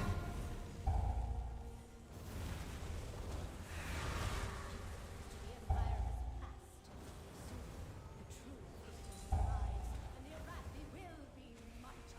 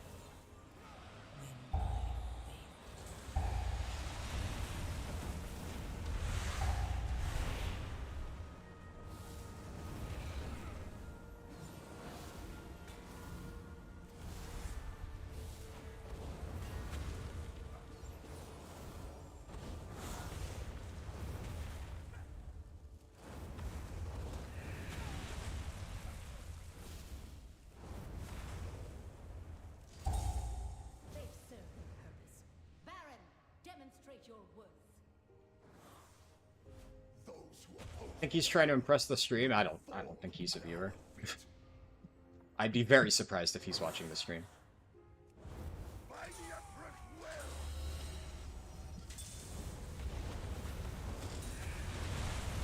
Glory guide my hammer.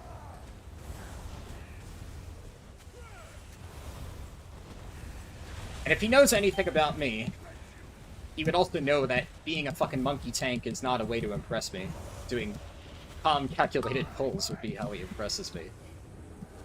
But again, I don't think he's watching the stream.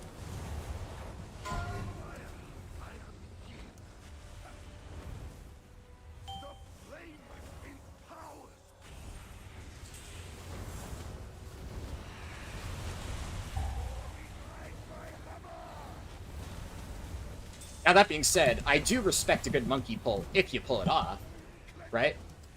If you do a crazy pull, and you have, like, a pocket healer and the two of you manage to work in tandem to make it work, I mean, more power to you.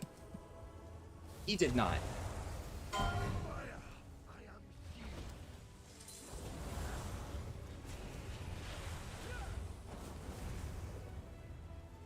That healer also bit off more than he could chew there.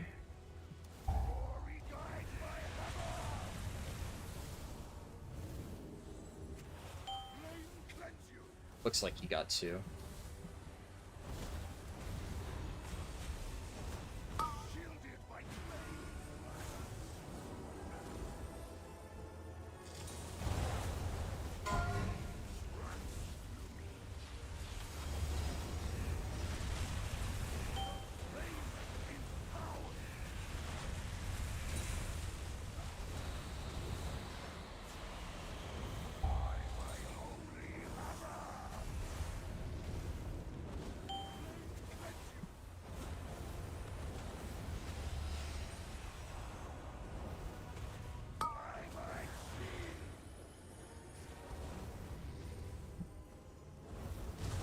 Didn't even need to do this. Yeah, like, I don't even know why they're doing this. We have so much time that the boss is going to die. You don't even need to do the mechanic.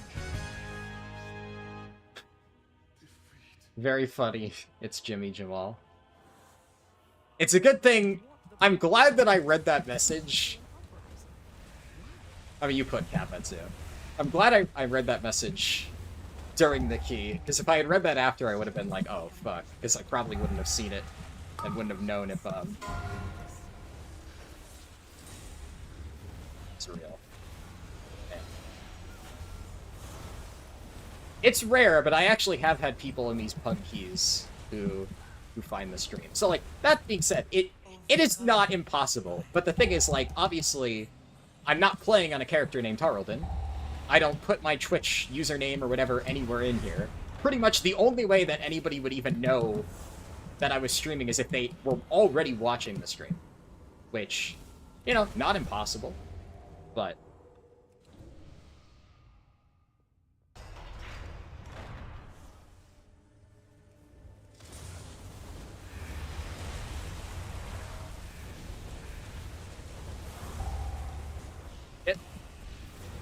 I think I'd flame strike the ceiling. I'm not sure.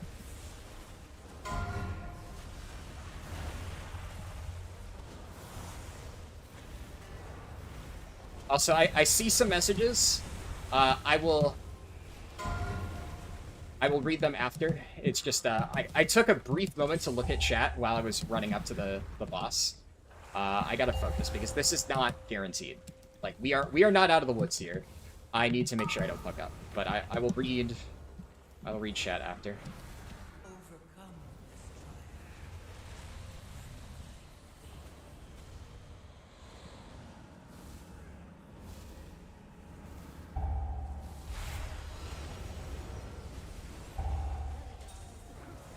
It burns away weakness. Blinding light reveals the strength. We Arathi, army of the risen. The Arathi will defeat the Nerubians, conquer Khazar and subjugate the world. Guy. No brakes in this fucking druid tank.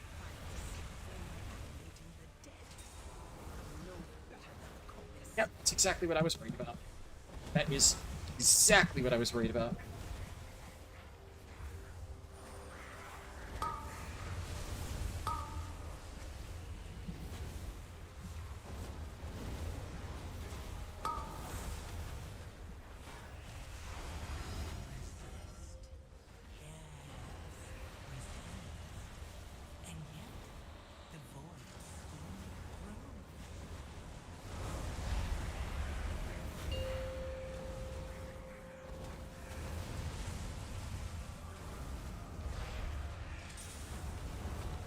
This is one of the most stressful keys I've done as part of this challenge. This druid is actually giving me a non-stop heart attack. I can't LOS that, can I? No, I think I just LOS my healer by accident. Fuck. We're fine, we're fine. I'm very stressed out right now. This is a fucking demon route, dude. Absolute fucking demon tank, demon route. Fuck this, dude. Fuck everything about this.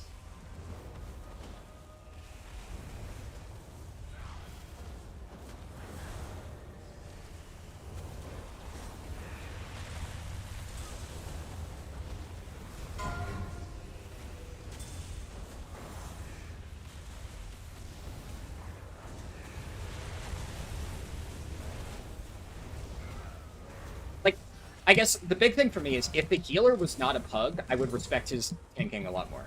Like, if it was a case of, oh, he's in comms with the healer, sure. But he's not. The healer is the pug. He's in a stack, but it's the other people in the stack.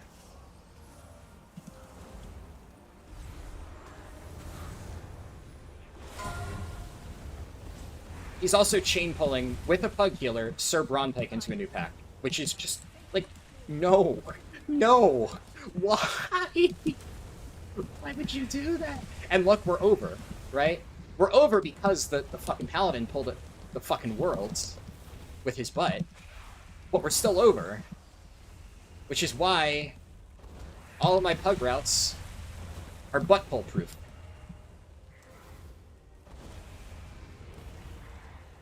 Okay, I'm gonna cool it. I'm gonna cool it a little bit on this. I don't need to do big dam here. I just need to make sure that for pull, I have all my shit. And we're pulling into boss. Are we actually pulling into boss? We're actually gonna pull the footmen that explode on death into boss. I swear to fucking god. I swear to fucking god. Don't do it, you demon druid motherfucker. We have 7 minutes. Okay, okay. The moment he started going up those steps, man.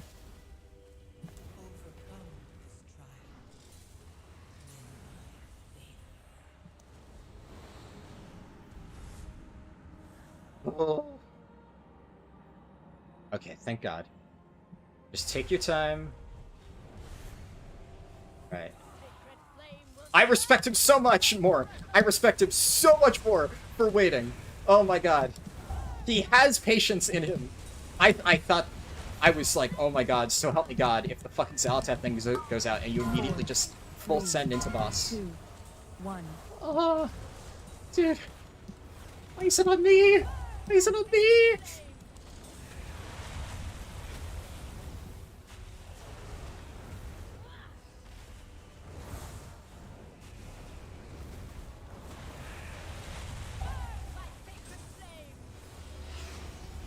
Four, 3, 2, 1.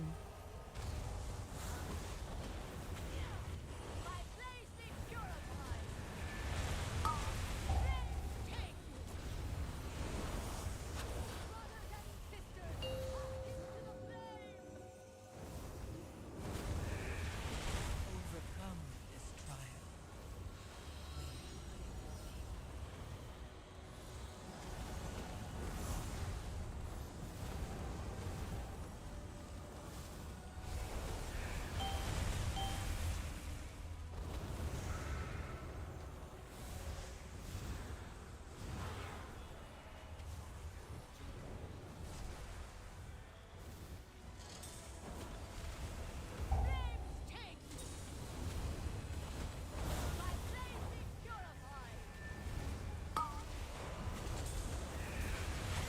Four, 3, 2, 1.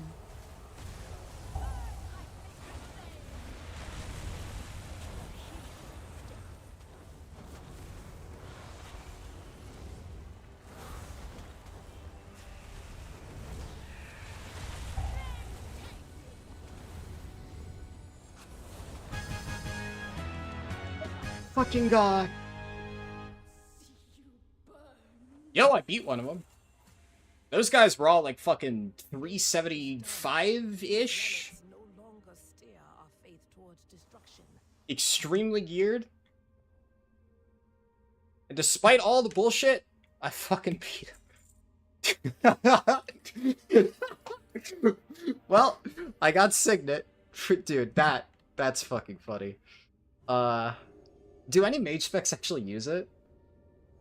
Oh my god. Oh my god, that was so fucking stressful, dude. Holy shit.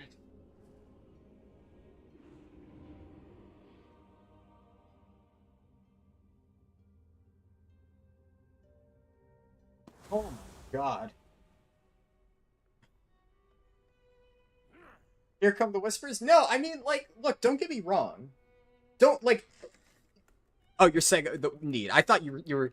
I read, here come the whispers, I thought you were saying I was gonna fucking start flaming them in whispers. Which, like, you know... Wouldn't be super far out of character. I'm kidding, I'm kidding. Holy...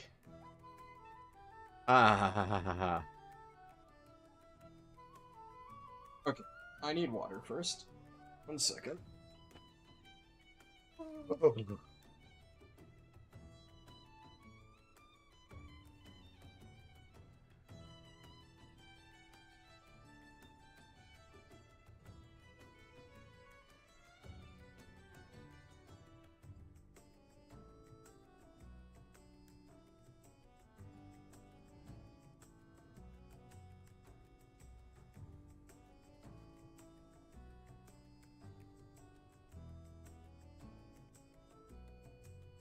Okay, what did I miss?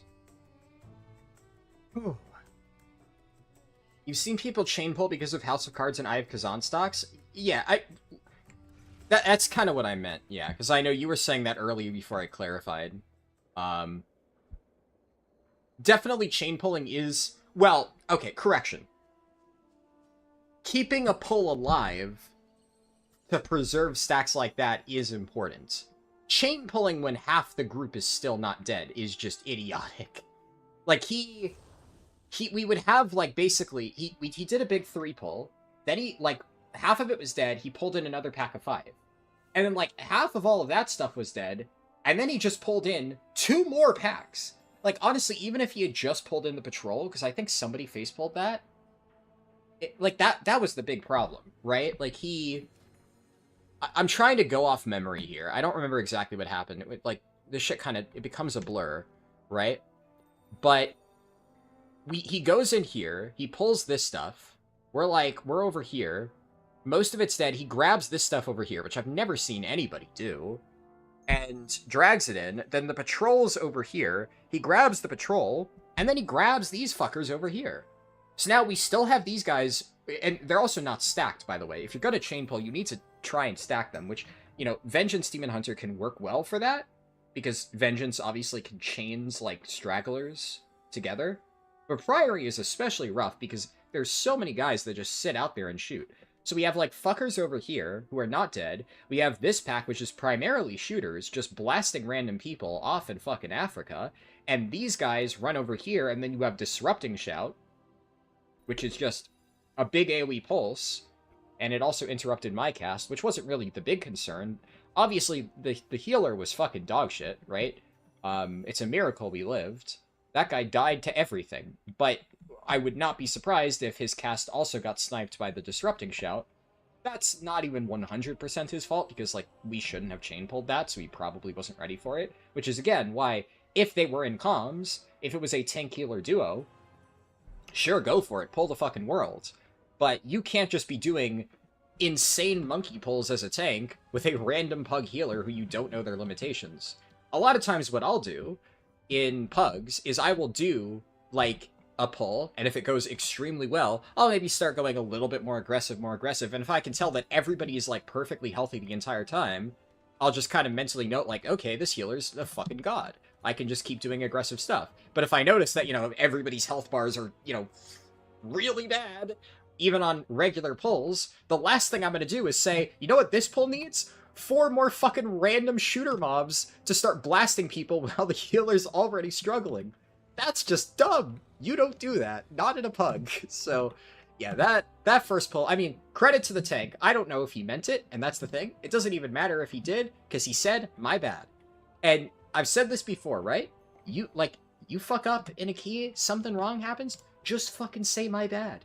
Nobody's, like, I'm sitting here, I'm annoyed, right? I'm pissed off, I'm stressed off. I'm stressed as fuck. Like, my brain is, like, haywire because of the shit that he did that key. And yet, I can't even really be that mad at him because he kind of recognized that he was doing crazy shit to where he even said, my bad.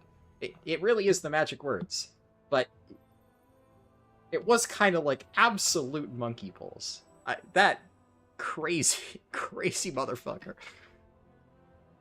kind of respect it. And, you know, again, don't get me wrong, not bad. Like, all things considered, he played well, and you absolutely are sometimes going to do strats like that in high keys. But in a random pug with a random heal, like, you just don't do that shit. You change your route. So, anyways. Yeah, it definitely MDI symptoms, though. This shit has been happening way more often since the MDI. It's fucking crazy how many people think that they're fucking dorky, dude. It's... Or one of the tanks. Dorky's the one that comes... You get what I mean. I think they're in the fucking MDI. It's... Oh...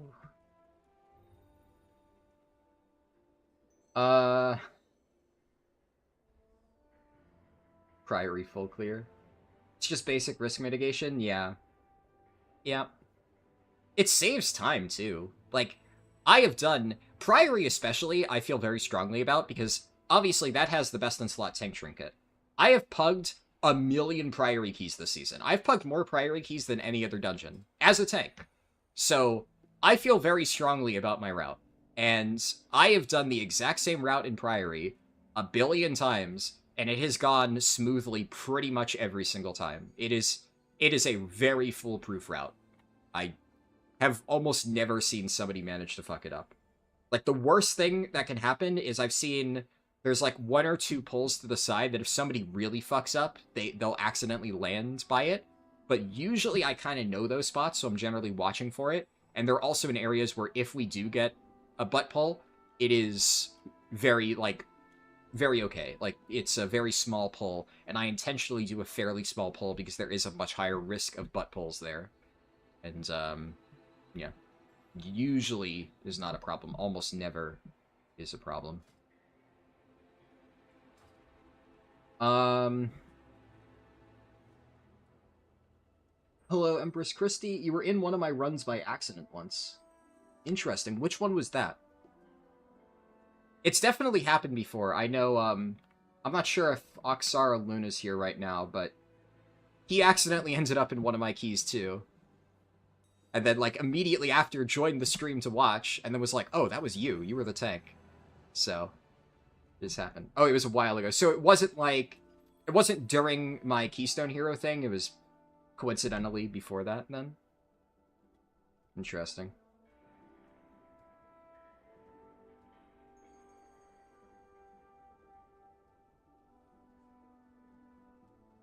Curious.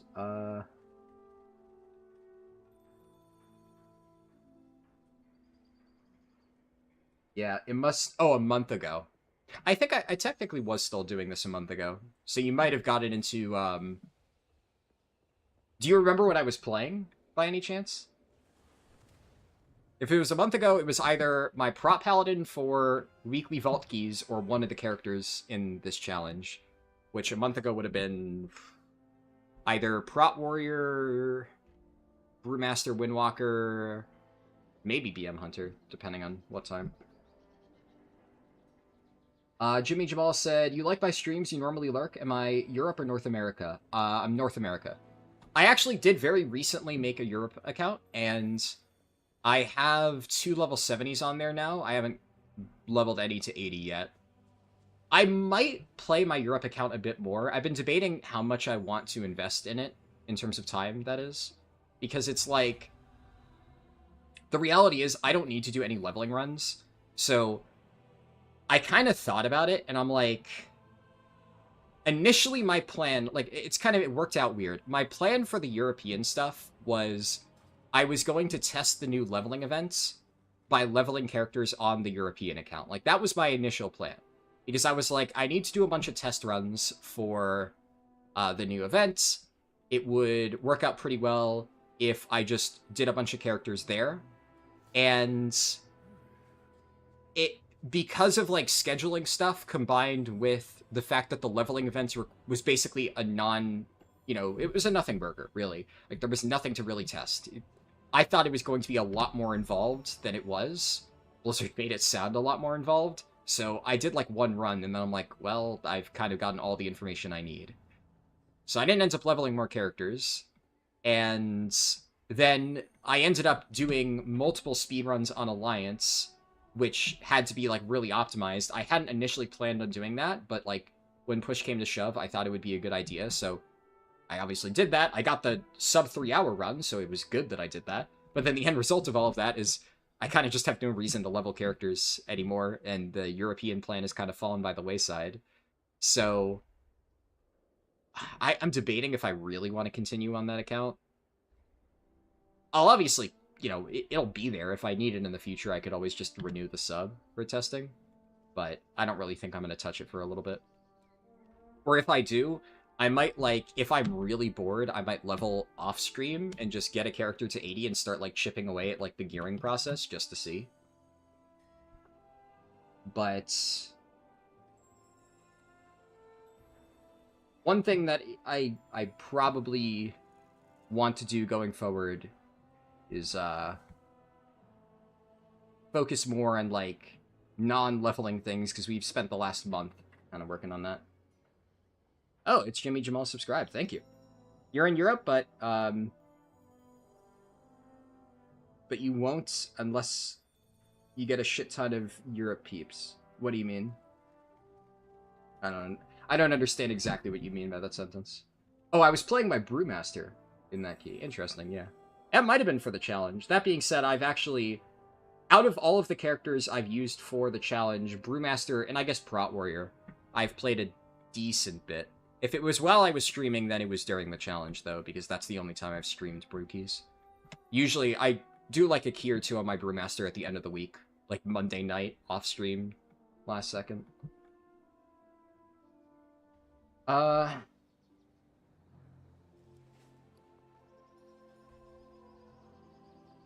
Don't play Europe unless you get an influx of viewers. Ah, gotcha. Yeah. I mean, it wouldn't be for, like, a viewership thing, anyways. Like, I never really intended to level on Europe to get people interested, because it's one of those where I was just going to do testing runs regardless, and I just thought, instead of doing another generic testing run, it would be, like, a fun little change-up to do it on Europe, because a bunch of people have been asking me for years if I was going to do that. It's just, yeah, Europe was never, like, the main point of that. I never thought that would be, like, a big draw viewership-wise.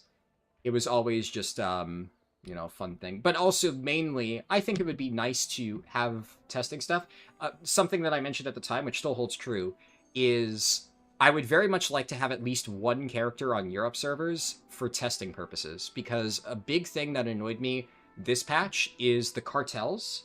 I had my video on, like, cartel rep farming, and it was very important to pick the correct cartel every single reset, but it was different for every region.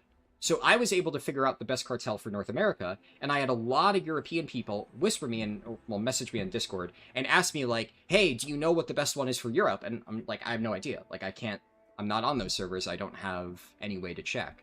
So even though I didn't level a bunch of characters, and I probably won't, I think it may be worth it, maybe not on stream, but like I said, on my own time, if I'm bored and I have nothing else to do, it might be worth it for me to get at least one character to max level in Europe, and just, you know, chip away at that character over time. It would probably be one of the classes I play a lot. Probably Brewmaster, just because historically, you know, that's the tank that I'm the best at. So I'd probably just get a Brewmaster up. That way, if I need to play anything, I have my favorite class, so we'll see. But yeah, I don't really think I'm going to make, like, as big of a deal of it as I thought I might initially. It's just kind of unfortunate how the timing worked out. One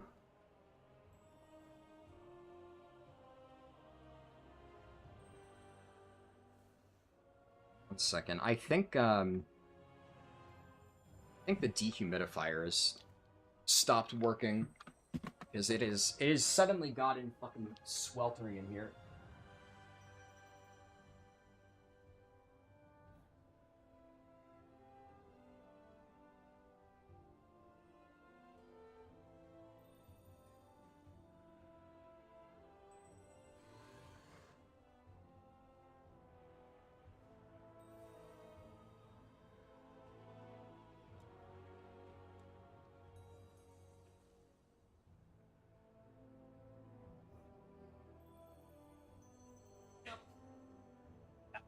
Dehumidifier.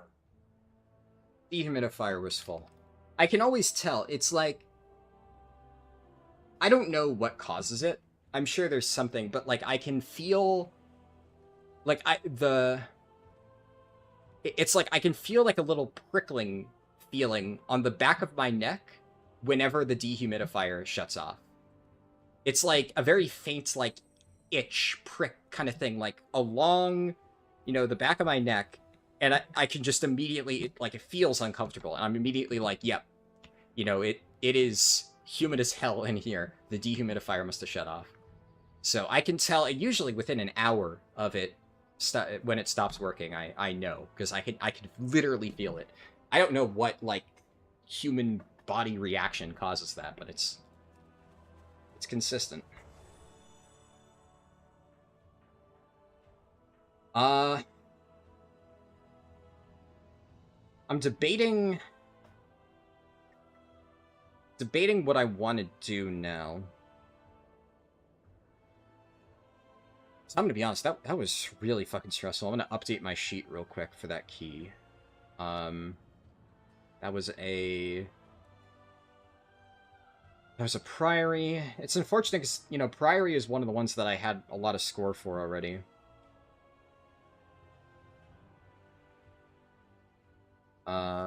My brain is malfunctioning. 326. Okay. Like, man.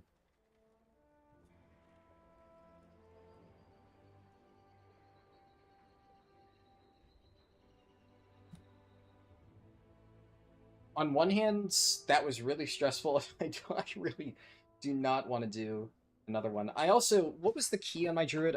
I think my druid got a mother load, which, yeah. That would honestly be fine. You don't get that feeling, but you know what I mean. Louisiana has forced you to gain a sixth sense about your dehumidifier, yeah.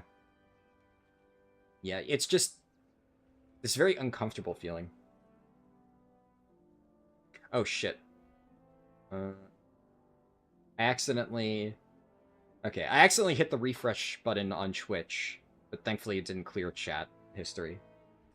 So, you've never done endgame content in this game yet. You've done other stuff, but how does one go about doing it? Do you look for a guild and learn the game from me and YouTube videos, etc.? Yeah, well, to an extent, yeah, you got the gist of it. Obviously, that's like the simplified version. The hard answer is there's a lot of research that you're going to have to do depending on the type of content that you're going to get into. I guess, because a lot of it would really depend on, like, your fundamentals. Really, like, learning the fundamentals is going to be the hardest part of, getting into endgame at all. Because, like, I would say, especially these days, the systems in World of Warcraft can be a little bit overwhelming, but they're nowhere near as bad as they once were. So, if you're already comfortable playing these types of games, like, for instance, somebody who's coming from FF14, as an example, they might be able to just very easily jump into raids after getting a bit of gear and pick things up after watching, like, a quick video guide. But if you're new to endgame MMO stuff in general and you don't, like, have a fast reaction time and stuff, then a lot of it is just going to be you need practice, and you just need to get hours in playing stuff. So, it depends. You want to do plus 10 keys in Heroic Raid? Yeah, like, that's very achievable, for sure. Even with the remaining time this season, you could very easily do that if you put your mind to it. Definitely the most important thing is, by far the most important thing, is figuring out what it is you want to play. Because if you're constantly, like, indecisive between a lot of different specs, then it's going to be hard to make progress. Now, I'm not saying don't try out stuff, right?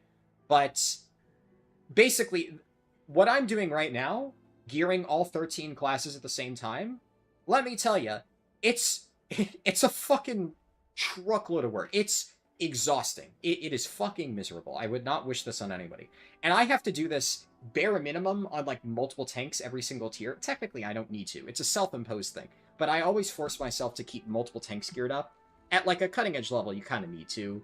Or at least one of the tanks in your guild needs to like, flex around whatever is needed. Like, for instance, This tier, for Mythic, one of your tanks needs to be Prop Pally.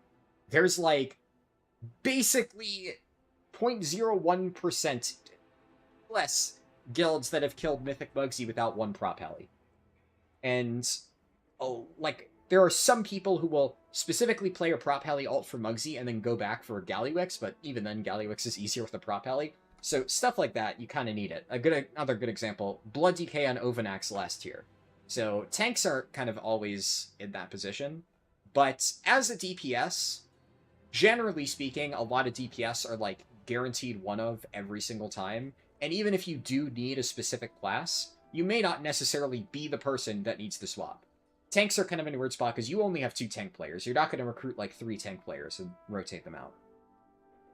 Yeah, so you're a Warlock main, so that's actually a good one, because in that case, Warlocks are generally in demand. You pretty much always want at least one, because Gateway is very valuable on the vast majority of bosses. So, if you are a guild's main Warlock, then you're going to get a spot, right? And right now, Warlock's kind of on the slightly lower end of tuning, historically speaking, but usually in the past they've been very good. So, do you look for a guild in general chat or on forums? So the best place to find a guild, in my opinion, would be the guild recruitment Discord. And, like, just in general, the second best place to find a guild, this doesn't really apply to your case, is just looking through guilds specifically. Like, when I was recently looking for a guild, I skimmed the guild recruitment Discord every now and then, but I would specifically, like, literally look through, like, the top 100, 200 guilds and check each one manually to see if they were recruiting. Obviously, that is definitely the best way to make sure you find a spot if you are at that level. Obviously, that would not apply here. So sifting through stuff like Raider.io, Warcraft logs, etc. for guilds can be a very useful thing eventually, but in your particular case, I wouldn't recommend it. But the guild recruitment Discord is pretty good. I would say the forums used to be a popular place. You might still be able to find some guilds there, but I don't know. I'm going to be honest, it has been a very long time since I have been, like, an AOTC raider. Like, a very long time. And the game has changed a lot, because that's kind of the problem. Back when I used to be an AOTC main raider, like, when I would get AOTC every tier, and then, like, start pushing Mythic, we're talking, like, Warlords of Draenor and, like, the first tier of Legion. And then, like, Legion is when I finally said I want to get Cutting Edge for real.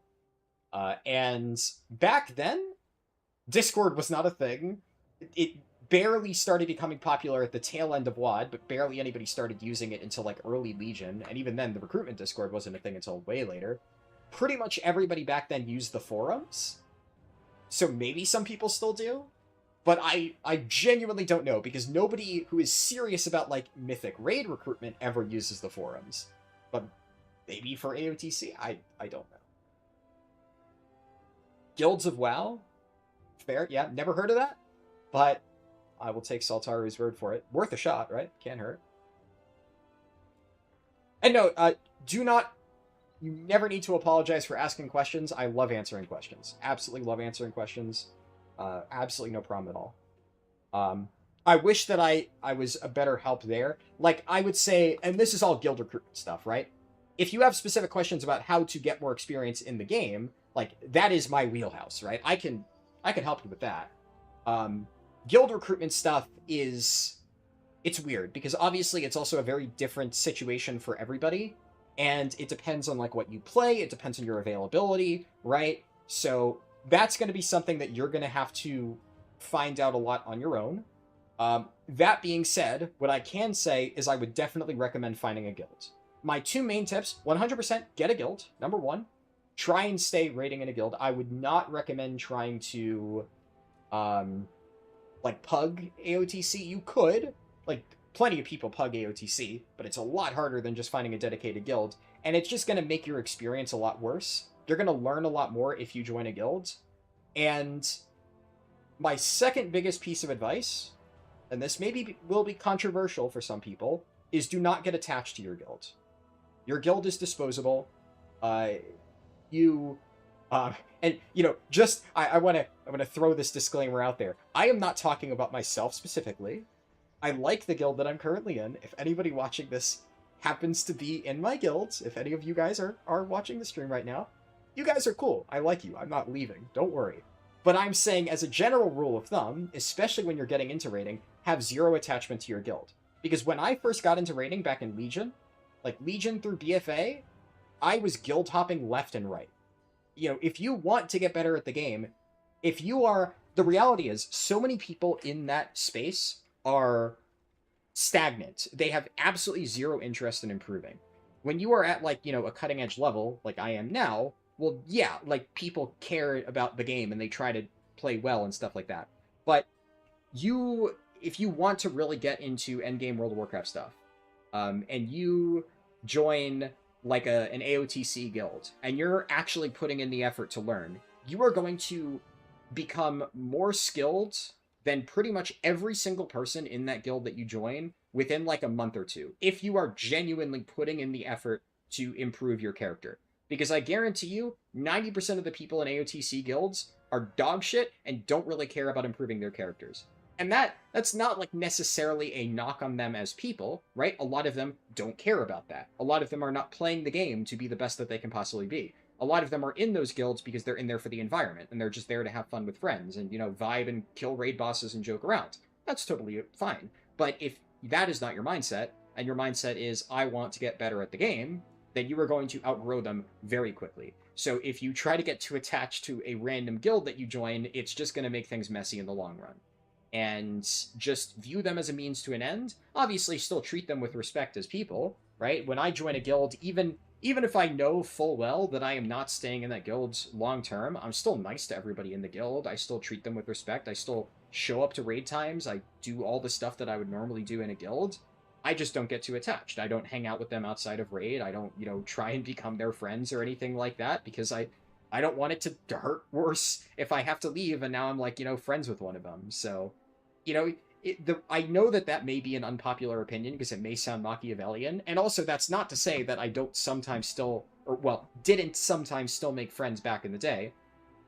Honestly, a lot of my long-term best friends that I've made in WoW were in some of those guilds, but a lot of the times it was people in similar situations to me where I can, like, real recognize is real, basically. I spot somebody who's, like, way too fucking good for this guild, and I'm like, okay, yeah, this person's, you know, definitely nowhere on this skill level, and then usually we both end up leaving later on. A great example, in fact, actually, some people might recognize this name. Unfortunately, I don't talk to him too much anymore.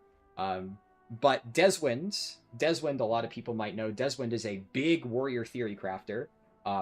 Probably one of the best warrior players of all time. Dude's an absolute, like, maniac when it comes to warrior. I mean, he's just an insane player at this game in general, but warrior has always been the thing that he was really good at. I met Deswind back in Legion in some random dog shit guilds that was, like, mass recruiting people with, like, spam invite stuff. And, Deswind just ended up on this random AOTC raid team that I happened to be on because I had some friends in that team, and I was way better than basically everybody on that team. Deswind was way better than everybody on that team. It was basically me, Deswind, my friend Amar, who's still really good friends with to this day, and my friend Lub, who again, still really good friends with to this day. He's my friend that I've mentioned plays Turtle WoW and has still been trying to get me to play it. So two of my, like, longest term best friends that I met in WoW were in that guild, and Deswind, and one other good friend who I still, technically I have him added, but we haven't spoken in a while. Nothing bad, just, you know, sometimes lose touch with people. But it was like the five of us hard carrying like 15 shitters in that guild, and they were just so far ahead of like everybody else on damage. And honestly, like, one of the problems there is obviously I was good friends with those people that I mentioned, and I like think at the time I was decent friends with Deswind, but Deswind is a very mysterious guy, right? And I eventually became like co-raid lead of that guild, which is kind of basically I'm telling you don't make my mistakes, right? Instead of basically telling my friends, hey, we should find a better guild, I was like, I want to try and make this guild better because like I like the people here. And the end result is it didn't work out. It was not a good idea.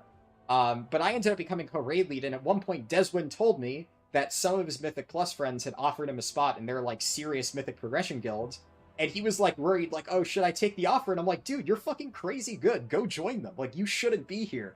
Go take that offer. Like, do not feel like you need to stay in this guild on our account. So Deswin went on to join that guild, you know, play in the MDI and stuff, and be the absolute monster warrior that he is. And funny thing, years later, we both ended up in the same Mythic Prod guild for like a year and a half, Occasional Excellence, and then I got kicked from that guild, and that guild imploded a month later. So, you know, the cycle continues, but, yeah, it's... Never get too attached to the guild you're in. No matter what happens, it's gonna implode. And this, I will say, this probably still applies to this day. I have like loyalty to people, not to guilds or organizations or what have you, right? I do not give a shit about the guilds that I am in. I give a shit about the people in the guilds that I am in. And that is a very important distinction to make, because I have been in guilds where I am enjoying being in the guild, but I am enjoying being in said guild because of XYZ people on the raid team that I really have fun playing with. And then what might happen is somebody in leadership starts being a piece of shit, and it sucks because I had for a while said, I enjoy being in this guild. But then what I really realize is, oh, these people are the reason I enjoy being in this guild. These people are not that guild. These people are, you know, being berated by the fucking dipshit officer. So I'm going to leave this guild and tell my friends that they should find something better. And that's generally the better mindset to have. Anyways, went off on a little bit of a rant there, but you've used Guilds of WoW for characters that you need AOTC and some mythic bosses on. It's a fast track of getting a character going. Interesting. The only thing you're also struggling with is people saying you need to sim because right now you put on highest item level and sometimes a lower piece might be better. You do not need to sim. No. I mean, like, so don't get me wrong. Long term, yes, sim your character. I'm not going to say don't. Obviously, it does help. You are not... You're getting into heroic raiding for the first time. If you are getting into heroic raiding and somebody is telling you sim your fucking character, that person is a moron. Like, there are definitely things that you can do, and I guess it probably is important to at least understand how to sim your character, but the reality is, so many people... It's like, you know the meme of the bell curve? Of, like, at the bottom of the bell curve of, like, I just press buttons, and then, like, the top of the bell curve is like, no, you need to do all these things correctly, and then, like, the other end is, I just press buttons, right? So many people are obviously, and that's why it's a meme, right? In the middle of that bell curve, they think that you need to do all this fucking crazy shit, right? The reality is, if you have, like, half-decent gear, and you just press your buttons in the correct fucking order, you're going to do better than 90% of people in this game. Because all those people are doing all that fancy sim shit, and their sim tells them they do X amount of damage, and then they walk into a dungeon or a raid, and they just press their buttons in the wrong fucking order. It doesn't matter how good your sim is doing the buttons in the correct order. It's assuming that you're playing it correctly. And so many people just miss that most important step, and then they suck ass. So if you just do basic research on how to play your class, and you just hit shit correctly, you're good to go. Like, I'd like to think I've been doing pretty good on Fire Mage, right? I have not simmed this character at all. I looked up basic Fire Mage, like, stat prios. I spent most of my time looking up how to fucking play Fire Mage, because it is relatively complicated to figure out. But once I got a hang of it, once I practiced it a little bit, that's really all you need to fucking do. Now, could my damage get better? Sure. If I were to join a Mythic Raiding Guild, and I was, like, pushing cutting edge on this character, and trying to optimize my damage for, like, a really tight damage check, yeah, I'd fucking sim my character. I'd see if, like, you know, maybe if I could get a... You know, maybe I have too much haste. In fact, actually, I kind of think I do have too much haste. I think, technically speaking, it's slightly too high. So maybe it would be like if I optimize my stats a little bit better, I'd gain like 2% damage. And 2% damage in the grand scheme of things for Mythic Raid actually can matter a lot. But for the general purpose like AOTC or Mythic Plus, 2% damage means fuck all if you're not pressing shit correctly.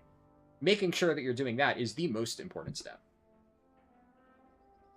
Devil item level? Yeah.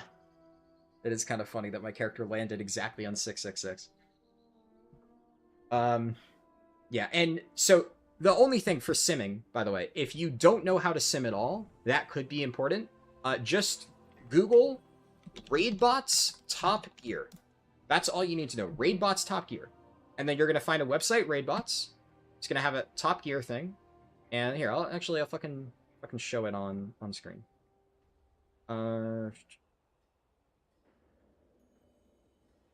yeah, fuck it. Let's sim my character, right? So, is this working correctly?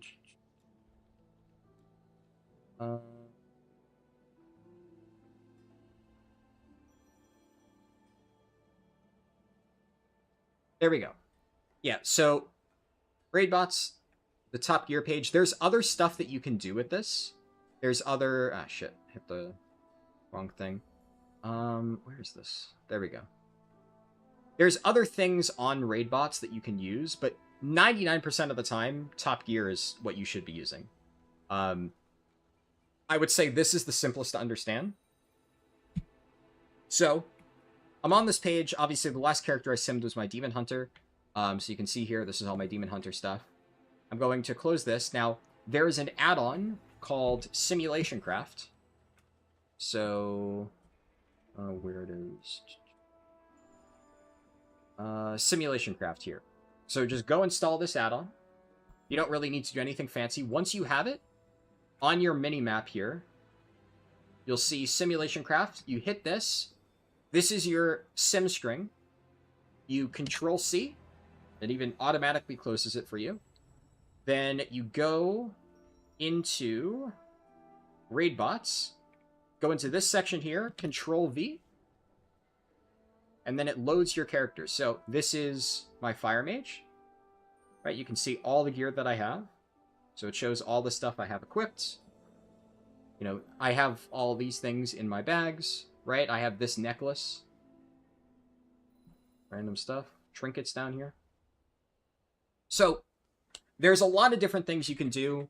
The easiest one is just you can pick multiple options and it'll show you, like, you know, which one is better. You could also go here and say, like, what if I were to spend my Gilded Crest to upgrade this ring to 665?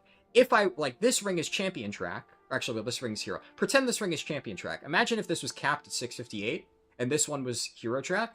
Maybe I'd be like, oh, well, would this ring be better if it was slightly higher item level? I can, you know, simulate that and go there. That's, like, a little bit more advanced. 99% of the time you won't have to do that. A very common one here. So, actually, I just got Signet of the Priory out of that last dungeon. I wonder, is Signet of the Priory going to be better for Fire Mage than Mug's Moxie Jug or Funhouse Lens? That's actually a very realistic thing that you may find yourself doing. So I'm going to go over here. I'm going to upgrade this to 671. You can compare it. And for fun, we could even just look at Candle Confidant. Candle Confidant will upgrade this to 671. Throw it on there too. Why not? And I'm going to go down here. There's a bunch of other options. So this is for enchants and stuff. This can be a little bit more complicated if you hit replace existing gems and enchants. So right now I have Stormrider's Fury enchanted on my weapon, right?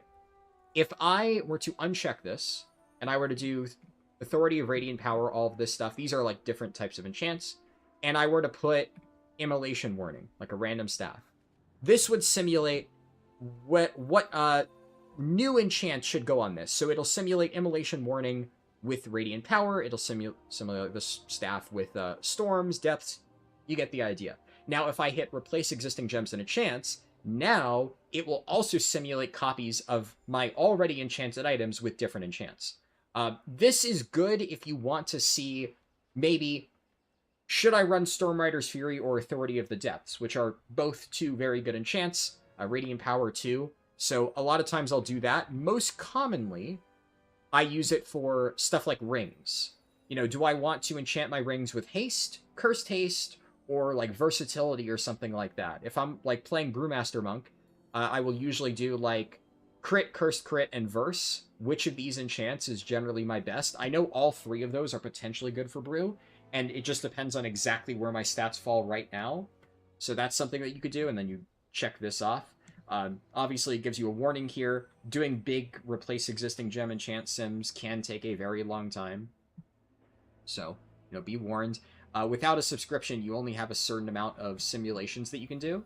So obviously, if I were to try and simulate a billion different trinkets here, like all this stuff, and then, what if I want to simulate all these rings? Well, now, there are 8 million combinations of these trinkets and rings that the game, or the website can put together as potential sims.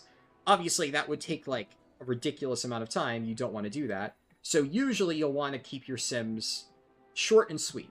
Very simple. Just sim basic, important information, like, which of these trinkets should I use? This is very few combinations. It's not going to take it a very long time to do. Gems, also, you can mix and match them. There's also a setting where you can guarantee that it always uses a primary stat gem. You're usually going to want to check this. I guess, yeah, it forces me to do this. So I can check this. And then the only max colors is your meta gems will get bonus effects for every unique color that you do.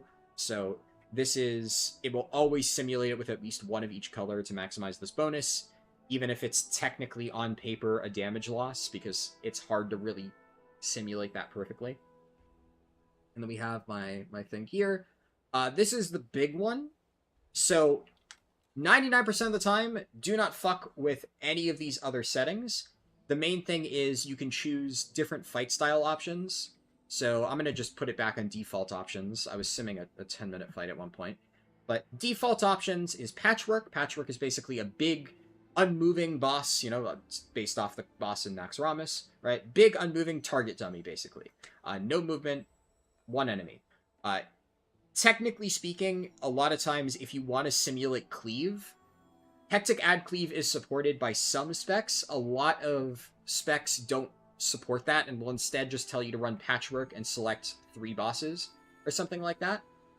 So something like Silken Court, you would do Patchwork 2 bosses if you wanted that. And then also some specs support Dungeon Slice. A lot of specs do not, so it's a little bit weird. Simulating AoE is significantly harder than simulating single target. And even, sims are not perfect. They're there to give you an idea of what should be best.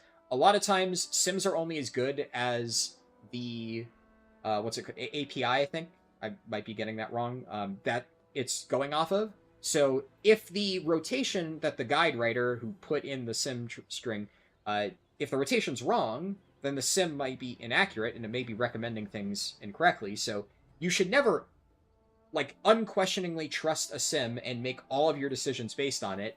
This I only do for, very small things of, I use my own personal judgment to narrow things down to, I am pretty sure these are my best trinkets. And then if I'm really indecisive between a few different options, I might sim it just to get an idea. So, okay. Patchwork, Fire Mage, and we're just only simming these 4 trinkets. That's the only thing that I'm checking. Then I'm going to hit Find Top Gear. And it should be really fast because there's not a lot. It's narrowed it down to only 2 combinations. So it does multiple tests and filters out the ones that are very clearly not good. And then it does more tests for the ones that are really good. So interestingly, on pure single target, Candle Confidant is actually better than Mug's Moxie Jug. Which, technically speaking, I did see that this was the case, but this is significantly worse on AoE, which is why I'm not running it. But we can see here that Signet of the Priory, really not super great for Fire Mage. It's worse than even a generic Delve Trinket. So, yeah, it's, you can see the information here. And then, obviously, if you add more combinations, then it'll list out a lot of different combinations. Obviously, the more stuff you add, the longer your sim's going to take. A lot of times, I will do, basically an hour or 2 before raid, I will do one big, gigantic sim with a bunch of different options. I will leave it running in the background. I'll go, make food or something like that. And I'll come back, 45 minutes later when it's complete and see the results. But for quick things like this, yeah, it only takes, a few seconds. And obviously, there's, so much depth to this, but the basics of simming, there you go. That's really all you need to know. That covers 90% of use cases that you'll run into, especially if all you care about is getting like AOTC and stuff.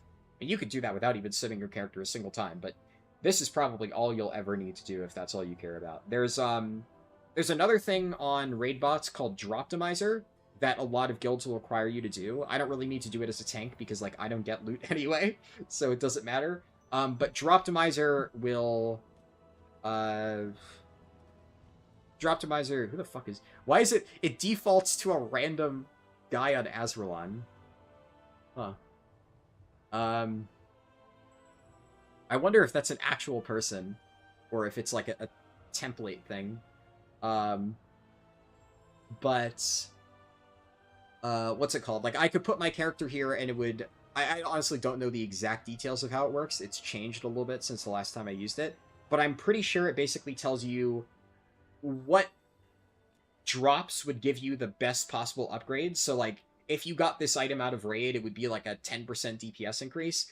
I wouldn't really concern yourself with this. The only reason to do this is a lot of times what guilds will have you do is they will have the DPS players submit their Droptimizer sims, and that way when they're deciding who to give loot to, they have, like, actual numbers of, like, it is a 10% increase for this person, but a 20% increase for this person.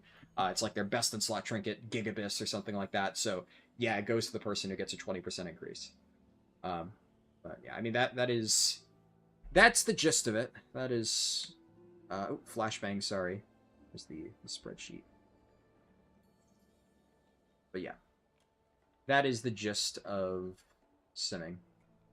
But like I said, you really don't need to worry about like 99% of that stuff if all you care about is AOTC.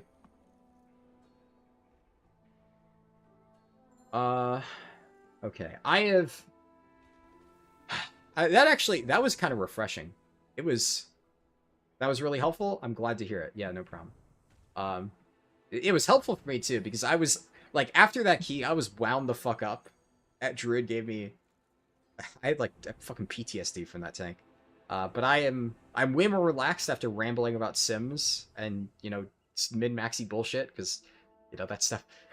it's probably weird, but I do find that stuff fun to talk about. So, I actually feel I'm in the mood for doing another key. I'm probably going to lower my Cinderbrew, though, because, yeah, nobody's doing 11s, apparently, so... We'll kick that down to a 10, and then we'll do another one. Cinderbrew, unfortunately, on the harder end of things, but honestly, like, I get Cinderbrew done, the rest should be smooth sailing. Like, Priory and Cinderbrew are definitely the two most annoying keys. So, that being said, I think Workshop... I remember Workshop being absolute misery. No, Workshop, misery for melee DPS. It's actually pretty chill for ranged, if I remember. Rookery might be a little bit spooky at some points, but, I don't really think the rest should be too bad. Anyways. Plus 10 Cinderbrew. What would I do if I get into a group with the same Druid tank? Cry. Thankfully, I'm the one making the group, so... I get to control whether he gets invited or not. Honestly, like, if he applied again, I'd probably invite him. He was not bad, for sure. He just did really crazy pulls. The nice thing about, like, Cinderbrew is a very linear dungeon. I would actually maybe be a little bit scared about some of the potential chain pulls that he could do, because you can do some really demonic chain pulls in Cinderbrew if you're so inclined. It's not that linear. I would be much more scared to see him do Floodgate, though. Like, that's another open-ended dungeon that he could do some crazy shit in there. I thought, at first I looked at the name, and I thought it was Avada Kedavra.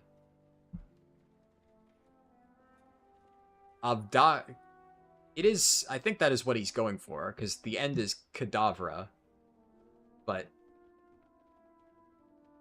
actually, he's just missing an A. So it's close, but it reads awkwardly when I try to actually pronounce it. Whatever. Av Dekov.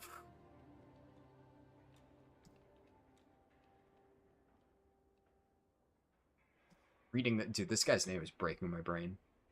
I'm not gonna invite him anyway. He's not really that good. But, I don't know why. The missing A there just throws the whole word off. I don't know. Like, Avada Kedavra rolls off the tongue so well, but take out that one A, and the word just falls apart. Or the phrase, I guess. What would you call it? I don't fuck.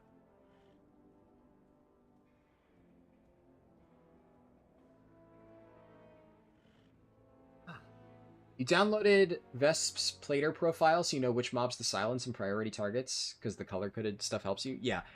Personally, I don't use Plater. A lot of people have told me I should. But I've definitely heard that for a lot of people, it's extremely helpful when you're learning dungeons. Honestly, I just go with, like, the vibe-based system of, I just, over time figure out, like, I'm going to let this cast go off. Oh, shit, there's half my health bar. Okay, next time I'm going to kick that. That's generally how I approach it. And then once like you get a spell that takes out a chunk of your health, like you don't forget that it's the second time. You remember to kick it. But some people prefer to not learn by experience, and I respect that. I like that mentality. But as a tank, I try to do some science shit.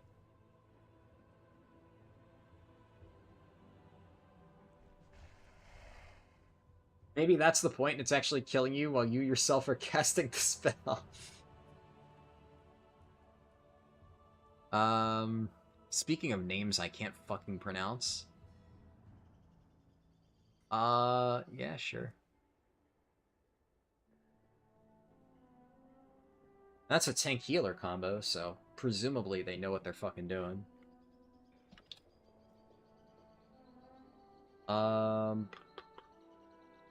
I'm gonna be picky with the last DPS.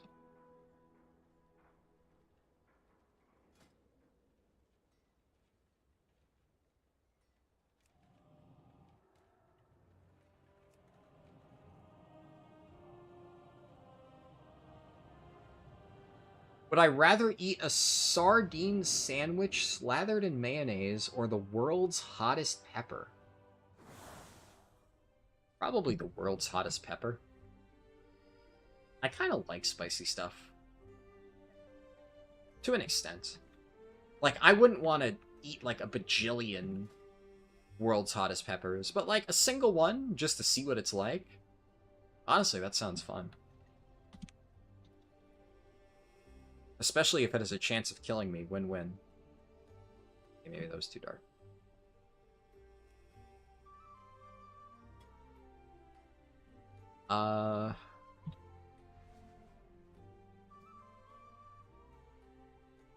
It's really not thrilled with any of these options, dude. That guy's gear isn't great, but he has a pretty good IO, but pretty shit logs. I'm really not impressed with any of these.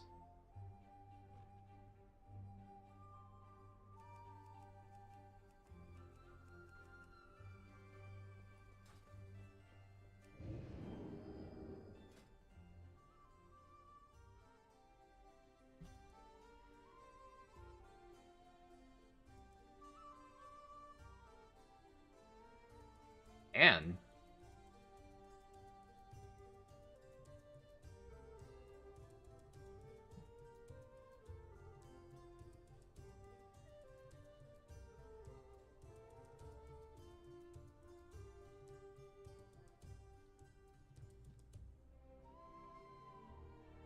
okay. I like the Shadow Priest.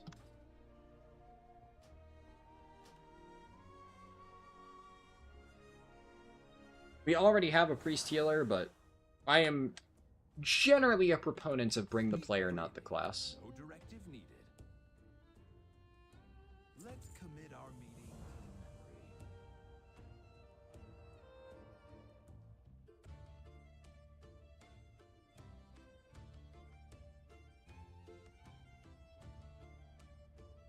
Would you rather have the mayonnaise soup Why would you want to eat mayonnaise soup? I don't know. I don't really like mayo. Maybe if you liked mayo. Like, honestly, I'm pretty sure there's probably somebody out there who hears, like, sardine sandwich slathered in mayonnaise and is like, shit, that sounds delicious. That's not me. Definitely not me. I mean, honestly, neither one is, like, really disgusting. It's just, like, kind of niche foods, I guess, that most people probably wouldn't want to eat.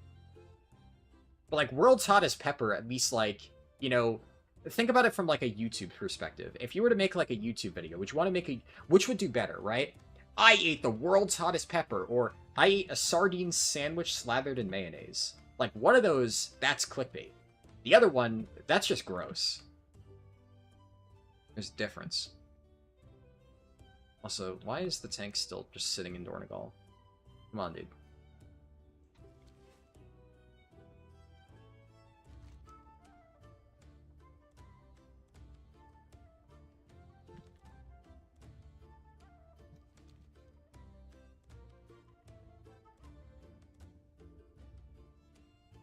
Like, I see him moving. So maybe he just doesn't realize we filled?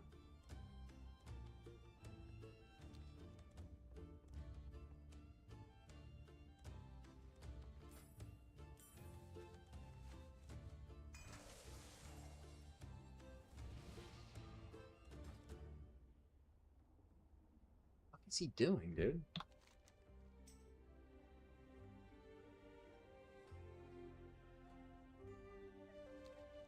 Okay, he's here.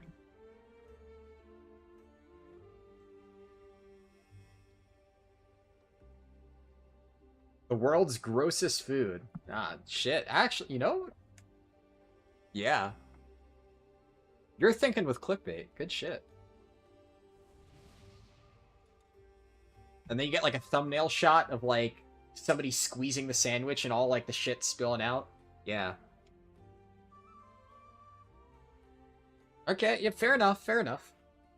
I mean, realistically speaking, you could clickbait anything if you're, unethical enough. I guess that's not really unethical. If you do it like that, that's actually probably pretty reasonable. But, definitely, there is some pretty egregious clickbait out of there on YouTube, so. Do I have all my buffs? I need to flask.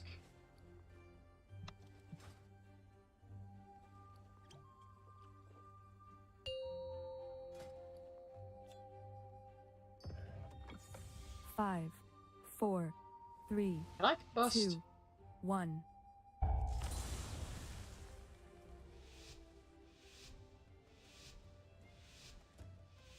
I guess I can, but it's already... Yeah, it expires the moment we do a pull. Yeah, whatever. I look very cool while the timer is counting down, though.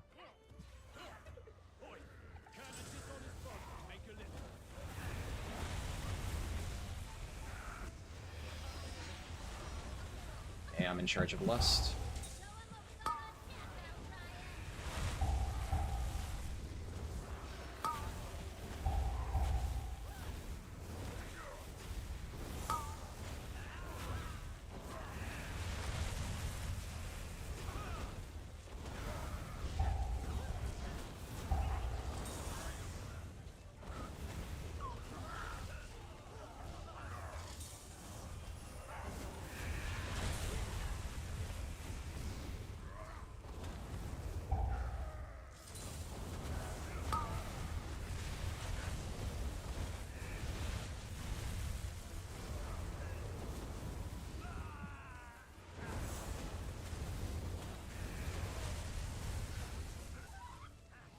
Chewie! Nice, actually that works out pretty well. I'm gonna focus down Chewie, though. And yet, the void still grows.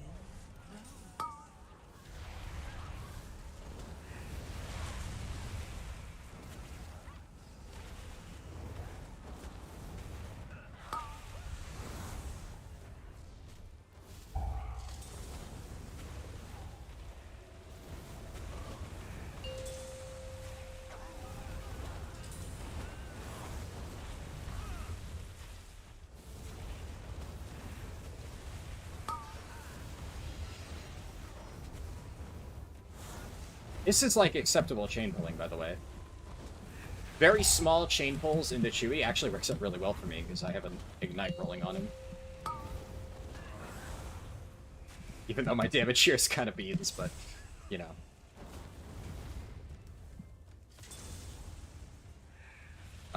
Shit, man. That actually... not very good. I should not have done that. I should have put Health Combustion. Oh, fuck.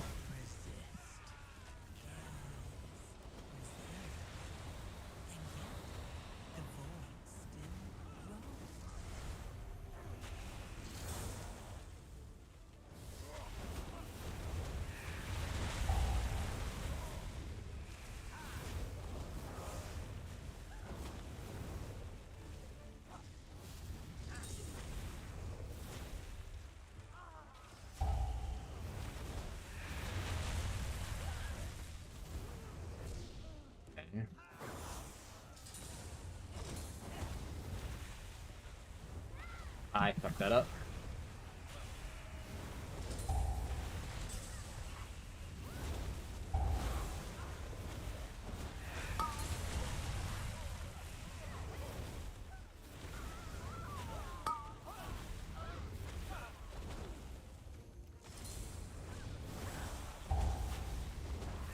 Overcome this trial. Win my faith.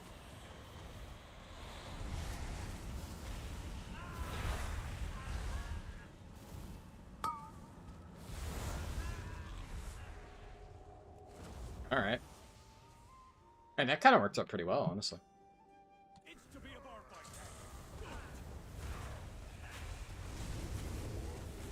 Shit.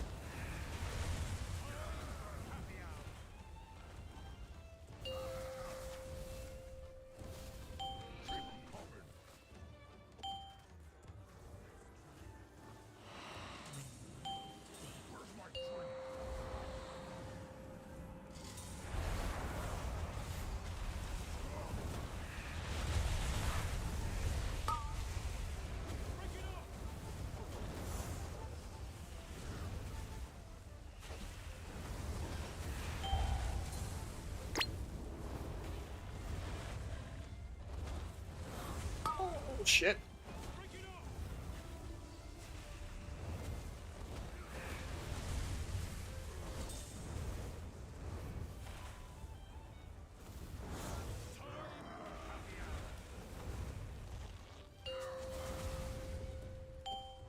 Where's my drink?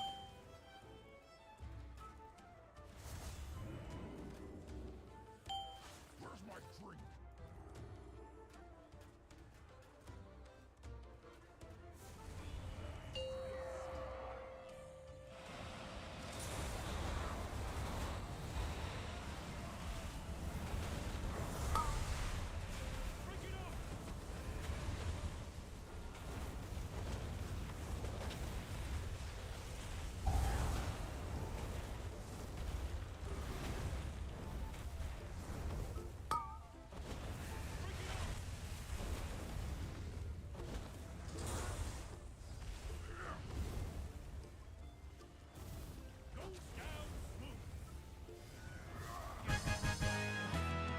Nice. I've never started this way before. Should be interesting. Are you here to help? My zeal to get back Fuck that up. led to false Should be fine.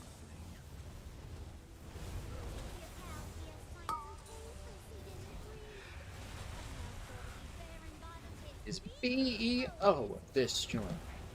Help me, please, get my meadery back in Orlando.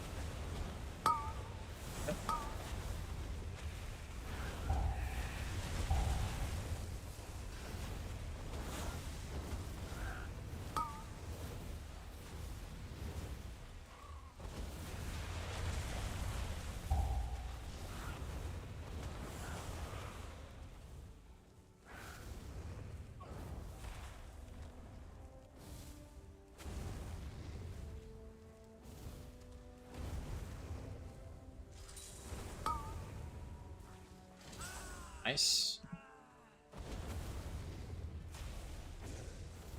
Okay, come on. There's no way we're pulling a single mob. Come on. I'm not gonna press fucking anything on this then. Come on, man. Single mob? Single mob. The Bee Wrangler's really that spooky, huh?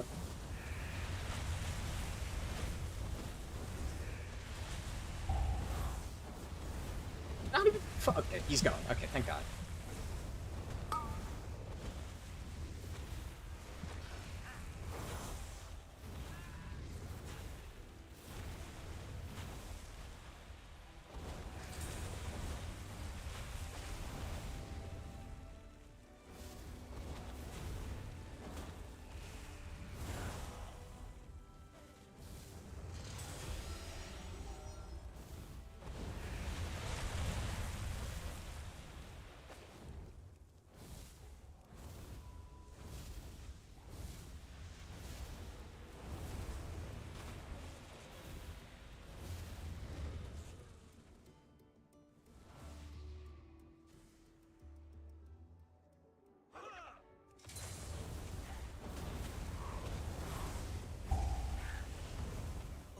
God.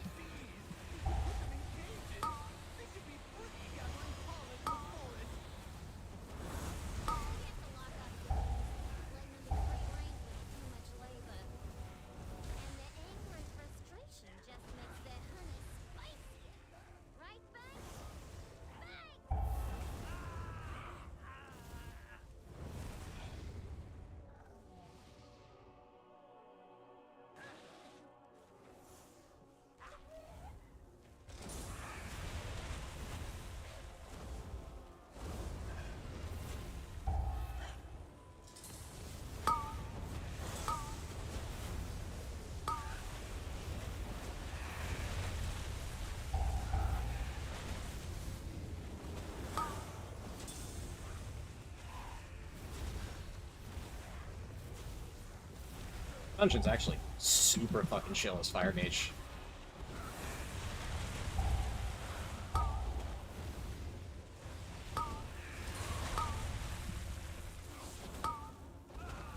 There's no, like, really big random burst damage that I can't play around. Just chuck up my barrier and I'm good to go.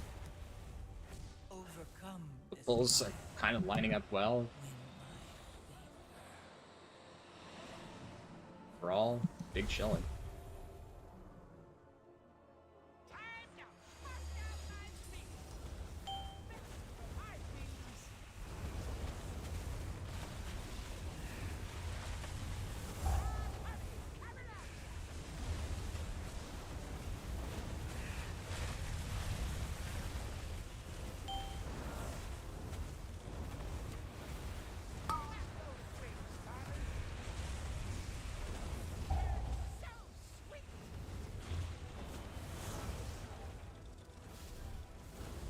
I'm not going to do the mechanic, I'm going to be honest. If I... This is maybe a situation where I could have done it. If needed.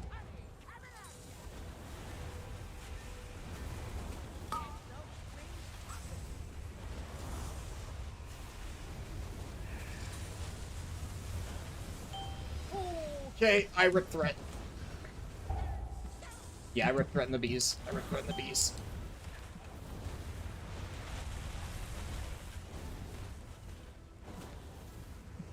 Oh shit, I fucked up.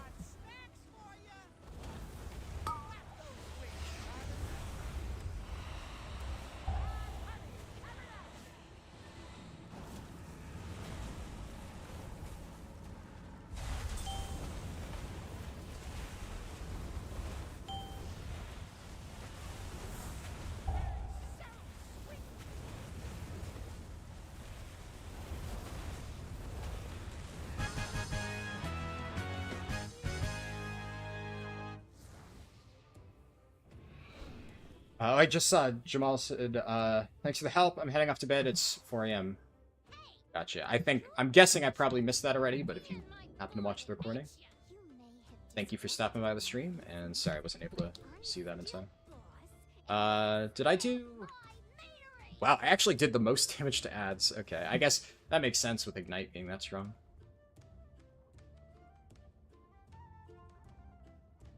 It's crazy.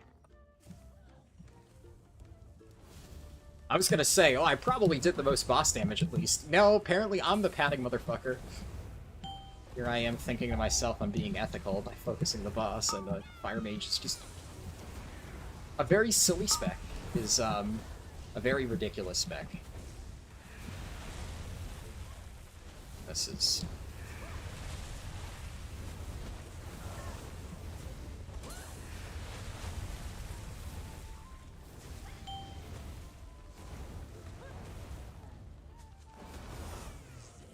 Should definitely be going off the Hobgoblin now. I can... that.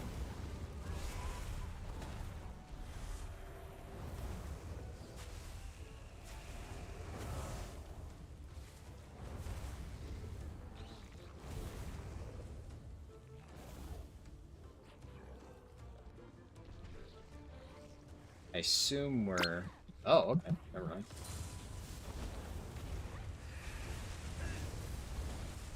I think I just Flame Strike the ceiling.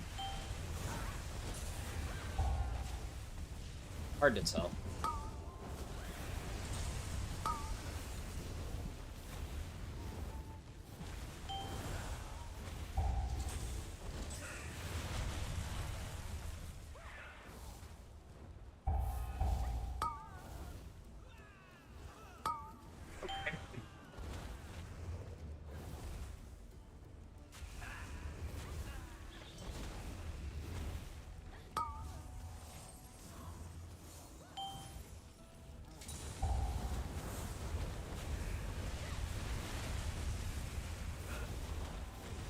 Overcome this trial. Win my favor. Whoa! Hobgoblin Roulette.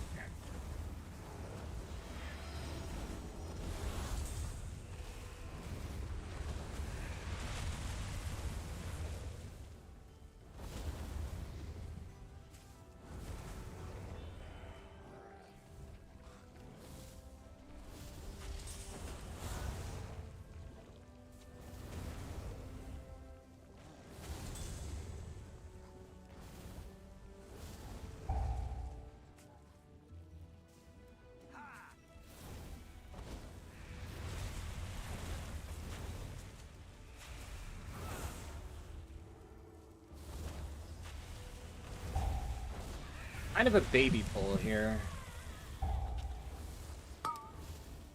It's a bit awkward for me.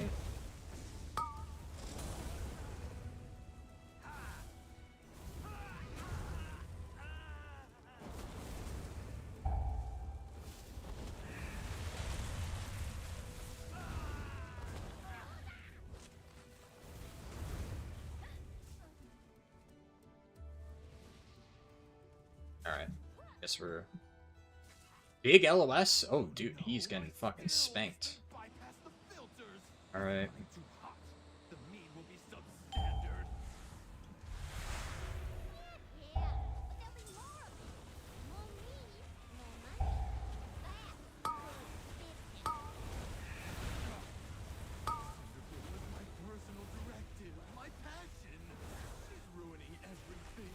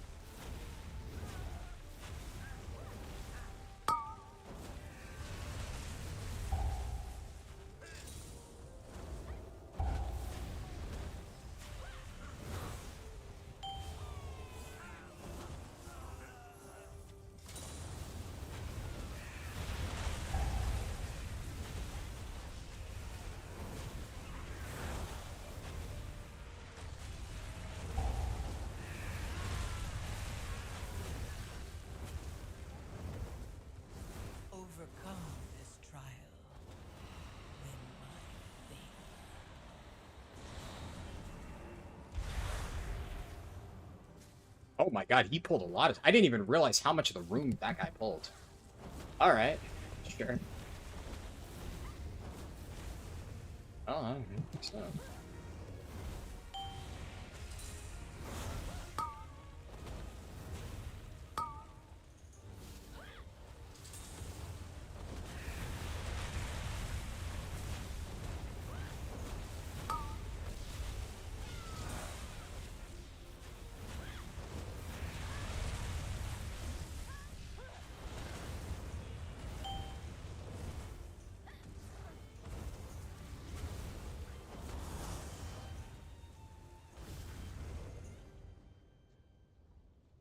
Elemental made of need?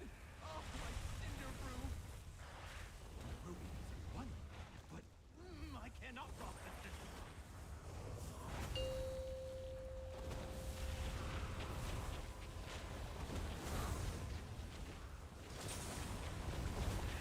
Overcome this trial.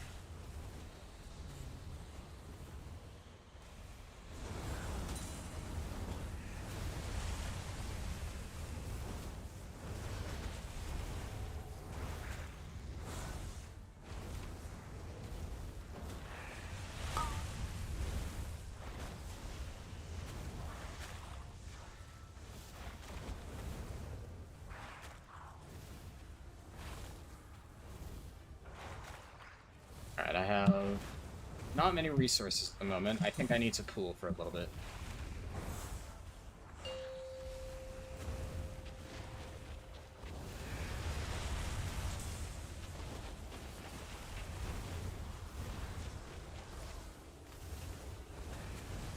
I fucked that up. I fucked that up really badly.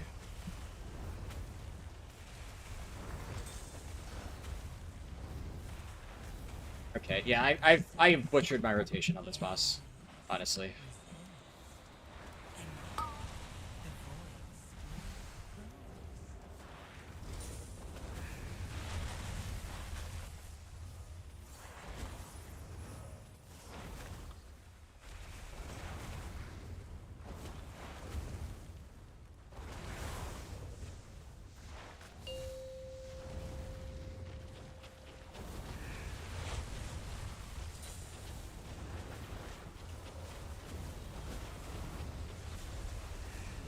Oh my god! Oh my god, that guy almost...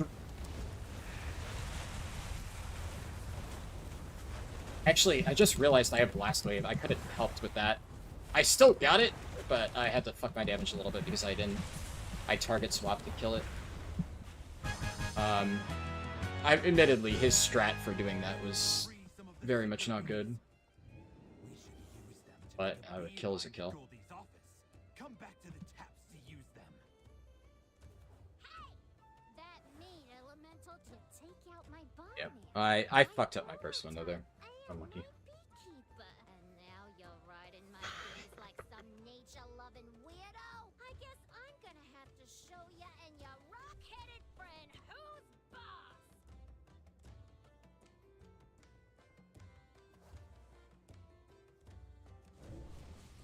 When did the priest die again?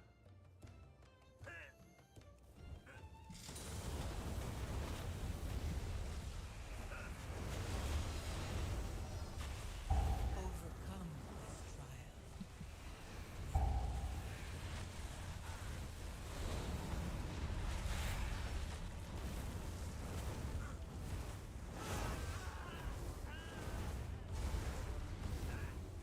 Oh, I see. They tried to do...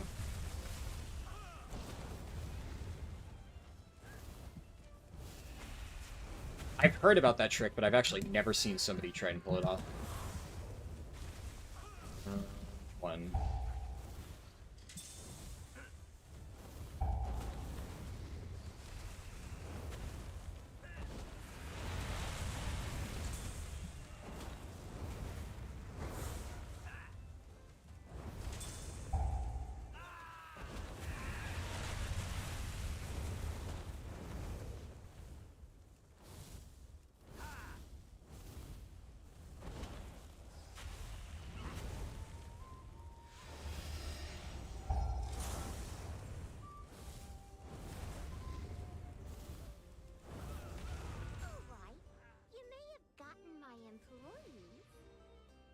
Still fine. You're dealing with the E CEO of herself. Stone.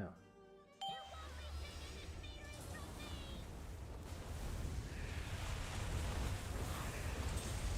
Overcome.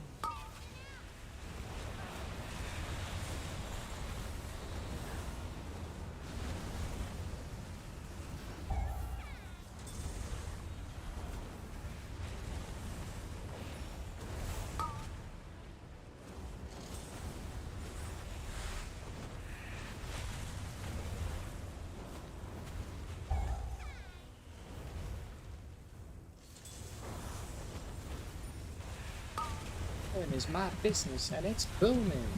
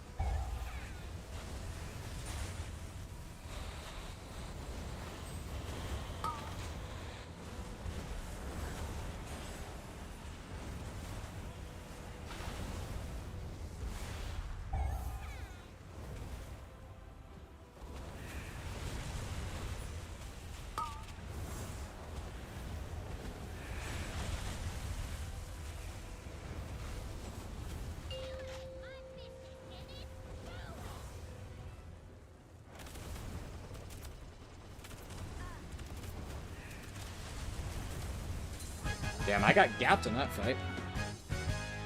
I still beat the priest in overall, but yeah, my single target is definitely not as good. Ah, we rolled Theater of Pain. Fuck. Oh, that's a warband too. That's really unfortunate. Yeah, I actually got turbo fucked by that hitting a dungeon I've already done.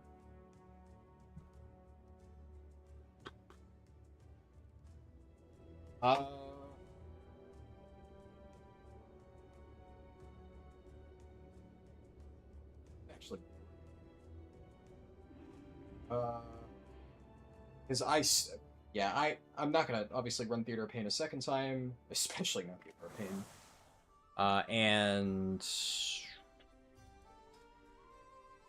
my score, like, these were my 3 highest dungeons, and those were the first 10s that I got.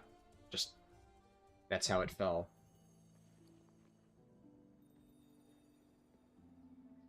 So it has just kind of worked out that I've been shafted. Yeah. Oh well, unfortunate. What that means is we're definitely 100% not finishing Fire Mage this week, is what it is. That is the last 10 I'm going to do this week, then. Yeah, because I will not be able to pug into a 10 with this IO, and I'm definitely not going to run Theater of Pain. Like, if I was close enough to be able to pug into a 10, I might do that and then try and re-roll the key, but that, where I am currently at, is not possible.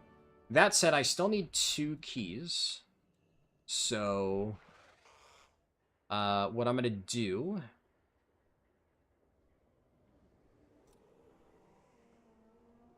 is we're going to finish up Mage by getting score in these last 2 dungeons. I think that works out well. Because I need to do 2 keys. I, at this point in time, would not be able to do pug 10s. I just wouldn't get invited. And honestly, I kind of need Hyperthread Wrist Wraps. Well, I don't need Hyperthread Wrist Wraps, but it would very much be nice. Like, I would love to have that, so... I think that would work out well, because that would give me a chance to... It doesn't even need to be a high key. Like, I'll probably pug into, like, a 7. I can definitely get into 7s with this item level IO. It's fine. Yeah, we'll do that. I'll get my heroic box, and then we'll be done with Mage for this week. And then when I pick this up next week, we'll have hopefully another piece of Myth Track gear, and what's it called? Like a different key that I haven't done already to make that process a little bit easier. Yeah. It's unfortunate too, just because this spec stresses me out. David K said, Fire's a spec you've never been able to get into, probably just because Frost is easier. Yeah, that's fair. Honestly, I have been told, like, so many people, when I said I was going to do Fire first, basically said, like, don't start with Fire, start with Frost. So, I have played Arcane a bit in the past, so I'm actually relatively comfy with Arcane. I'm not, like, super experienced with it, but whenever I have played Mage previously, Arcane is the spec that I picked up. And basically, when I was approaching this challenge, I knew that I'm going to have to do everything. That's the idea, right?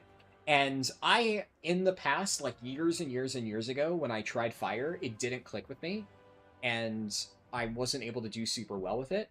So I wanted to start off with Fire. I basically wanted to force myself to learn the hardest thing first, because if I can get Fire, I mean, Frost and Arcane are basically a victory lap. Arcane, I already, generally understand the gist. Frost, everybody has told me, is, like, infinitely easier, and is, like, the best beginner mage spec. So I intentionally picked Fire first, because I wanted to basically, I guess you could say it's a trial by fire. But I feel like Fire is one of those specs where, if you learn how to play it, like, it's very useful in a lot of cases. So I'm a tank main at heart, right? I'm still gonna continue playing tanks for the foreseeable future. But if there's any range spec that I want to make sure I have locked down, I'm able to play it well, honestly, it's Fire. I want to make sure I know how to play this. I think overall I've been doing pretty well. I think I've made mistakes, right? I haven't been playing perfectly by any means, but it's just really hard to get the muscle memory down. It's kind of like with Prop Heli, right? Like, I main Prop Heli, and I'd like to think I'm pretty fucking good at Prop Heli, but I made a lot of mistakes at the start of this tier when I was getting used to, like, this playstyle, Templar, with this tier set. There was, like, a period of time where I was getting, like, 90 to 95 parses on, like, the first few Mythic bosses, and I'm like, okay, I need to figure out what's wrong. But then after I got comfortable with it, and I looked through a bunch of logs and figured out what I was doing wrong, now I'm, like, consistently getting 99, 99, top 10, top 5. Prop Heli is a little bit random. You can massively high roll on some pulls, so that makes it basically impossible to get a rank 1 unless you just happen to pop off on the kill pull. Just, RNG. But I have now been consistently doing much better now that I have done a lot of research and figured out, like, the intricacies of it, and also now that I've just gotten the muscle memory down. Like, I talked earlier about how Prop Heli is very reactive with, like, your RNG on Holy Power refunds, and being able to respond to that is something I was struggling with early on. And honestly, it reminds me a lot of the Fire Mage crits, because if you just get a crit on a random filler spell, suddenly it's like, oh shit, I don't even need to use Fire Blast. And I'm kind of going through the motions of, like, what I've read I'm supposed to do on Fire Mage, and I'm still getting used to, like, reacting to lucky procs or something like that. And I can recognize, like, oh shit, I should have saved that Phoenix Flames because I got a proc, but, I recognize it, like, 2 seconds after. And then I try to pay more attention, but it's really hard when the fundamental fire rotation isn't muscle memory, because I haven't really been playing it for that long, all things considered. It's still very hard to then make adaptations on the fly. It took me, like, weeks of actively progging Mythic on a Prop Heli to feel like I had fully mastered the spec and really nailed down the muscle memory.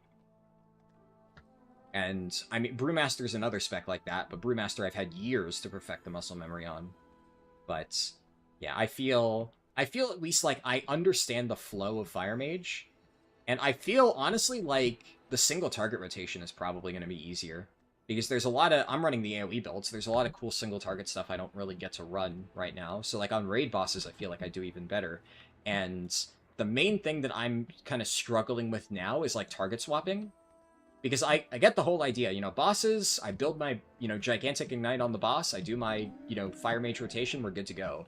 but it's when stuff starts dying midway through the pull. It's like, okay, do I shift to like dumping pyroblasts into one target that still has like 75% HP, or do I still continue flame striking on 5 targets, even as like most of them are dying? Like, which one is better? I don't know. I don't know enough about the spec to make that judgment call, so it's tough.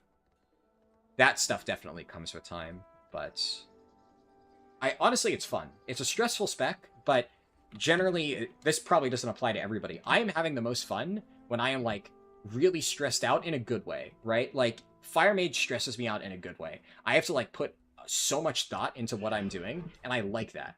It's not like BM Hunter where it's just like, Beast Cleave's about to fall off. I guess I should press multi-shot. I'm like wound up right now. It's like I have adrenaline fucking play in the spec, and that's good. I like that. I like specs that make me feel something, and Fire Mage is definitely that. So, honestly, so far, out of all of the specs in this challenge, Fire Mage is probably the one, well, outside of the ones like the tanks that I've already actively been playing. Definitely this is a contender for like something I could see myself playing a lot for fun in my free time. And that was kind of one of my main ideas behind this. I wanted to see if there are any specs that I would really click with, but I just haven't given a fair shot yet. And that appears to be Fire Mage, so we've already found one winner. Okay, we're gonna look for Workshop and Motherlode. And let's look for 7 to 8, I think. 2 mages already. Looking for Big Dick DPS.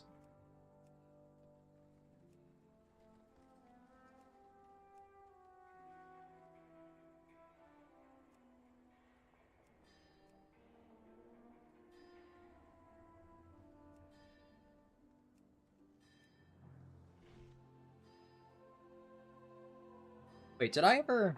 Hold on. Did I ever update my add-ons?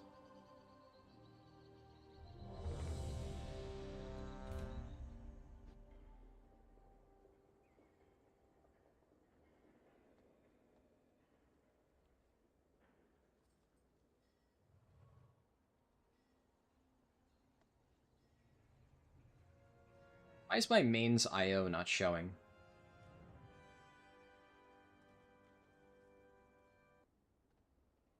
Yeah, my main's IO's not showing. Hold on, I'm gonna go into Raider IO and figure out how the fuck to get this working.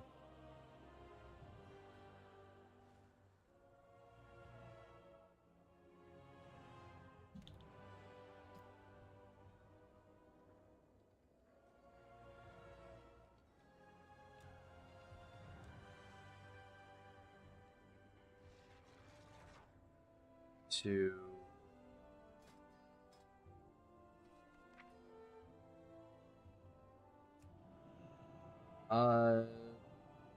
Where's my account settings? Settings...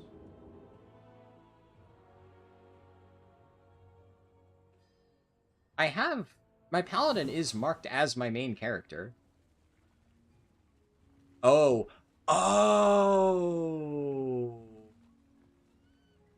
I know the problem. Right. I race changed and name changed this character since I last synced it, so it's not listed. Whoops.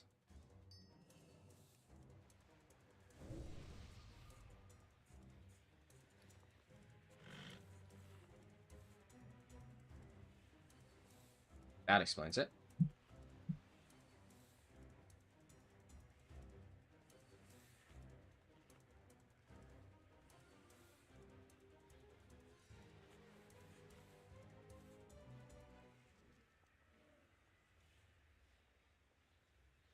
Owner said, now that you're about to go to bed, you just saw the stream. Unlucky. I don't know if I read that recently. I only just tabbed over to YouTube. Sorry if I missed. Good to see you either way. Alright, perfect. I think... Yep, now it should be updated. I don't know if it's going to update immediately. It might take some time, but... yeah. 5. Now my 4, mage should show. 3, Well, okay. 1. Man. So this entire time it hasn't been showing my main's IO. Well, that fucking explains a heck of a lot. Oh boy.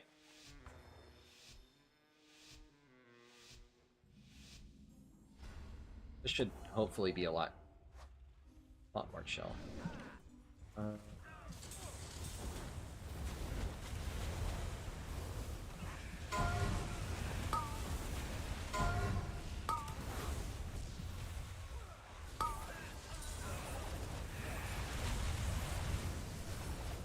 Am I just, like, getting 0 procs right now? I feel like I normally am not this starved. Yeah, okay.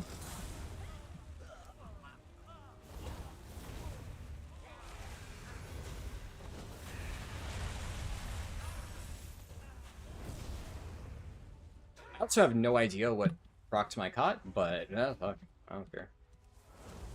All live counts.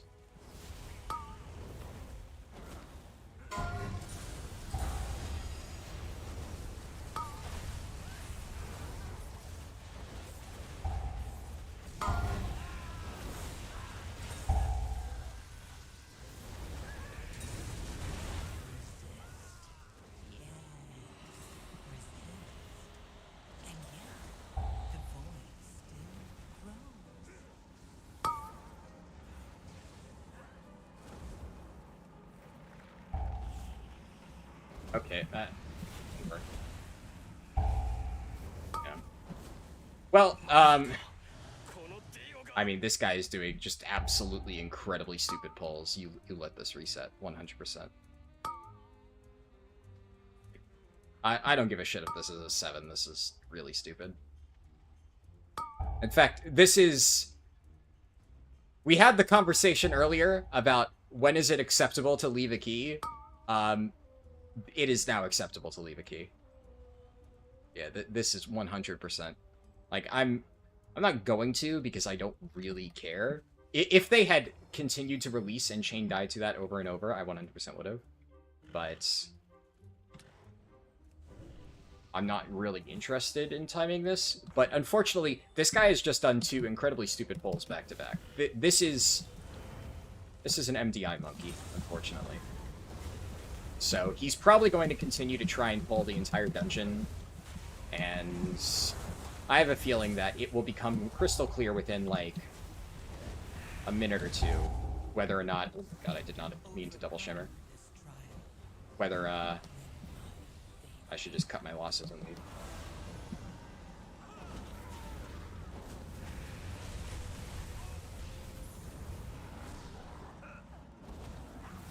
I have negative patience for MDI monkeys. Also, we're not doing the Zal tap mechanic. Yeah, this honestly just might be a leave angle. This is fucking terrible.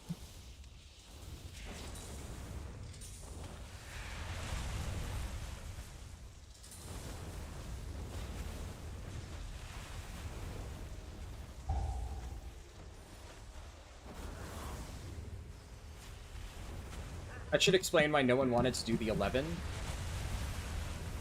Well, I mean, this is not an 11. Just to be... In case you were, like, tabbed out and missed it, this is a 7. Yeah. You don't do that pull in a 10 or an 11. You just don't. It's a stupid pull. You also, like, you never pull this Peacekeeper. That also a stupid pull. This guy is just not a very good day. But in a Pug 7, like, this is what you expect to see. Shit like this.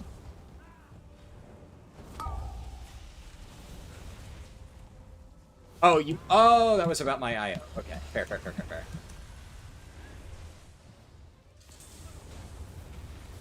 I'm just not getting healed. Okay, I think that was a lay on hands. Sure, I'll take it. Trying really hard not to butt all that stuff over there, but I just have no fucking room to move. This is such an absolutely abysmal pull location. This is maybe one of the worst Mythic Plus pulls I've ever seen. pull it into the corner, bait the tear gas in melee, and then just don't move the mobs at all is a decision of all time. Okay.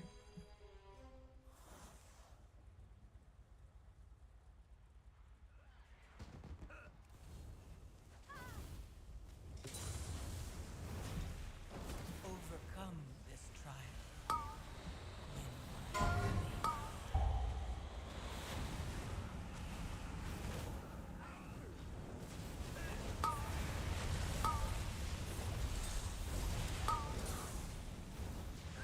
my Like this. How you don't move into the boss room here is beyond me. This is unbelievably stupid. Okay. Jesus Christ. Oh, my heating up fell off. Okay, that's just really unfortunate timing.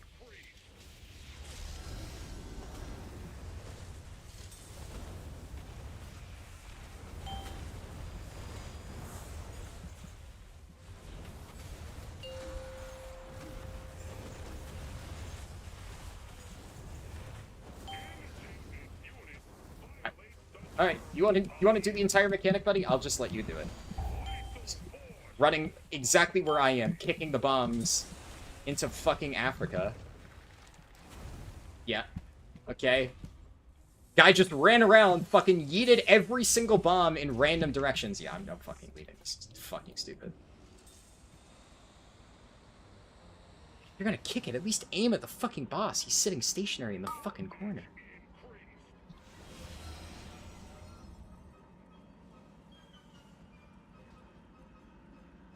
This is where you go with your gut. I'm not wasting my time.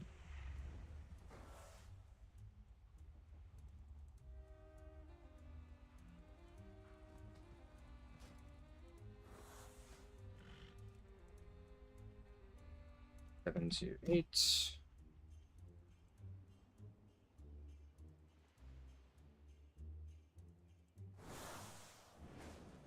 Funny how the lower keys tend to be fucking harder. Maybe honestly I might just, yeah.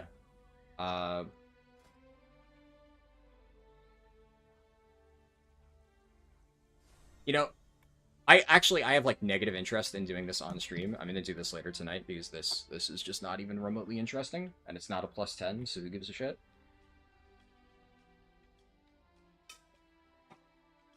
We're gonna end with the Druid Key. Why is my UI's bugging out? Actually, I need to switch accounts for that. Yeah. I fucking hate low keys. What I will probably do is, honestly, we'll end with the Druid +10, but I'm not gonna try and do more Mage Keystone Hero stuff this week. Like I said, I'm gonna pug a fucking workshop and a motherload, but honestly, fuck doing that right now. I need a sanity break before I do that, and I'd rather do something before I end the stream. I feel like, you know, this would be a good ending point. We'll hit the 6-hour mark, right? It'll be solid. And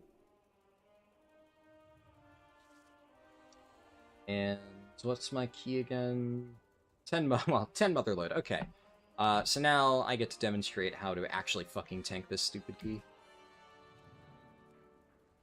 Instead of tanking it like a fucking MDI monkey.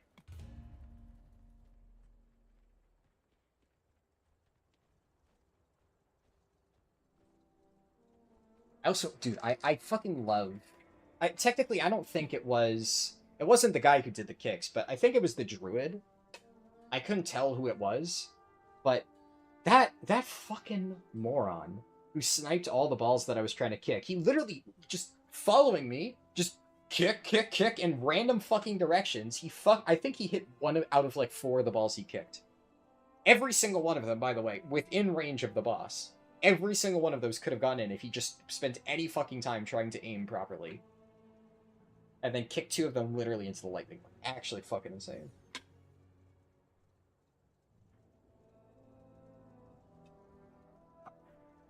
That's why I don't want to fucking do low-keys. It's just fucking miserable.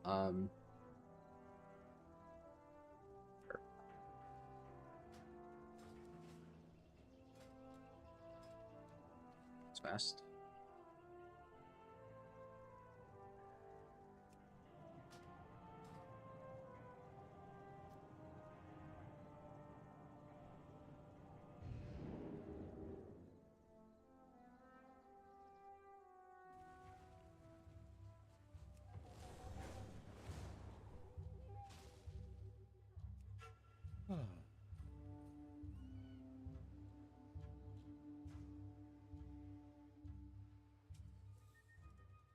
Also have to update the sheet values later.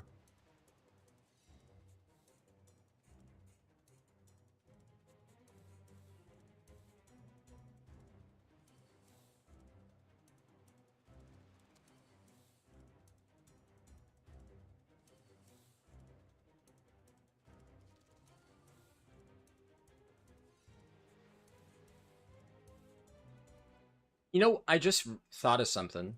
Because people always ask, like, how many specs have I done? I definitely should... I need to look into a chatbot to, like, have commands and stuff. So, something that would, like, show a list would be good. But I also think that I could also just show on screen somewhere, like, this is spec number X. And just have that written somewhere on screen. So at the very least, people know how many I've done. I actually think that would be helpful.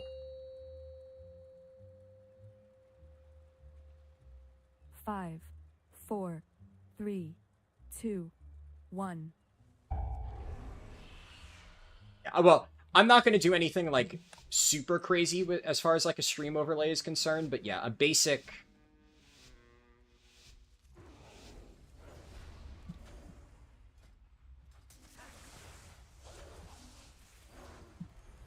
thing just for tracking something simple like that could be helpful.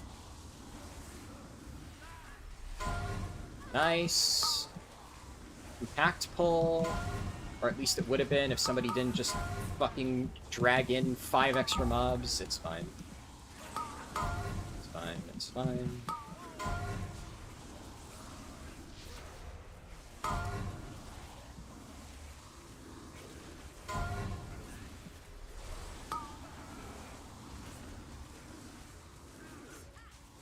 But at the very least, no Peacekeepers.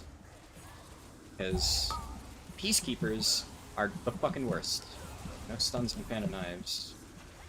Unfortunately, I had to use my in-cap roar, which I was saving for that, on kicks for the extra mobs they dragged in. Yeah, actually, we got a fucking mech jockey, so...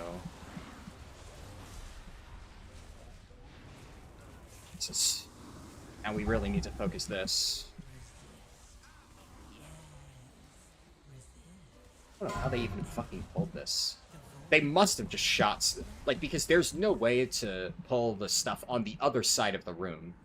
I've never pulled this just with, like... at aggro. They must have, just somebody fucking shot a bullet at it or something. There's no hunter, so I don't know who the culprit is.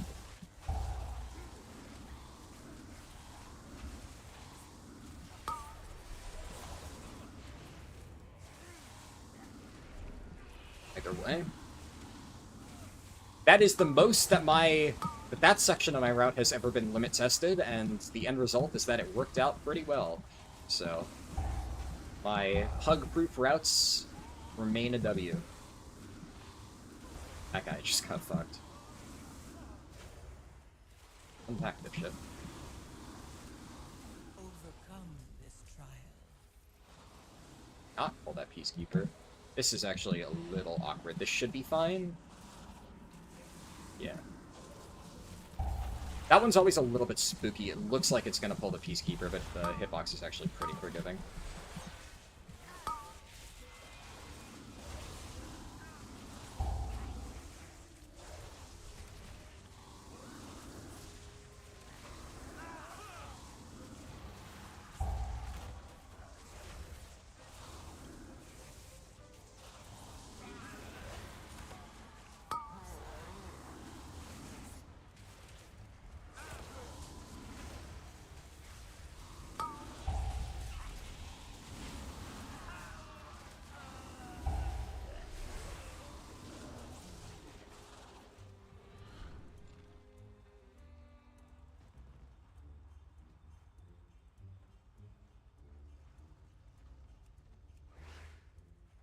Lined up pretty well, but it's...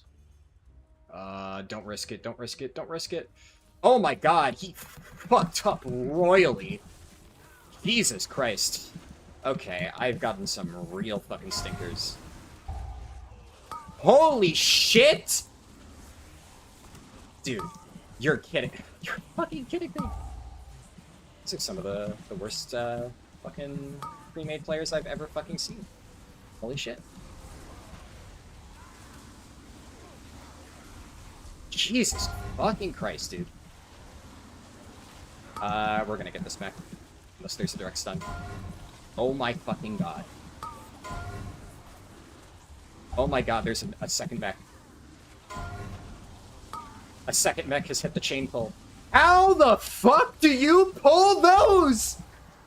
Dude, what the fuck?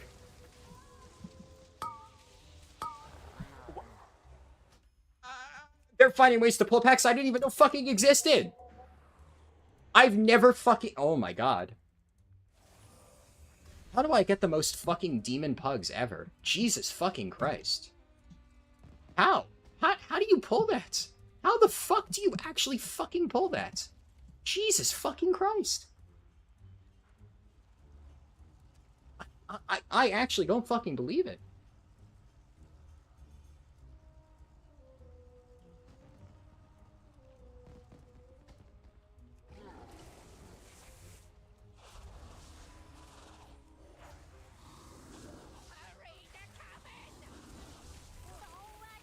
Well, I thought this strat was foolproof. There's always a bigger fool. Holy fuck. Motherload's still relatively forgiving, though, but Jesus fucking Christ. These guys are fucking brain dead.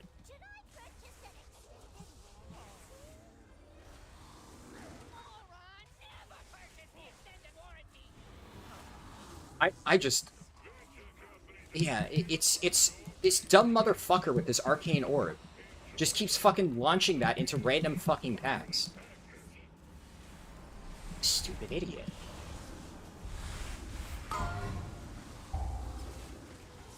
Like... I mean, trying to make that pat with the Peacekeeper is stupid enough as is. Then sidestepping into an extra pack is already fucking stupid. But then somehow pulling the pack behind it is like... Oh... We're gonna wipe to this boss. Like, he's dead. The nice thing about this, though, is this was always meant to be a fucking bonus key, right? This was the goal. This was like, you know, if I manage to get my Druid's Weeklies done, I might try to do a fucking +10 with it. But because it's, you know, it's not officially part of the challenge right now, it's not voted on the poll, if I don't get to do it this week, then, it, you know, it's just universe telling me that I need to wait for the fucking poll to do any +10s, apparently. Fuck my life.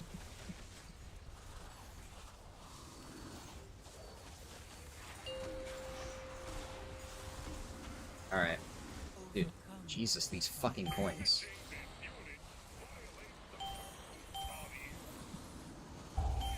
I'm just not allowed to kick any bombs today, huh? Every fucking bomb I go for, somebody tries to fucking get it first. Fine, whatever. At least they hit the bombs. I'll fucking take what I can get, man. I'll fucking take what I can get. I'll fucking take it. I'll fucking take it.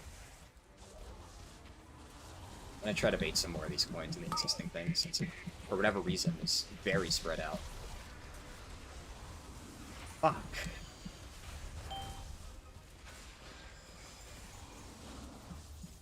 Like, their damage is good. but they are just absolute fucking horseshit mechanically. Damaging this unit violates the terms of use. Yeah, okay, they're heroic raiders. Item level can only get you so far. Okay, we're letting that bomb go off. Jesus Christ.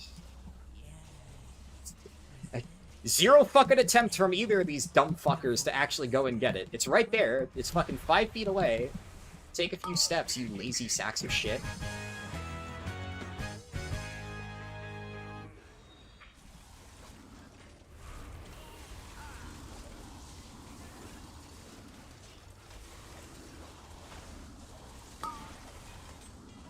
At least one of them is going to die to the circles.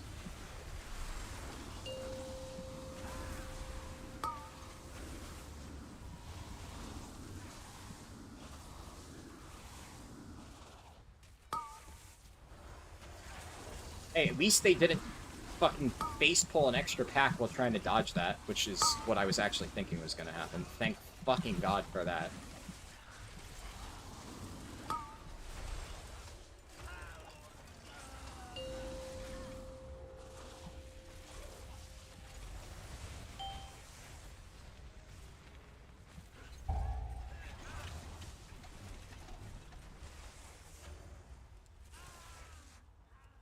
Look at that arcane orb.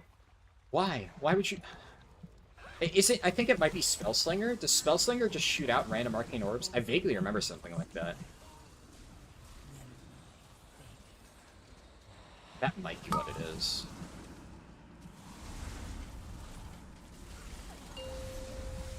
I thought it was going to pull more than a singular Shalebiter, but evidently those mobs are not linked. Yep, yep. There's that one coming. Oh, but what I did not expect was them pulling the guys on the fucking hill. How do you bait there? How do you bait there? How do you bait there? The patrol? The patrol I get. The patrol I get. These fuckers I don't. These I don't. Ow. Ow. Motherfucker.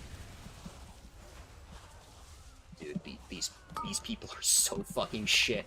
These are the shittiest fucking people I've ever fucking seen.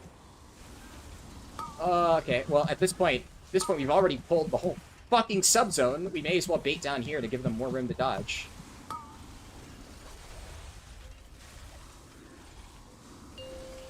Alright, fuckers. You have so much fucking room. If you choose to bait into another pack, I'm going to scream. That guy's Florpov.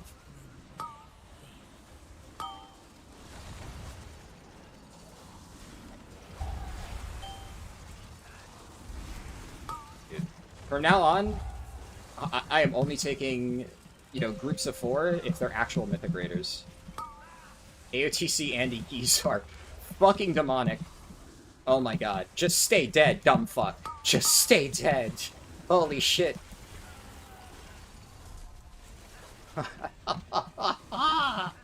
This fucking Demon Hunter. Holy fuck. How many times has he died? How many times has Dipshit McGee bit the dust this key? I don't know why it only goes up to 4. He definitely has more than that.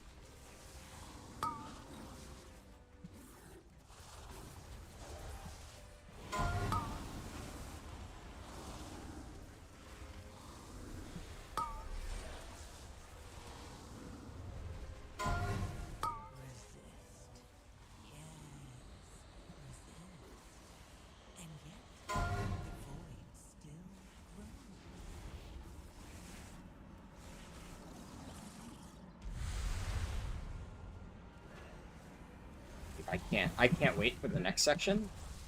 I am so excited. I'm so fucking excited for those mobs.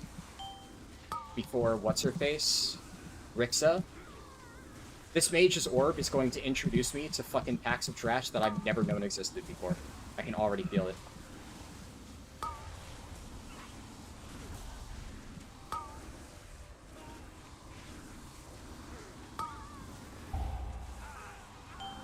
Holy shit. Oh my god. How do I have 16 bleed stacks? How? Actually, I've never seen it ramp that high. Holy shit. I didn't even know it could get that high. Oh my god, Iron Fur is busted. I was taking, like, no damage, so I can't believe that guy stood in that frontal. I guess it's an Enrage. I could soothe it. That's, oops. Okay. The Demon Hunter just decided that, you know, I guess he was bored and he thought that, you know, we weren't doing enough, so he's just gonna pull the boss. Thanks, Demon Hunter. So glad you did that while this Alatath Affix was going out. He's, okay, he's just standing in the frontal. This guy is actually the worst fucking Demon Hunter player I've seen in my entire fucking life. You have infinite mobility and you used none of it. Are you gonna stand another one? Oh no, he used the crazy movement ability that is WASD. And dodged that really difficult mechanic. Good for you, buddy. Good for you.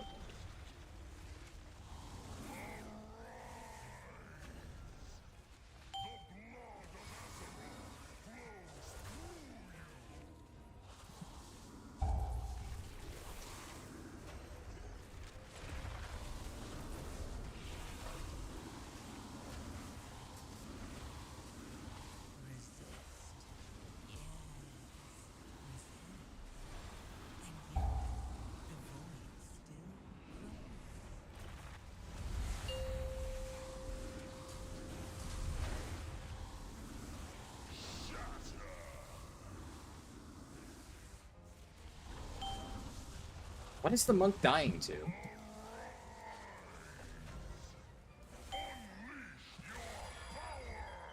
Okay, the Warlock's just gonna, or the Mage is gonna sit there and take multiple autos to the dome. Alright. Oh, the monk... Okay. Okay. Stupid idiot. Motherfucker. Okay, we're killing Azarok, I guess? Do we have the damage to kill Azarok? I guess we probably do. Fuck my life. Fuck my life, dude. These people are fucking ass. Watch the mage pull a pack of mobs from a completely different M+. Would not surprise me. The fucking minefields?! It's not even a mob! It's an inanimate object! How do you die to that?! Oh.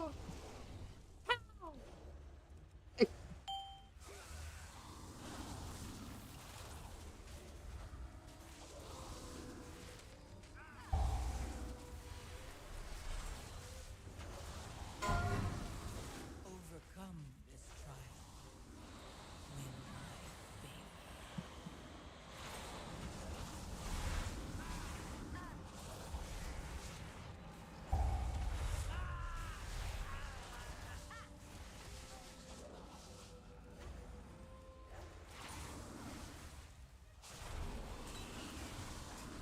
You might notice, I'm pulling in an area of this zone where no arcane orbs can fuck us up. If I did my normal route of going over there, I mean, first off, I think we would be over % because we pulled the fucking universe.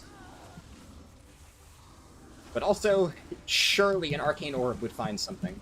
So you know, we're playing it safe. Taking it slow and steady.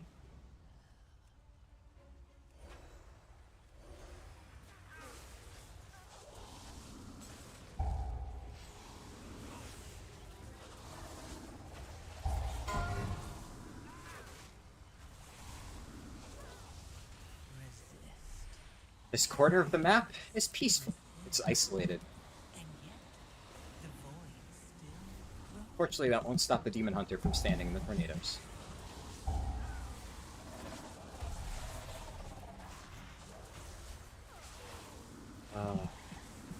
It's times like this when I miss Prop Pally and my ability to spot heal with Wogs. That really helps for stupid motherfuckers who stand in mechanics. Because at the very least, I can save them from their own stupidity.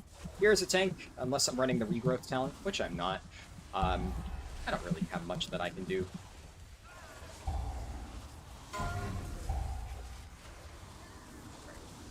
Back it up.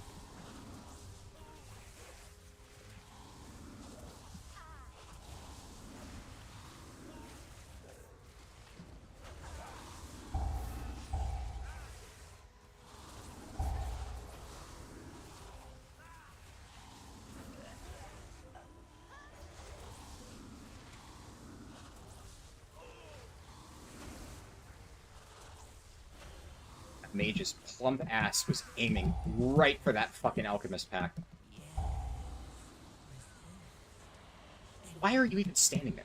What the fuck is so interesting about that fucking hut? Stupid fucking Mage.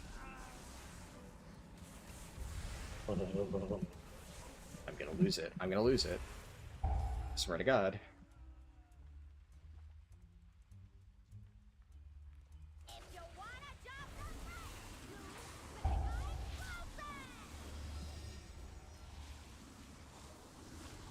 Watch, the Mage is gonna get the fucking circles, and he's just gonna... Oh, it's on him, he's gonna carpet bomb us. Watch it. He's gonna carpet bomb. Okay, actually, he did a semi-decent job.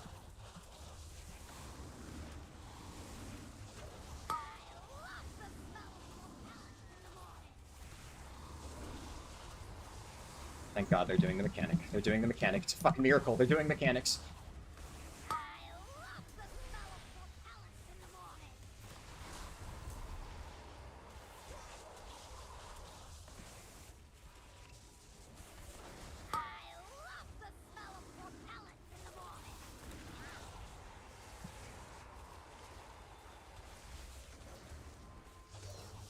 At the very least, the monk is like... The monk's kind of popping off. And the monk...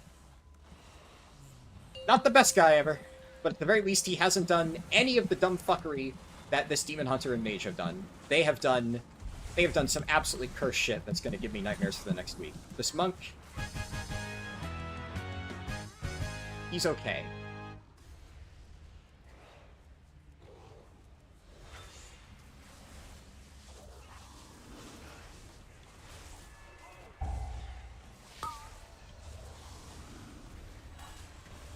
Unfortunately, this Demon Hunter is going to eat a mine. I don't know when, I don't know how, but it's going to occur.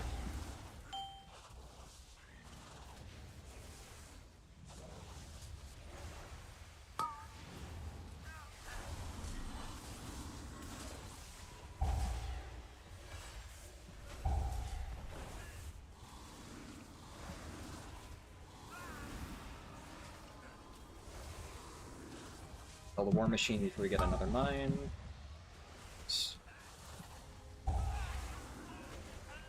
Alright, all things considered, not that bad.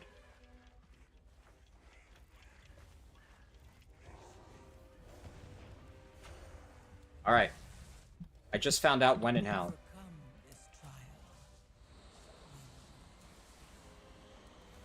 Oh, Mage! Mage! Mage! Don't give in to the voices. Don't let the intrusive thoughts win, Mage. Run away from the mine. God.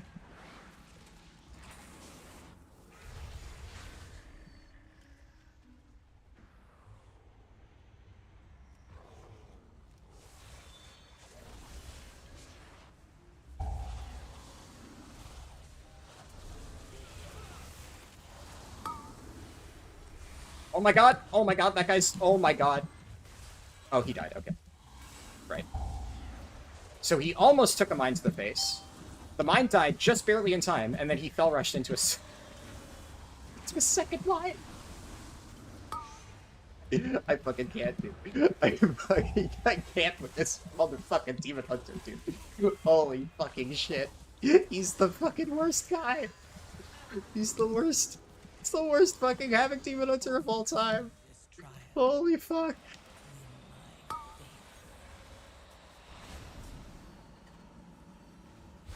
It's just standing on a mine. Healers adjust. Yeah, pretty much.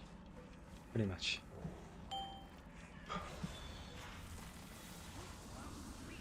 Please move up. Please move up. Please move up. Ah, fucking Typhoon! Move up, you fuckers! Run to the boss room! Stop standing in the mine! Why are you there?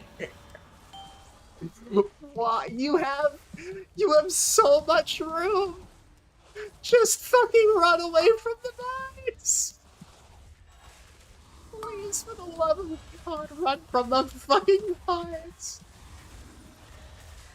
Oh. Please, no. No, please, big priest, run! Wild charge route. Why did I not take Ursol's Vortex for this key? I regret my life choices. Overcome this trial. Win my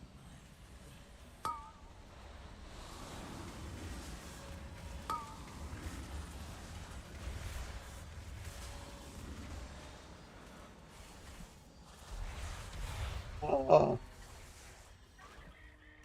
We have 8 minutes to kill the easiest boss in M+ history. You guys think they can manage it? Do you think they can manage to fuck up the boss with the section of the room that makes you immune to damage? You think it's possible? Because I think it's possible. I believe in magic. Magic's fucking real.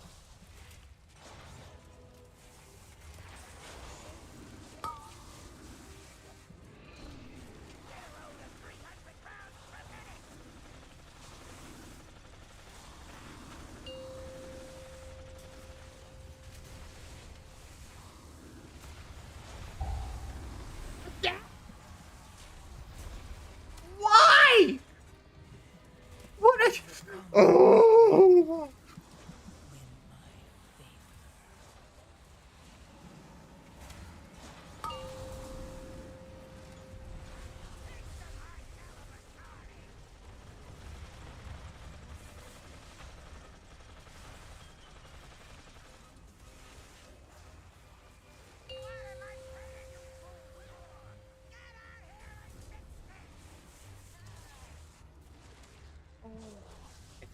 I think with 6 minutes, I think I can solo this boss. I think I can do that. I'm pretty sure that is a possibility. Oh, alright. Are you gonna make it? Oh my god, he did a mechanic. He did a mechanic! Holy shit!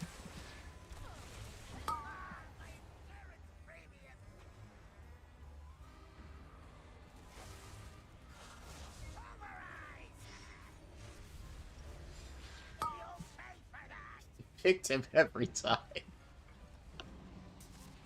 The game's trying to teach you how to dodge fucking...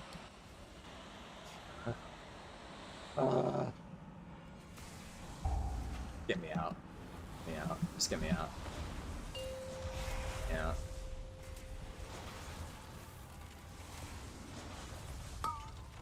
Oh my god, he lived! It's a miracle!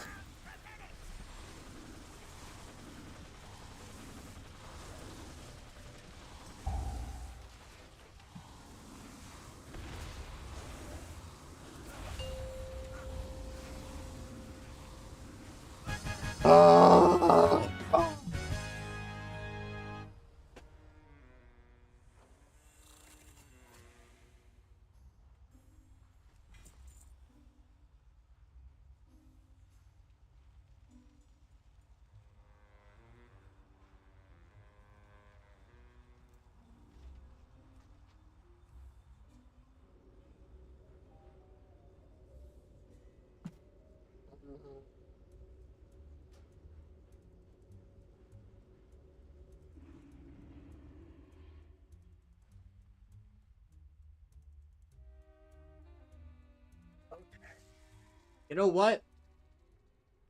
That sucked. That really sucked. I am dead inside. However, we timed the key. And at the end of the day, that's all that really matters. Oh my god. Like, it's crazy because their damage wasn't even that bad. They just like were magnetically attracted to fucking mechanics. I can't believe the mage walked into a fucking landmine. Like, all you gotta do is right-click the fucking cart. How do you dodge? It takes a special kind of player to die to the fucking environment. That's next level shit, dude. Holy fuck. Ah!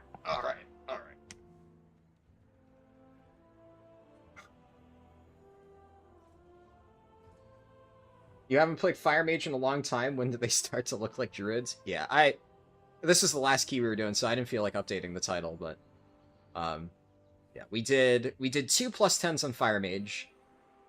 Unfortunately, I already rolled my key into one that I already have, so until I manage to get more score, because I have 0 score for Workshop and Motherload on my mage, getting into 10s is going to be impossible. But I queued into a +7 Motherload, and believe it or not, the +7 Motherload that I joined on my mage was actually worse than that dungeon that we just did. They somehow managed to do it worse. That train wreck, that was clean, relatively. So after that, I decided maybe I don't really want to do, like, low keys right now on my mage. Maybe that's, like, not really a good idea. So it occurred to me that it might be a better use of my time to just get a 10 on my druid, and then take a break and go faceplant a pillow and question my life choices. Something along those lines. So yeah, let me read through chat. It's surprising how many ways they found to mess up. Probably call the people at Guinness World Records. Oh. You got gray hairs just from watching? Yeah, that... Dude. I am... Motherload has the most forgiving timer I've ever fucking seen, dude. If you can play that fucking poorly consistent... Like, how many deaths did we have? We had, like, close to 20 deaths. And we still had, like, 5 minutes left on the timer. That's fucking crazy, dude. If it isn't clear why Turbo Boost has just completely broken the game, then hopefully that gives you an idea. If 10s are that much of a joke, that, you know, Tweedledee and Tweedledum fucking standing in every mechanic and chain dying 3 times in a single pull on multiple pulls, and pulling half the world with Arcane Orb, if they can time 10s, literally anybody can. Fucking hell. 19 deaths? Yeah, that sounds about right. Fucking hell. Yeah, 4 stacks are banned unless they're cutting edge raiders from now on. Alright, close to cutting edge. I am not taking... AOTC weekly M+ is maybe the most cursed shit I've seen in my entire life. Those people presumably are all in a Discord call just making monkey noises to each other because there's no other way to explain what I just fucking witnessed. Working hard, I see? Yeah, something like that. It's either sad or impressive to die to that.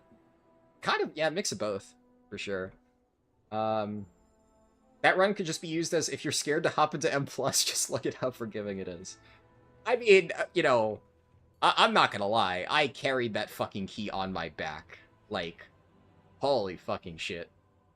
So, you know, it's more crazy how forgiving the timer is, but, yeah, I absolutely carried the fuck out of those guys, both in terms of, you know, I mean, my damage was solid, obviously it's bear damage, keeping myself alive through that dumb fuckery, and more importantly, the routing and positioning and just adjusting to all that shit, having to scramble to pick up the non-stop butt pulls throughout that entire dungeon, and then completely adapting my route midway on the fly because of all the extra percent that we had going into the ends, and non-stop fucking typhooning and wild charging the mines inches away from the people who just refuse to move out of them and just staring into death and refusing to blink. I don't know.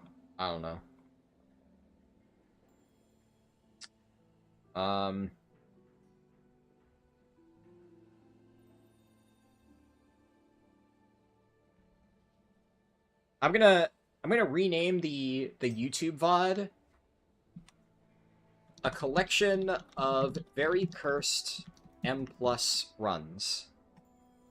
I feel like this will more accurately describe the totality of this 6-hour stream. I think that is closer to reality, to be honest. But anyways, I gotta stop myself there before I go insane. So I I don't know if I'm going to stream tomorrow. I don't really have anything to do outside of this, so basically I'm going to be doing this. I'm going to be getting my alts stuff done. Actually, what I will do real quick is update the spreadsheet. We'll finish off by doing that. So let's punch in my Druid's IO. My Druid's IO is 326 Motherload.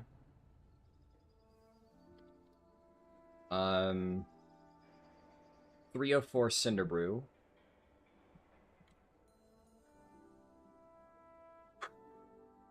269 Theater. 230 Rookery.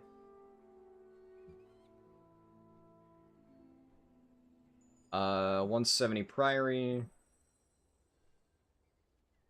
And 170 Floodgate. And then my mage, I don't remember what my Cinderbrew score is. I'll remember to update this later. Yeah, did that. Good. Yeah, I'll update mage after, but basically it's just I need to add Cinderbrew. Yeah. At the very least, my druid is... Oh, another thing I need to do. My druid has 1 Mythic Vault. Alright. Good. Good. Yeah. At the very least, I will be getting a myth track piece on this character at the end of the week. But my druid is done for the week. This character's... can shelve it for a little bit. So that's 1 down. I need to get 2 more keys on my mage. I need to get 2 more keys on my warrior. I need to get my Brewmaster's 2 vault slots. I need to do Blood Decay. I need to do Resto Shaman. And then I need to just do push keys on all of my other characters. So, I'm going to do that tomorrow and Sunday. That's basically the only thing that I'm going to be doing tomorrow and Sunday. Whether or not I stream it, I'm not sure. Because I'm not going to be doing any more, like, Keystone Hero stuff. I'm going to do, like, 10s on characters that we've already done as part of the challenge for Vaults. And I might do, like, a single 10 on Blood Decay, a single 10 on Shaman. What I might do is I might spend tomorrow getting a lot of that stuff set up. And then I'll get a 10 on, at the very least, Blood Decay. I know I can. That shouldn't be too hard. Resto Shaman TBD. It depends on how much I struggle learning healing again.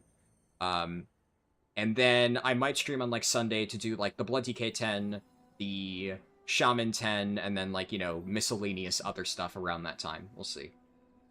But, honestly, if I wake up tomorrow and I'm in the mood for streaming, I might just stream this process again. But I'm gonna be honest, like, it's infinitely more stressful when I have to deal with the shit on stream, right? Because, at the very least, I can listen to music if I'm not streaming.